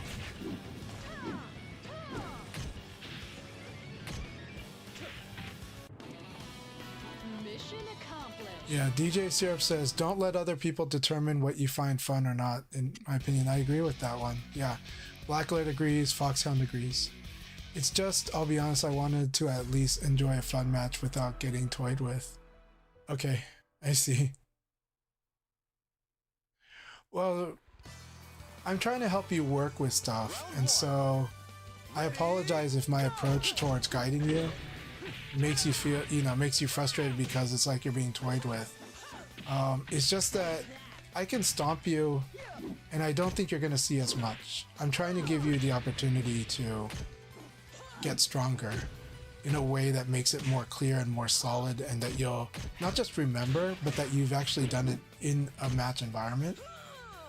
And that's why I do the approach that I do. The defense is strong in this game, but it takes a lot to do that defense. And it's not that I want you to imitate the defense, I want you to crack it. Because you can. And I'm giving you like 1,000 tries, not because I think you're dumb, because I think that's what it takes. That's what it took me, right? It took me like 5 years of playing to get it. I'm trying to help you do it in less than that, in like less than a month. I'm giving you all the practice that I wish I could have had. That's why I do what I do. And it's not me being satisfied that you can't. It's me being excited for when with that exposure, with that amount of drilling, that it's gonna bear fruit, because I believe you're gonna do it. It's not that you have to do it right now or right away, but and I'm also gonna think you're gonna enjoy earning it. It's hard work, but I get the most satisfaction when the hard work bears fruit. When I've had to work my hardest to get the best result. When people want to try to prove that they're the best, it's like they want to prove it's easy. But when they want to prove it's easy, well, I don't know. Like for me, that's why people that are satisfied with the hard thing is kind of like more looking for people doing the hard thing, you know? Why they get impressed more with that. So, but it's not a race. It's not a race. It's like I told, I want my kids to graduate with great knowledge and great understanding and great optimism in themselves. It's not that I'm trying to race them to be all that within a certain amount of time. I'm trying to guide them on the path that I think works for them. So yeah. So anyways, I hope that helps. I hope that's gives some perspective. You don't have to agree with me, but that's how I see it. I will say we all do hate to lose, but I will say in this game you're gonna lose a lot, not because you suck, but because this game gives. There's so much to this game. It's so dynamic. It's so interesting in my view. And your opponent's gonna fight you. They're not fighting your character. They're fighting you. So they're gonna attack your decisions. Some of them won't. And some of them you'll have to learn how to fight against a person that won't respond to you. Because that's actually a skill too. But that's what's cool about it. Yeah.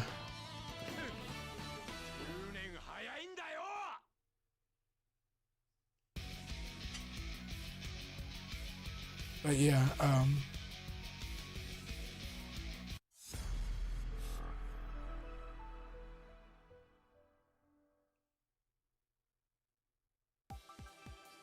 thanks a lot, Blacklaird. Blacklaird says, always fun to tune into your chat while labbing in training room. Hey, Alcoholic Spaceman, I'm really glad that you had a good time. I had a great time. I really enjoyed fighting you a lot too. So thank you so much, and keep it up. Carso says, any advice on how not to get demoralized? That's okay. So yeah, that's what we've been talking about. I hope it helps. I'll be honest, it's hard to know if I'm getting looked down or not. You're not. The thing is like, I don't gain anything from looking down on you. I really don't. like that doesn't make me happy. I know some people get happy looking down on others. I kind of feel sorry for the person that feels happy looking down on others. I have fun doing things with people, right? You know, like I have fun doing things myself. When I can enjoy the things I enjoy with others, I really enjoy that, right? When I can, but that's me, right? That's I guess that's why I'm quote unquote positive. Yes, I love winning. I do. I really love winning. For me, though, winning is just part of getting better or improving, but it's not the only ingredient. If you only measure in wins, here's the thing about focusing on just the wins. If you focus only on the wins, not the technique, not like how to get stronger itself, you cheat. Because cheating is how you can win. And I don't feel good cheating because I feel like I cheated myself. I feel like I didn't earn that, right? That's the problem with looking down on others. I see an opponent that gives me a hard time. I really enjoy fighting them. It's really fun, you know. It is easy to forget that too, even for me, because if I'm expected to win, then sometimes then yeah, the loss can be harder. Then sometimes you're fighting, not really just that too. Sometimes I disappoint myself because I wasn't trying to fight properly. I was trying to do something else. I was trying to dominate, try to prove a point. I'd rather prove a point when it's actually about the discussion and on those merits. So I'll admit, it does become negative energy for me if I focus on trying to just dominate someone. There are people, but it's true. I will be honest though. When somebody comes at me with a bad attitude, yeah, I do want to dominate though, because there's that inside you feeling that's like, all right, let me show you what's what, you know? So it's true that like, sometimes I will do that too. It's not the best of wins either. Sometimes I feel like I didn't grow when that happened though. I stayed in place because I proved a point. I'd rather we both just improved and like became better, because I know we gotta fight people in Japan, right? That's why I love traveling and playing. It's why I love fighting people that I think are way stronger than me. I didn't want to go down and punch down. I wanted to raise my fist up, and I wanted to raise others' fists up. Yeah. So, but that said, that's me. But I do think that this game gives you so many opportunities to build so many little skills, and they're all satisfying if you get them. And it's satisfying when you picture something that you could do in your head. You're like, I think I can do this. I think I can get good at that. And when you finally do it, it feels really good. But then you realize that's just the beginning of the battle, because now you got to play a lot of battles to make it work consistently in matches.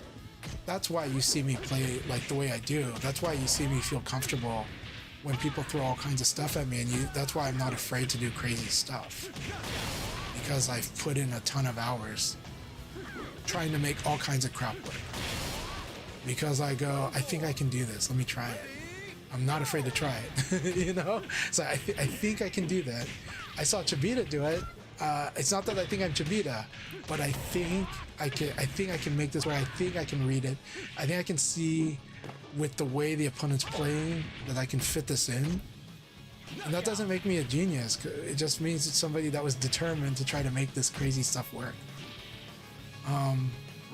And so this game, you just keep moving on from project to project to project. You're like, okay, right now let's improve our defense. It's been a problem.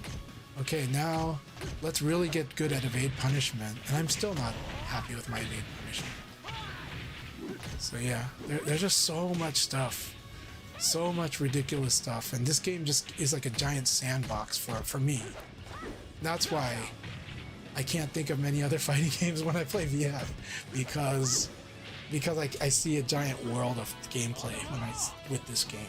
Even still, I'm still improving after this game existing for 15 years, 16 years in Japan, 14 years in the US. Eva says, I repeat, think about where you are compared to yesterday and don't dwell on where you want to be tomorrow.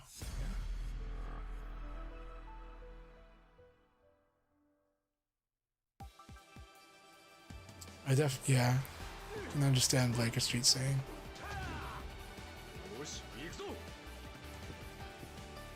Yeah, playing more and losing is a learning experience. It really is. Ready, go! Keep it up. So Karasuba says, it's not easy, but I'm trying in my own way. I know you are, so keep it up. Keep it up. Eva says, I play this game religiously and still feel that way. Like Chanchai said, this game's progression is not linear. You have your own pace to take, but you'll get there as long as you don't give up. I remember I couldn't take any of these guys, and yeah, I still get washed sometimes, but hey, now I take matches off them too. That's progress because I keep going. And yeah, Diva's really been growing a lot, and it's been great. Round 2. Ready, go!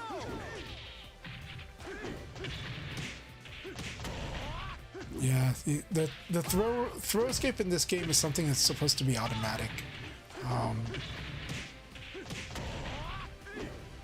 Imagine if in Crossroads they made it so throw escape was just hold guard in a direction. Okay, so that doesn't sound too bad, right? Okay, so now in this game, guard throw escape is just hold guard and then hold punch in a direction. It's one extra button, but you guys can do it. You don't have to guess first. You just have to get the mechanic down first. But after that, then the guessing's good. But actually, understand that I like to think of the throw escape in this game as throw denial, not throw escape exactly. What do I mean by that? If you don't want Kage to ever 10-foot toss you out of the ring, just be satisfied always escaping the 10-foot toss. Make sure you're fighting him and do everything else, but when you're vulnerable, you're denying that option. And yes, you'll eat the other damage, but you've already cut down a lot of damage from him, and you've cut down the ring out threat from the throw. So, like, functionally, you're doing good work. You've already altered the battlefield.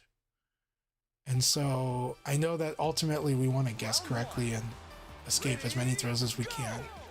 But the truth is denying the really good throw is already strategic, and is already good strategic play in any battlefield.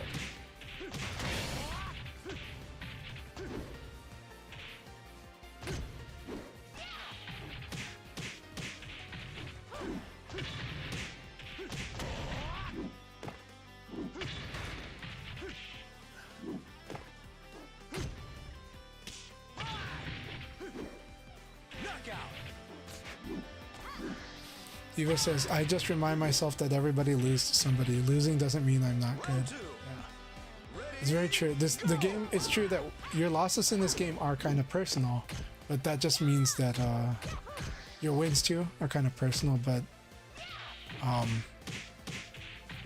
it's just learning how to talk and interact with different kinds of people. But I like that.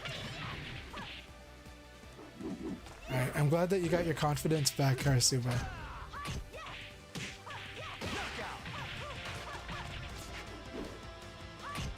But yeah, everybody does lose to somebody, 100%.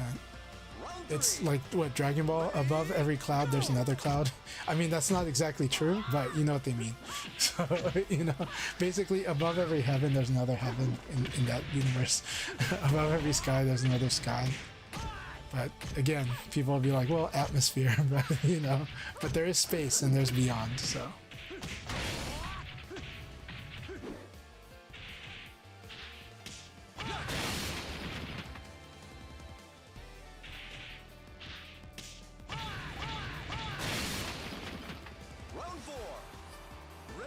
Blaker Street had good commentary. Says, like, I was able to beat you that one game because you weren't playing the same boxing game Obvious Creed does, who cooks me basically every time because I can't match that boxing yet. pretty sure you picked up on that in other matches where you were menacing me much more. That's a great observation, Blaker Street. It's really good. Taco Well says, I also like setting small goals for viewers when I'm doing commentary for different games. Yeah, if you had to pick 2 or 3 goals or things to look out for in the usual VF match, what would those be? I will definitely try to answer that. You had to pick 2 or 3 goals or things to look out for in the usual VF match. It's hard because it depends on your commentary, right? It depends on what you latch onto naturally, because you don't have time in this game to form that narrative really quickly. But the things you look for, so you can look for interactivity. So you can look for first speed of play. Who's playing, like what is the pacing for each of the players? That's number 1. Number 2, how interactive are they? Are they just doing the same type of game plan and the opponent has to work around it because it's a really good game plan? Or is every adjustment that the opponent makes causing this other player to react? Are they actually changing the way they play because of what the opponent's doing, or are they just playing their game? Right? Is really huge in this game, and so you kind of want to look for that. That's harder to tell without as much experience, but you can kind of see it when you watch enough matches. You'll start to see it. You'll start to see whether the opponent influences them or not, and this is something that can change during the match. But I do think that's an exciting thing to see, because that's when you're going to start seeing momentum swings. That's when you're going to start seeing like who's confident versus who's not. That's when you're going to start seeing like if somebody's come up with a strategic novelty when they're like, oh, this guy doesn't cover that, and then you start seeing them gun for it. You start seeing a change in attitude, and I think that's something where if you get good at seeing that, that's a really interesting story to tell in real time. That can be told in human terms, in normal language, in layman terms, you know, and just be like, you know, and I think you guys already do that. I think fighting game commentators already are very good at doing this, but in VF it's just so rapid that it might take you a while to kind of start seeing the difference, right? But you'll see it.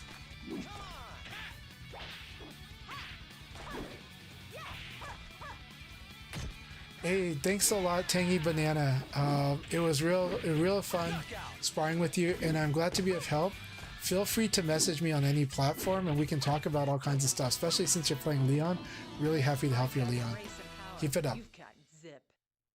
And I hope the advice I said made sense. The advice I said was basically regarding improving your small VF, your small frames moves and stuff like that, your small advantage situations, improving how you play there. But I do still want you to enjoy doing the big stuff you do, because it's motivating, it's fun. You get really good when you learn how to fit those into the game system, into how the opponent plays. And it will teach you a lot, and that's how I learned a lot with Leon myself. So I really like the path that I see you're on. I really like that you're using the move list to its fullest. You remind me of myself every time I'm learning a new VF game with Leon. So Diva says, it's true, I spent the first one trying to get a read on you, but that's still a victory to be proud of. You still won, keep it up, and that will just be the first of many. You gotta realize you're a winner and take every victory you can get. So it says, I'll be honest, I'm focusing on my growth, not about proving I am the best good. I'm trying to prove I can hold my own regardless of outcome. Absolutely, you'll get there. You already are holding your own in a lot of ways. Yeah.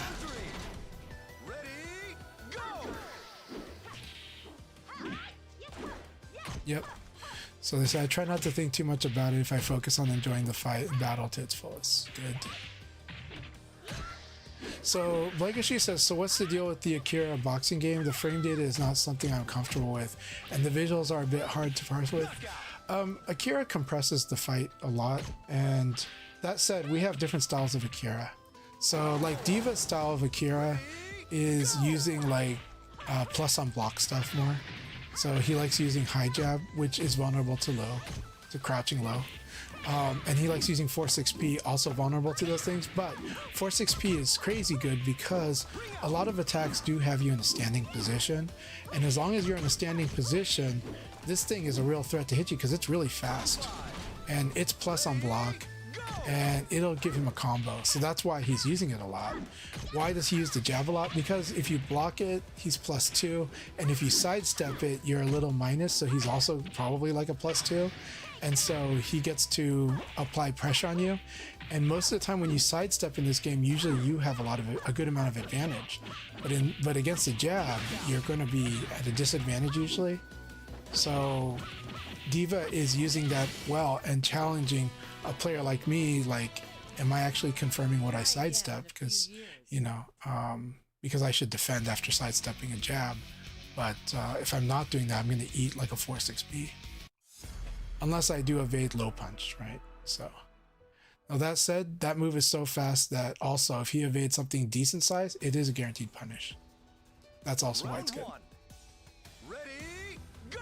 That's also why Akira's Force XP makes sense to people that play Tekken, actually. Like, it's very much a move that makes a lot of sense to Tekken players. Makes more sense to Tekken players than VF players. Because of the relationship to fast, powerful, high attacks in Tekken. So, like, I'm like old school VF. I'm gonna be like, dude, it's all about dashing elbow. It's all about super dashing elbow, and it is. But a lot of people that have come from Tekken in the Virtua Fighter, when they play Akira, it's like Force XP is like one of their big weapons, right? And a lot of their game is setting up for Force XP to do its thing, and yet a lot of the traditional VF player might still not do it as much, only because they're like, well, I don't want to get crushed, and somebody might just start evade crush, evade crush, evade crush.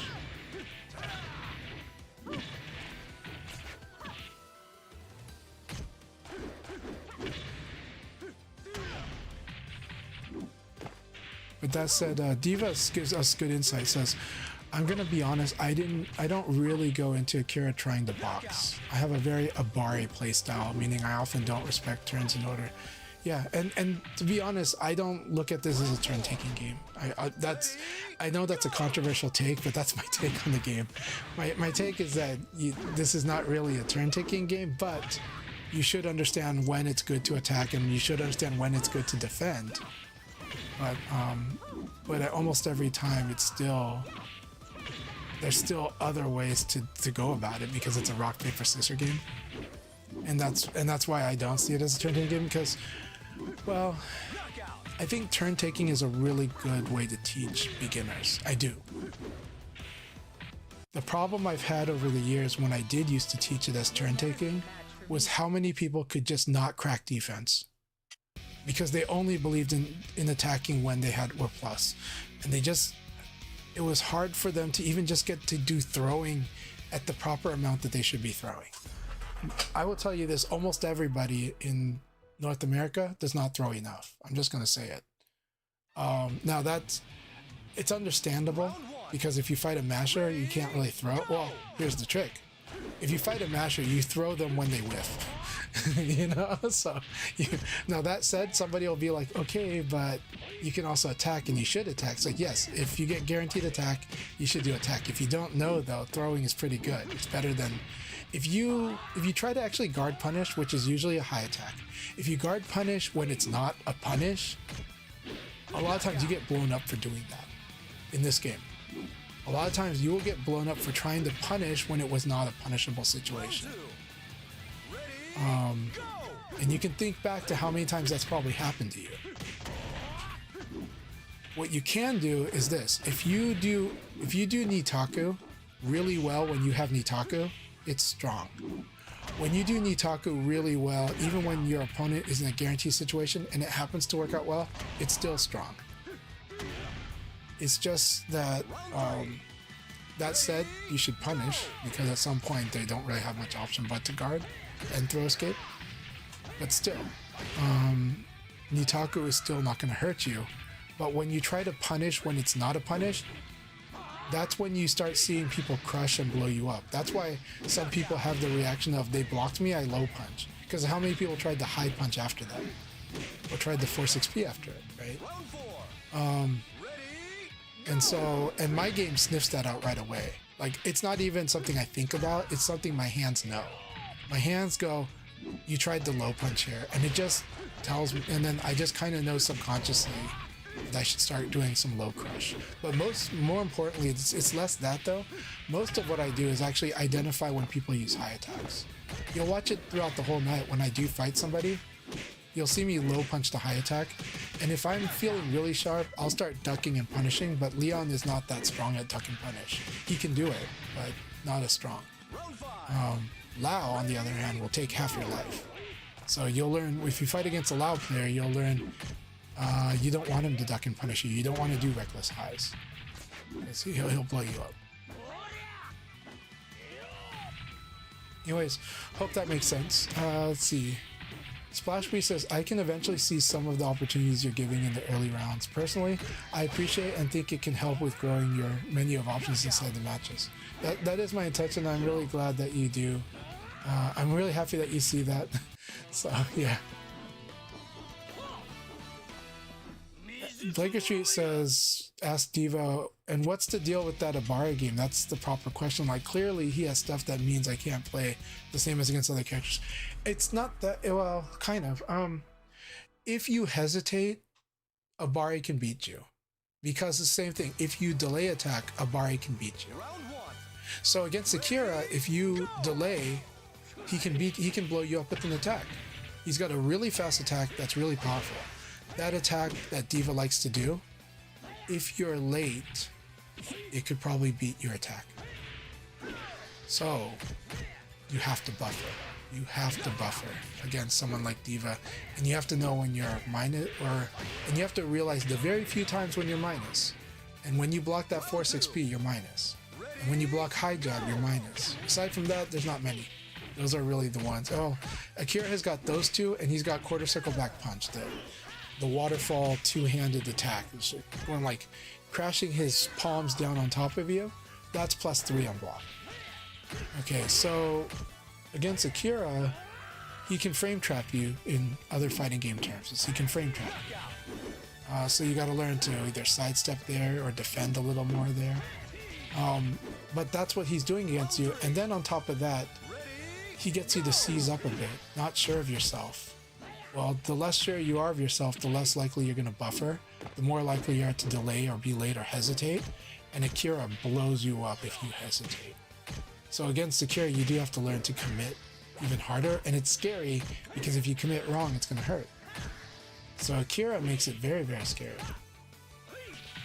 But what it is that Diva's game is going to punish you if you're late, if you don't buffer properly, and just knowing those 3 moves that are going to be plus on block, you do need to get used to them, to dealing with them. They come at you so fast.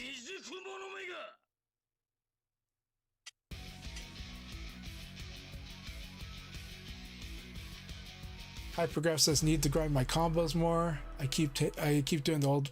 I know. You guys have seen today that I brought in 1 new combo, but it's been doing work for me. But it was because a few nights ago I was like, yeah, oh, okay, I'll do this combo, and it helped me find a few combos. So I'm starting slowly expand my combo routes. It's okay. Yeah, focus on the matches you enjoy the most, 100%. And I'm not gonna. I definitely want you to maintain your motivation, and enjoyment is definitely important.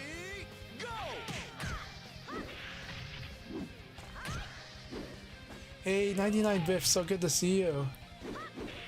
Okay, Curse Services anyways. I appreciate everyone playing with me, and I haven't had this much fun in a while. I'm really happy to hear that. And thank you very much. I had a lot of fun fighting with you too, and let's keep training. Round 3. Ready? Go! Yep, DJ Syrup said exactly what I said about Akira, so he said it before I did. Which was, yeah, you gotta recognize high jab, force XP, and his double palm overhead slap. Yeah, because those are plus on block, yeah. 99 Vistas just wanted to tell you at EVO I met A+ Gaming, a fellow. Awesome, yes, I like them. Turns out we had something in common. We both said you were the one who helped us the most with Leon and VF. I'm really happy to hear that. 8 Plus has become quite strong, so have you. Also, congratulations on your run too. 99 Biff, you had good runs this year, so great jobs in your tournaments, and also always proud of you, man.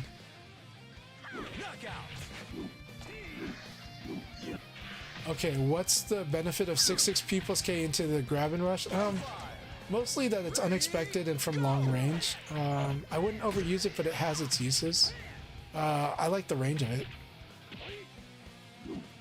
And 99 says, so thanks again for all you do for community. My pleasure. My pleasure.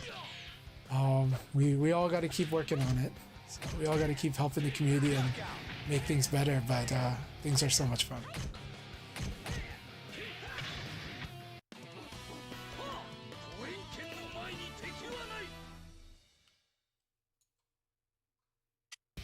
So Black Alert has a lot of awesome stuff to say here. 1. There's always something to learn with VF if you put the work in. I just discovered something 20 minutes ago I never knew about. This game is so true about this game. Just got to keep playing and having fun. This is what I love about VF, is that there's so much stuff to work on. When you learn something new, it makes the game more exciting because of all the new possibilities your mind will start to realize. Yeah, but you got to just enjoy the process of learning to get to that point. Exactly. It's beautifully said, and I agree. 100%. That's how I feel.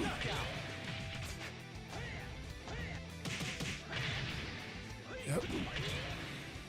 Splash Breeze is heading out. Good games all. Thanks for the matches and thanks for the stream. My pleasure.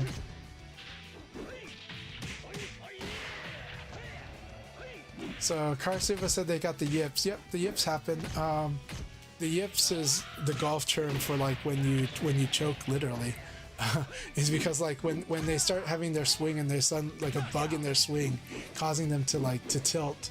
To me it's a part of tilt, but to some people they feel like it's a more naturally occurring thing, you know. But tilt is also a naturally occurring thing. So but it's like having hiccups, right, when you're playing golf. And you know, and we have those. I have those all the time. And so one of my skills is recognizing that happening, and I definitely lose when I don't recognize it happening, because I start adjusting how I play based on how I think my condition is. Blackler says little victories, no matter how small, go a long way, just like CHANCHAI'S say. Celebrate the little accomplishments, they add up. 100%. Taco also says, I got a decent amount of time, though I've only really been on the mic for it twice. I'm really happy that you're ready to come to the mic to it, and I'm really happy that you've already taken some opportunities to commentate for VF. Please do more, and thank you so much. We need as much commentators as we can get, and especially those that are really curious and want to understand the game more. It's really what we need, and I'm so grateful for all of you. But I also love the different types of talent I've seen in the commentators that have come to help our community or come to do work in our community. So thank you all so much. I really want to watch more of your commentary too, Taco.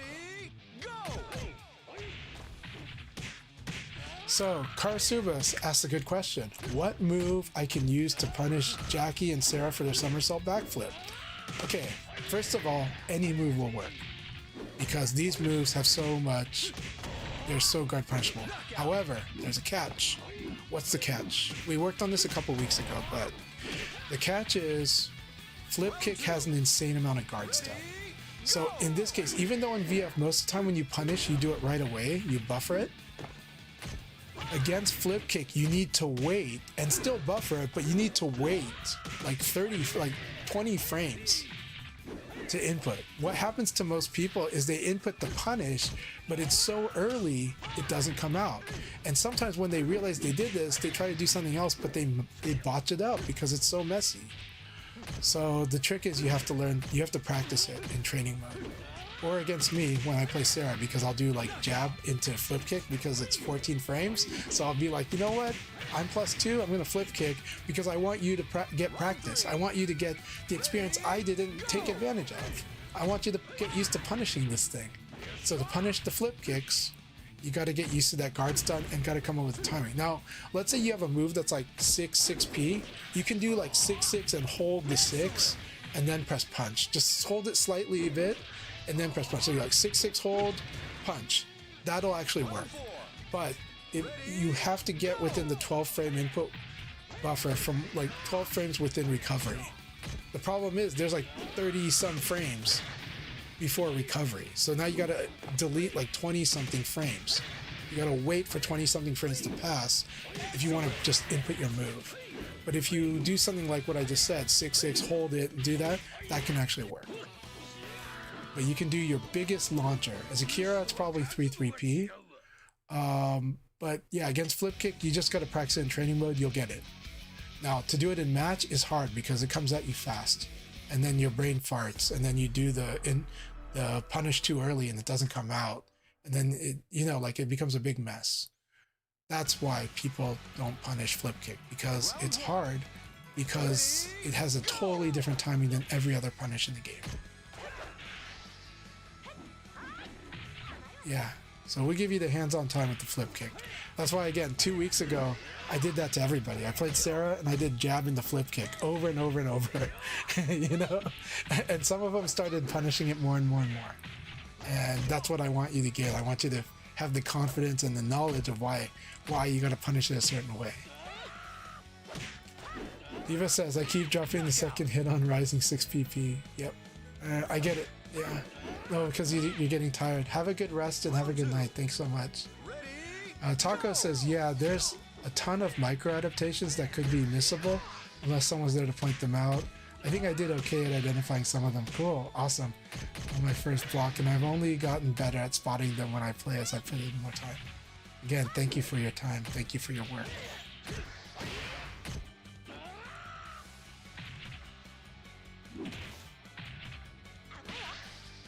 Diva says, never really thought of it that way, but in a way, landing 4-6p is like setting up a Tekken juggle. It is. This is why Tekken players use that 4-6p so well. It's very much like that. Yeah, like every Akira player I've met that came from Tekken, it's like, this is what they do. They'll do 4-6p like crazy because they're like, it makes sense. This is how you do it. And they're right. They're not wrong. Because someone's like, hold up, why is it +1 on block? Because it's evil. Yeah, because it's Akira. So. Round 4. Ready? Taco says, as it stands, my commentary focus is on big moments. Yeah, like throw breaks on reaction, it's great. Sidestep conversions, very good one, yeah. And overall stage positioning, since that, yeah, lead to ring outs or wall. I think that's a great focus because there's not much room for much else more than that. I think it's a great focus. 99 Vish says, VF, a turn stealing game. Yeah, that's the thing for me, is like, why do I not see VF as a turn taking game? Well, if every other move is a turn steal, I don't know if we were talking about turns, and like, I don't know what turns are anymore. So, but that said, it's a really good way to communicate it. Look, if I was doing commentary, I probably would also talk about turns. It's efficient, people understand it, you don't have to explain it. The reason I emphasize it when I do, like, that it's not a turn-taking game, is because I'm trying to teach and educate, and I'm trying to get somebody to look past a certain paradigm and kind of understand where things split, right? And get you focused on what VF wants you to focus on, which is the decision in the small detail, that particular decision, and the options you can do within it. Not just this one option, and not just two, like a whole spectrum of options. And so because of that, that's why when I've dealt with players that are like getting to advanced, this is where it becomes like, it's like a mental block for them. It's like, why can't they crack defense? Because they're not trying to throw, and we can all figure out the logic of this, right?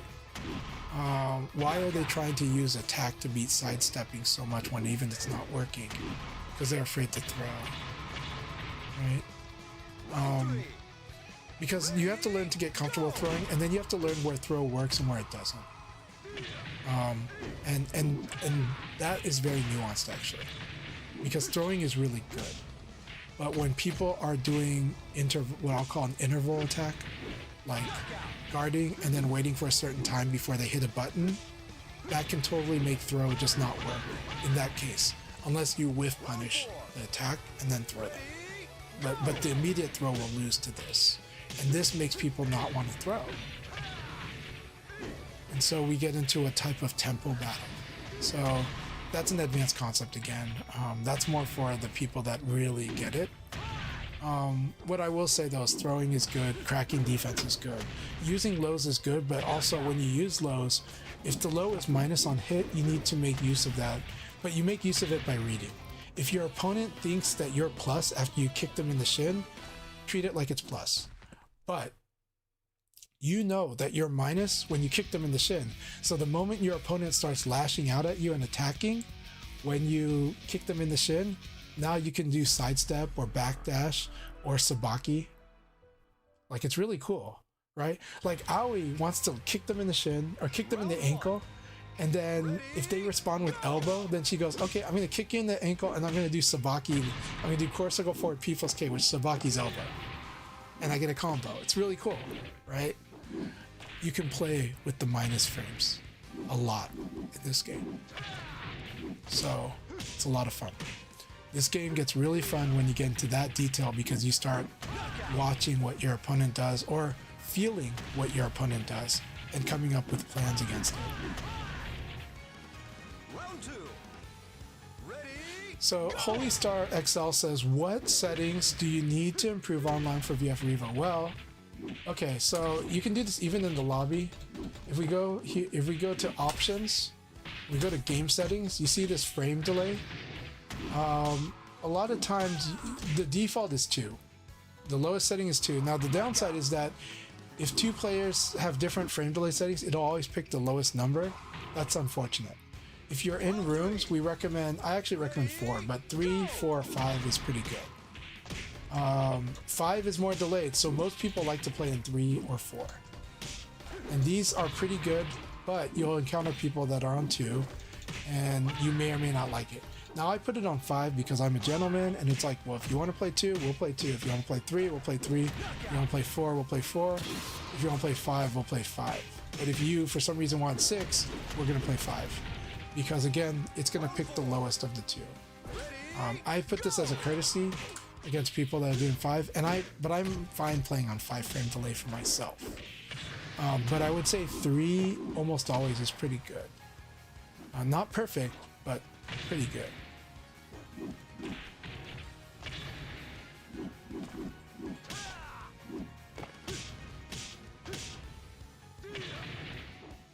Yeah, the thing about Akira is, I would say it's beginner and almost amateur analysis to say that Akira is weak to sidestepping.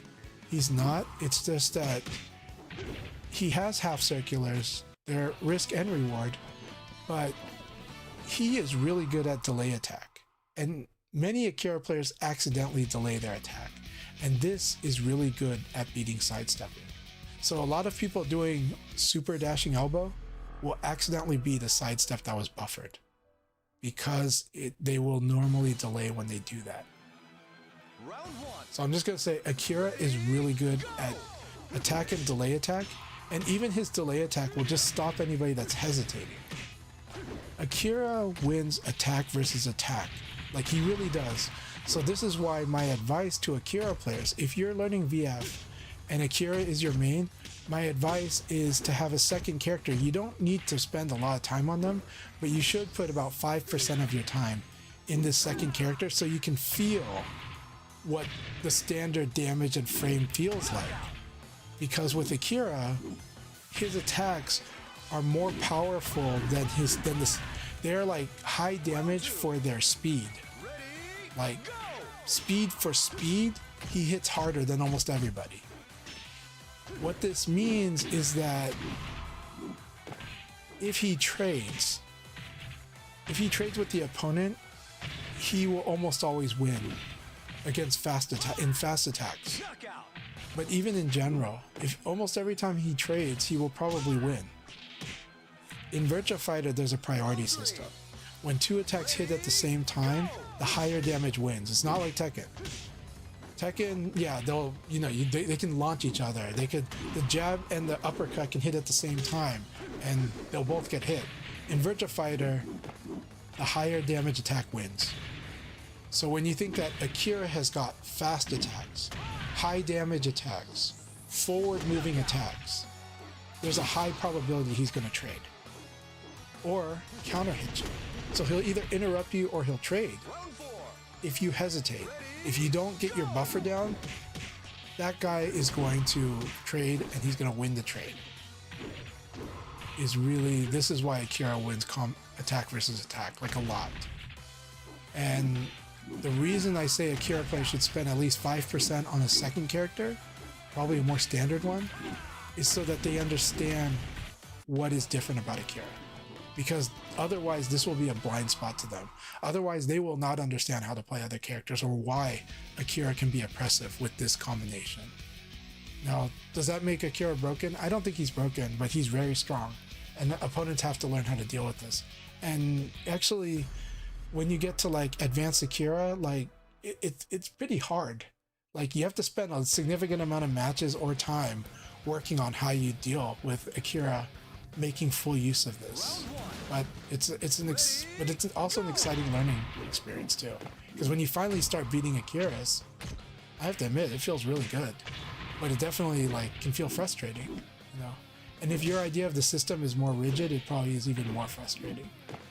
I'm a guy who's always going to try to find answers and try to find ways to do weird things. So it's a lot of fun. It's a fun challenge for me. Also, at the beginner level, delayed 9K will beat sidestepping, period. So not even delayed 9K, just 9K. Why does 9K beat it? Because 9K is a delay attack by itself. Because he hops and then he kicks. And it doesn't start the execution of the attack until he kicks.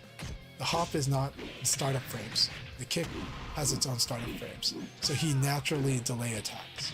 So you have to learn how to delay evade him when you see that move if you're going to sidestep. Otherwise, you just got to guard it. But that's why it kills people sidestepping, and it kills people doing a low attack, and it kills people throwing.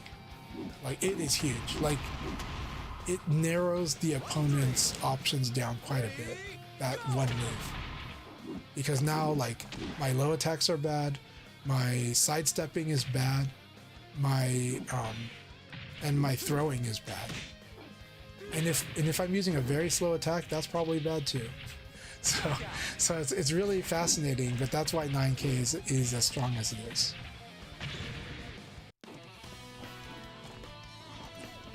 Yep, Laker Street understands the value of delayed attacks because of John. Yep, John would teach it to you. And DJ Sarah says Diva does not like to defend, which means learning to buffer and respond correctly is imperative against him. Yeah.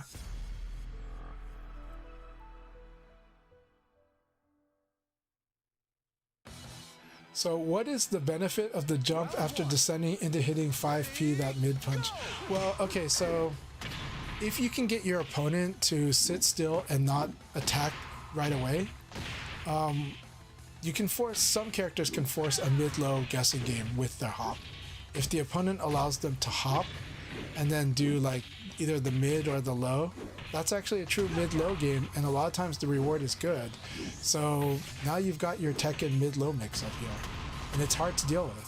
So that's kind of what makes it what it is. Now, it is still risky, and this game, Revo actually made more of those like hopping descending punch punishable. So you want to punish them. Like she says, damn, I hate buffering. It's true that if you play Jean, you might not have as much of a relationship with the buffer as other people do. You still do, but you definitely want to spend time working on buffering. It's important. Like, it really is. If you can't buffer, there's a whole spectrum you're missing, and you can get rocked for it. Alright? Yeah, Lao plays every character really well.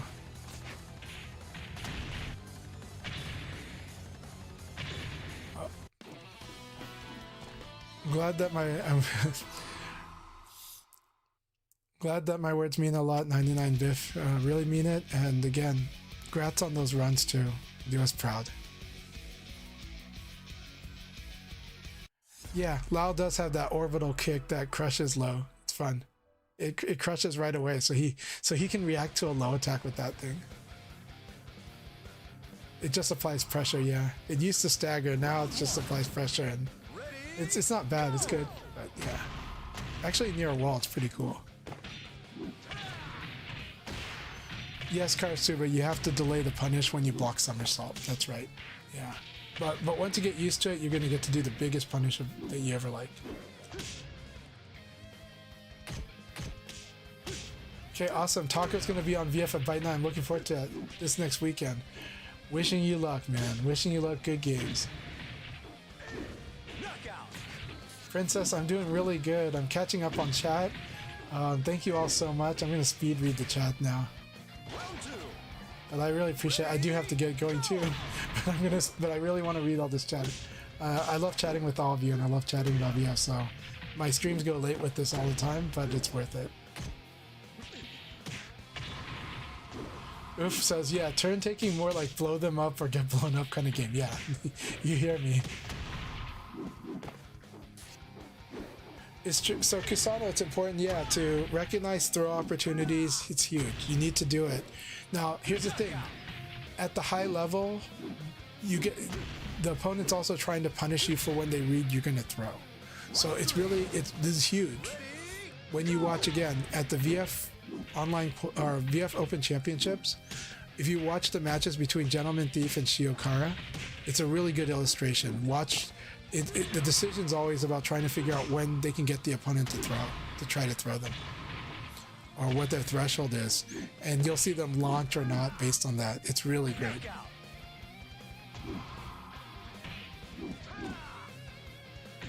Massive mode is what scares me about Doral, but we'll have to see more. All right, Blackler, enjoy X-Men '97. I need to watch the first and second season of that.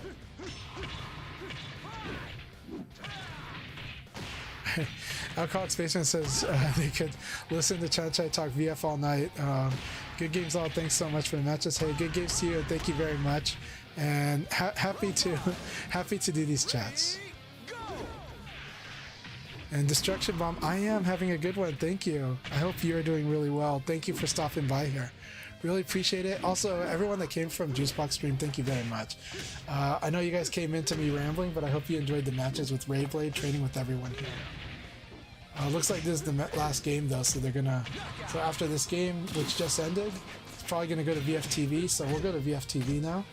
But thank you all so much. I'm gonna find someone to raid too, but I am gonna finish reading the chat because I really appreciate you all. Holy Star says, I want to improve at the game, but the online is really bad. It feels like I'm playing in mud. I'm going to tell you though, most of the time people think that they're dealing with lag. A lot of times they're not buffering. Buffering means inputting your next move early. And it allows you to play Super Frame Titan VF if you do it.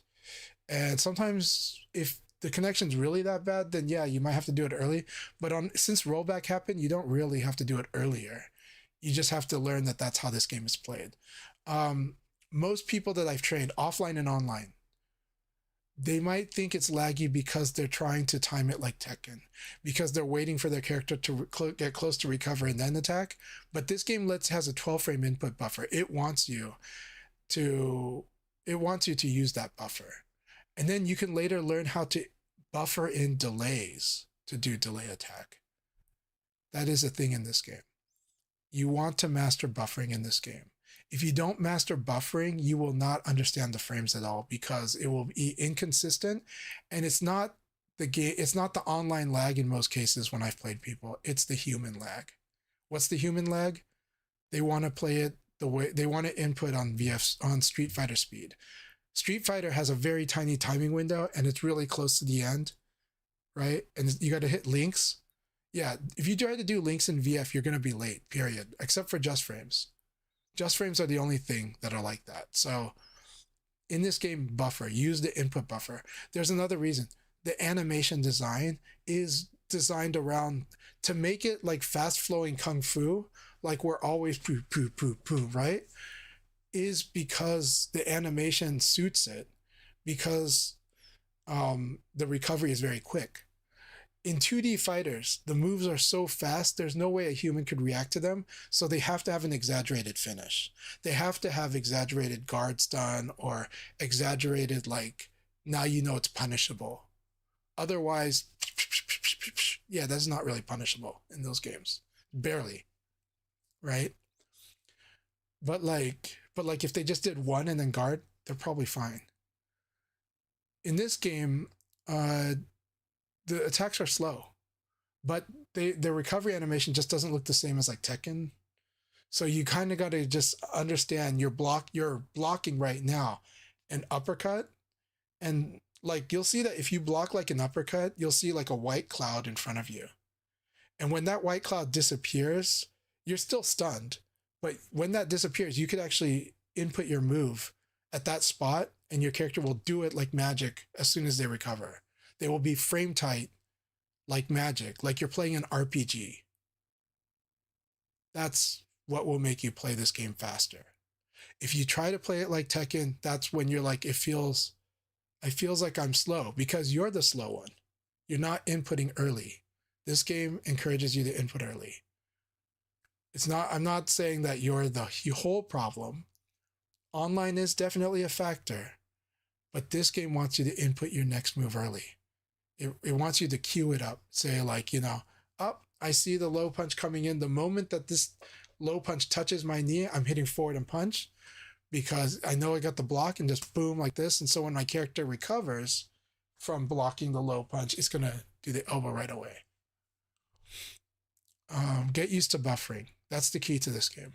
If you get used to it and you start seeing some of the decisions in this game, what always happens is this. When I first teach a player, especially a player coming from another 3D fighter, especially Tekken, usually they'll tell me the game is kind of slow, it's kind of clunky, they think, right? And I was like, I get that. So we'll work it out, and I'll teach them the boxing. And then I will say, we'll fight, and I will do the boxing only. They can do whatever they want. They're going to try to beat me. Every tool they got. I can only use high punch, low punch, elbow, throw, and I can use defensive techniques. That's all I can do. When I do this drill with them, by the third game, they start telling me this game is fast as hell. And this is online too. They say this. So whether I teach this online or offline, which I've done plenty of times in both, they end up, in fact, the expression is usually, holy crap, this game is really fast. That's when you understand why VF players say the game is fast, even online. You have to get used to buffering. If you get used to buffering, now some characters avoid it. Jean can play spaced out, so he kind of avoids buffering. But then he's in trouble when people fight up close against him, right? If he doesn't know how to buffer.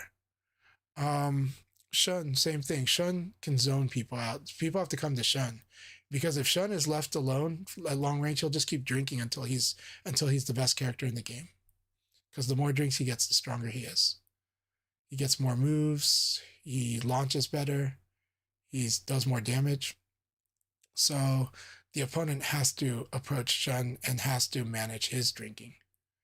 So that said, outside of that, and then of course Lei Fei is a little different because he's a stance character, and so he'll have situations where he pushes people far, and sometimes he'll have plus when other characters might not have plus. This game does not have many plus on block moves, not many at all.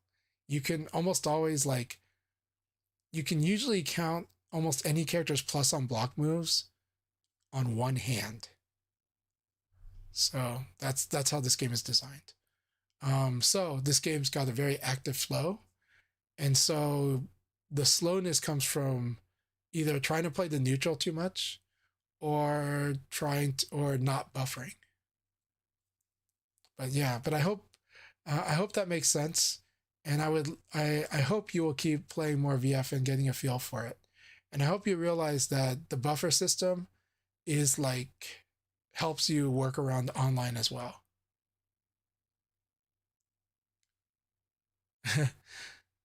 So I don't think Doral is banned anymore, especially since she was legal. Since she was legal at Evo, Doral is officially unbanned, as far as I'm concerned. But she used to be broken. The current Doral is not broken, but she is different, and she is strong. Hey, Domovoa, thank you very much. Thank you for catching my stream, and I really appreciate you. Princess says, funny enough, I heard she is nerfed quite a lot. She is. I think how her weight works, as well as some possible moves being removed, is why she is weaker than what the arcade version gives you. Yeah, so she is definitely weaker, and she's viable in tournaments now. But like Taka, you kind of have to learn what her threats are and stuff like that. Domova says, read your posts in the Discord and watch your YouTube. Thanks for your work. My pleasure. Thank you very much for your support. It means a lot to me. I really, really appreciate it. So why did they ban Doral? They banned Doral because in the past she was a broken like boss character. And she wasn't even playable in the arcade, I think, in the past. In October, they released her as a DLC for this game, but she's completely redesigned to be to be like workable, to be played and ranked. And so she's definitely not like designed to be overpowered. And I don't think she's overpowered at all. But I do think if you let certain stuff hit you, you're in trouble. Like she could probably win the round right away. So you got to be careful with that. But she's not broken in my view.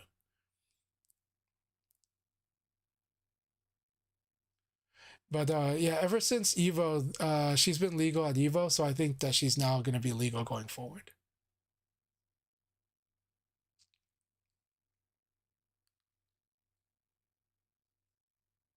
But yeah, it's true. She's not being used very much because a lot of people don't know how to use her. They're not sure how strong she is either. I think she's basically allowed for VFOC. I mean, if they allowed it at Evo, then she should be allowed. But I think Sega will say it's up to the tournament, which I wish they would just say just make it legal. But basically, I can say Evo, she was legal, and you could tell NETO they finally let her be legal this year at Evo. Saying it that way will probably get them to consider it, but some tournaments, it's up to what rules they posted. And I think with Melbourne, just follow the rules they posted because I don't think they can change the rules now, but they should change the rules like at least a month ahead of time. They could.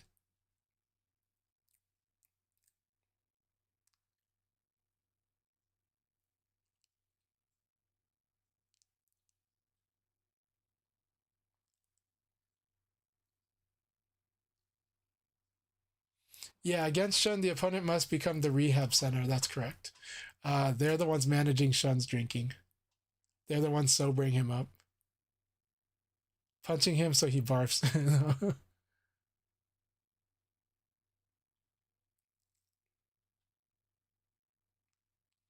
All right, everyone. Thank you so much. I didn't realize my game even crashed, so that was pretty funny. But I am going to go ahead and raid, so let's do a raid. This was all really fun. I hope you all have a wonderful, wonderful evening.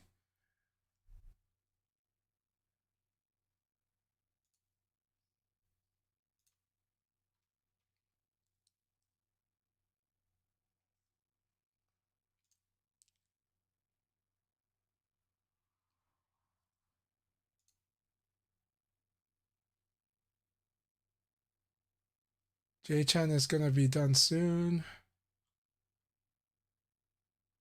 He hates neutral skips. I'm really glad that I finally did meet J-Chan. This was about almost 2 years ago.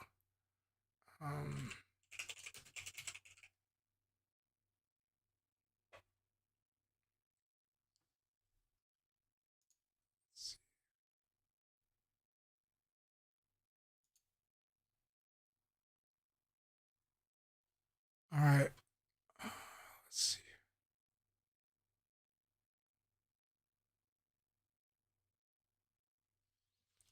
When it comes down to relaxing, how do you cut loose without thinking too much about the outcome and result? Well, Okay, so I do focus in VF, but relaxing while focusing is like key, right?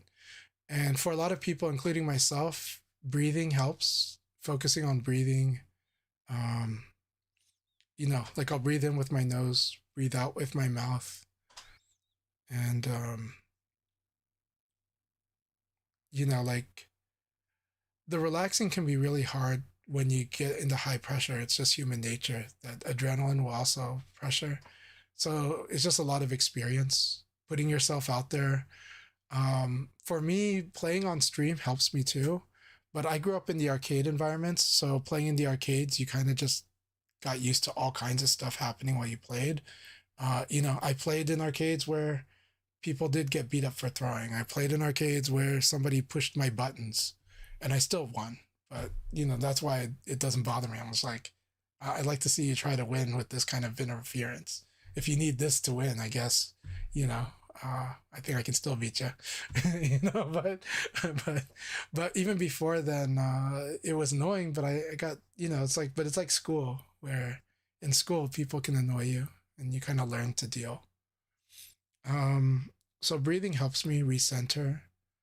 Um, I think everybody's going to have their way to do this and their balance. Like, I think everyone's probably got a different balance about what they need to do to maintain some level of focus. But the thing is you perform better when you relax in general. So when you understand that you perform better when you relax, but that it also requires training, right? If your body's out of shape and you play like a sport, you can't really relax and play the sport. So you have to play the sport enough until there is some level of muscle built in and then muscle memory for technique. And then it's easier to relax while doing it. Now, that said, when you transfer from one sport to another, or one martial art to another, or one game to another, you kind of learn how to use this process, this experience of how do I keep myself relaxed while I'm learning and stuff. You kind of now you can do it right away with those other games and stuff. So it's a lifelong skill that you build with all the activities you do. You come into work and there's an emergency, so you learn what is my priority, what's my focus, and if need be, your adrenaline will kick in if you really desperately need it. But you're trying to do this even without the adrenaline kicking in. So training helps relax, but if your training is too strict, that can be hard to relax with. If your mindset is too strict, that can be hard to relax with. If your mindset says, I have to hit every punish, that's a hard thing. That's going to stress you out. In my opinion, when I train in this game, I also let myself do bad things when I train so I can deal with the outcome. That's why you see me improvising. That's why you see me not care if I dropped a combo, not care if I missed the okizeme. You're going to miss a lot in this game. There's still an opportunity. If they weren't dead on it, there's still a way to turn that situation into a win in this game. Because if they attack and they're late, you can sidestep. If you know they're going to go for something big, you can just immediately attack again and it'll probably launch them, right? So there's a read component to that. There's a I've seen this before kind of thing to that for myself. But there's always options in this game. And so I've always played in the way of keeping my options open, of just playing, having fun with the game, because by having fun, it's easier to kind of see the possibilities. And then, now that said, when I'm in the tournament, I am definitely trying to focus. I'm trying to win. And sometimes, but sometimes people have seen me do all the community work while in the tournament, but then when match time comes, like I'm trying really hard to breathe. Sometimes I'll say, hey, I need about 20 minutes. I'm going to be in the corner here focusing. And I can't do a conversation right now because I've got a grand finals that I'm waiting for. So I go stay inside and I'm like, and what I do is I just calmly watch the matches and I think about what I'm observing, but I keep an open mind that what I see there might not happen in my match, but it gives me some calm to just kind of have some ideas. I'm like, yeah, maybe they'll do this if I see them do this. This is what I'll probably do.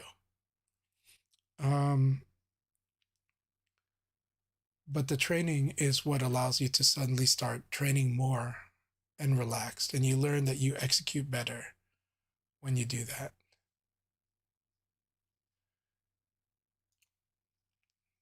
Yeah.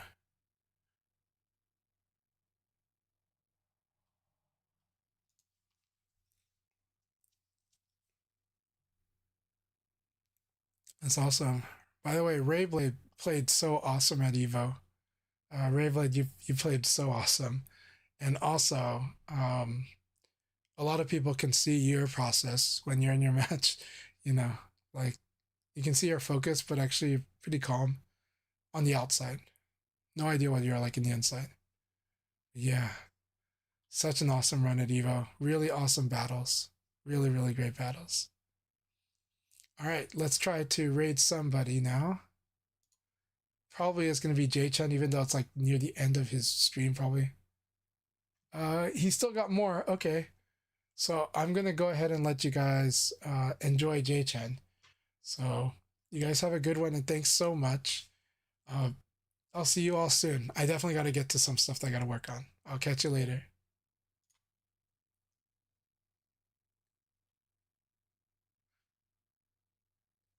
Dude, fourth is still great. Yeah. No, it's still good. And playing in the tournament's good. Get more tournament experience. It's good for you. All right, everyone, have a good one. We're going to raid now. Cheers.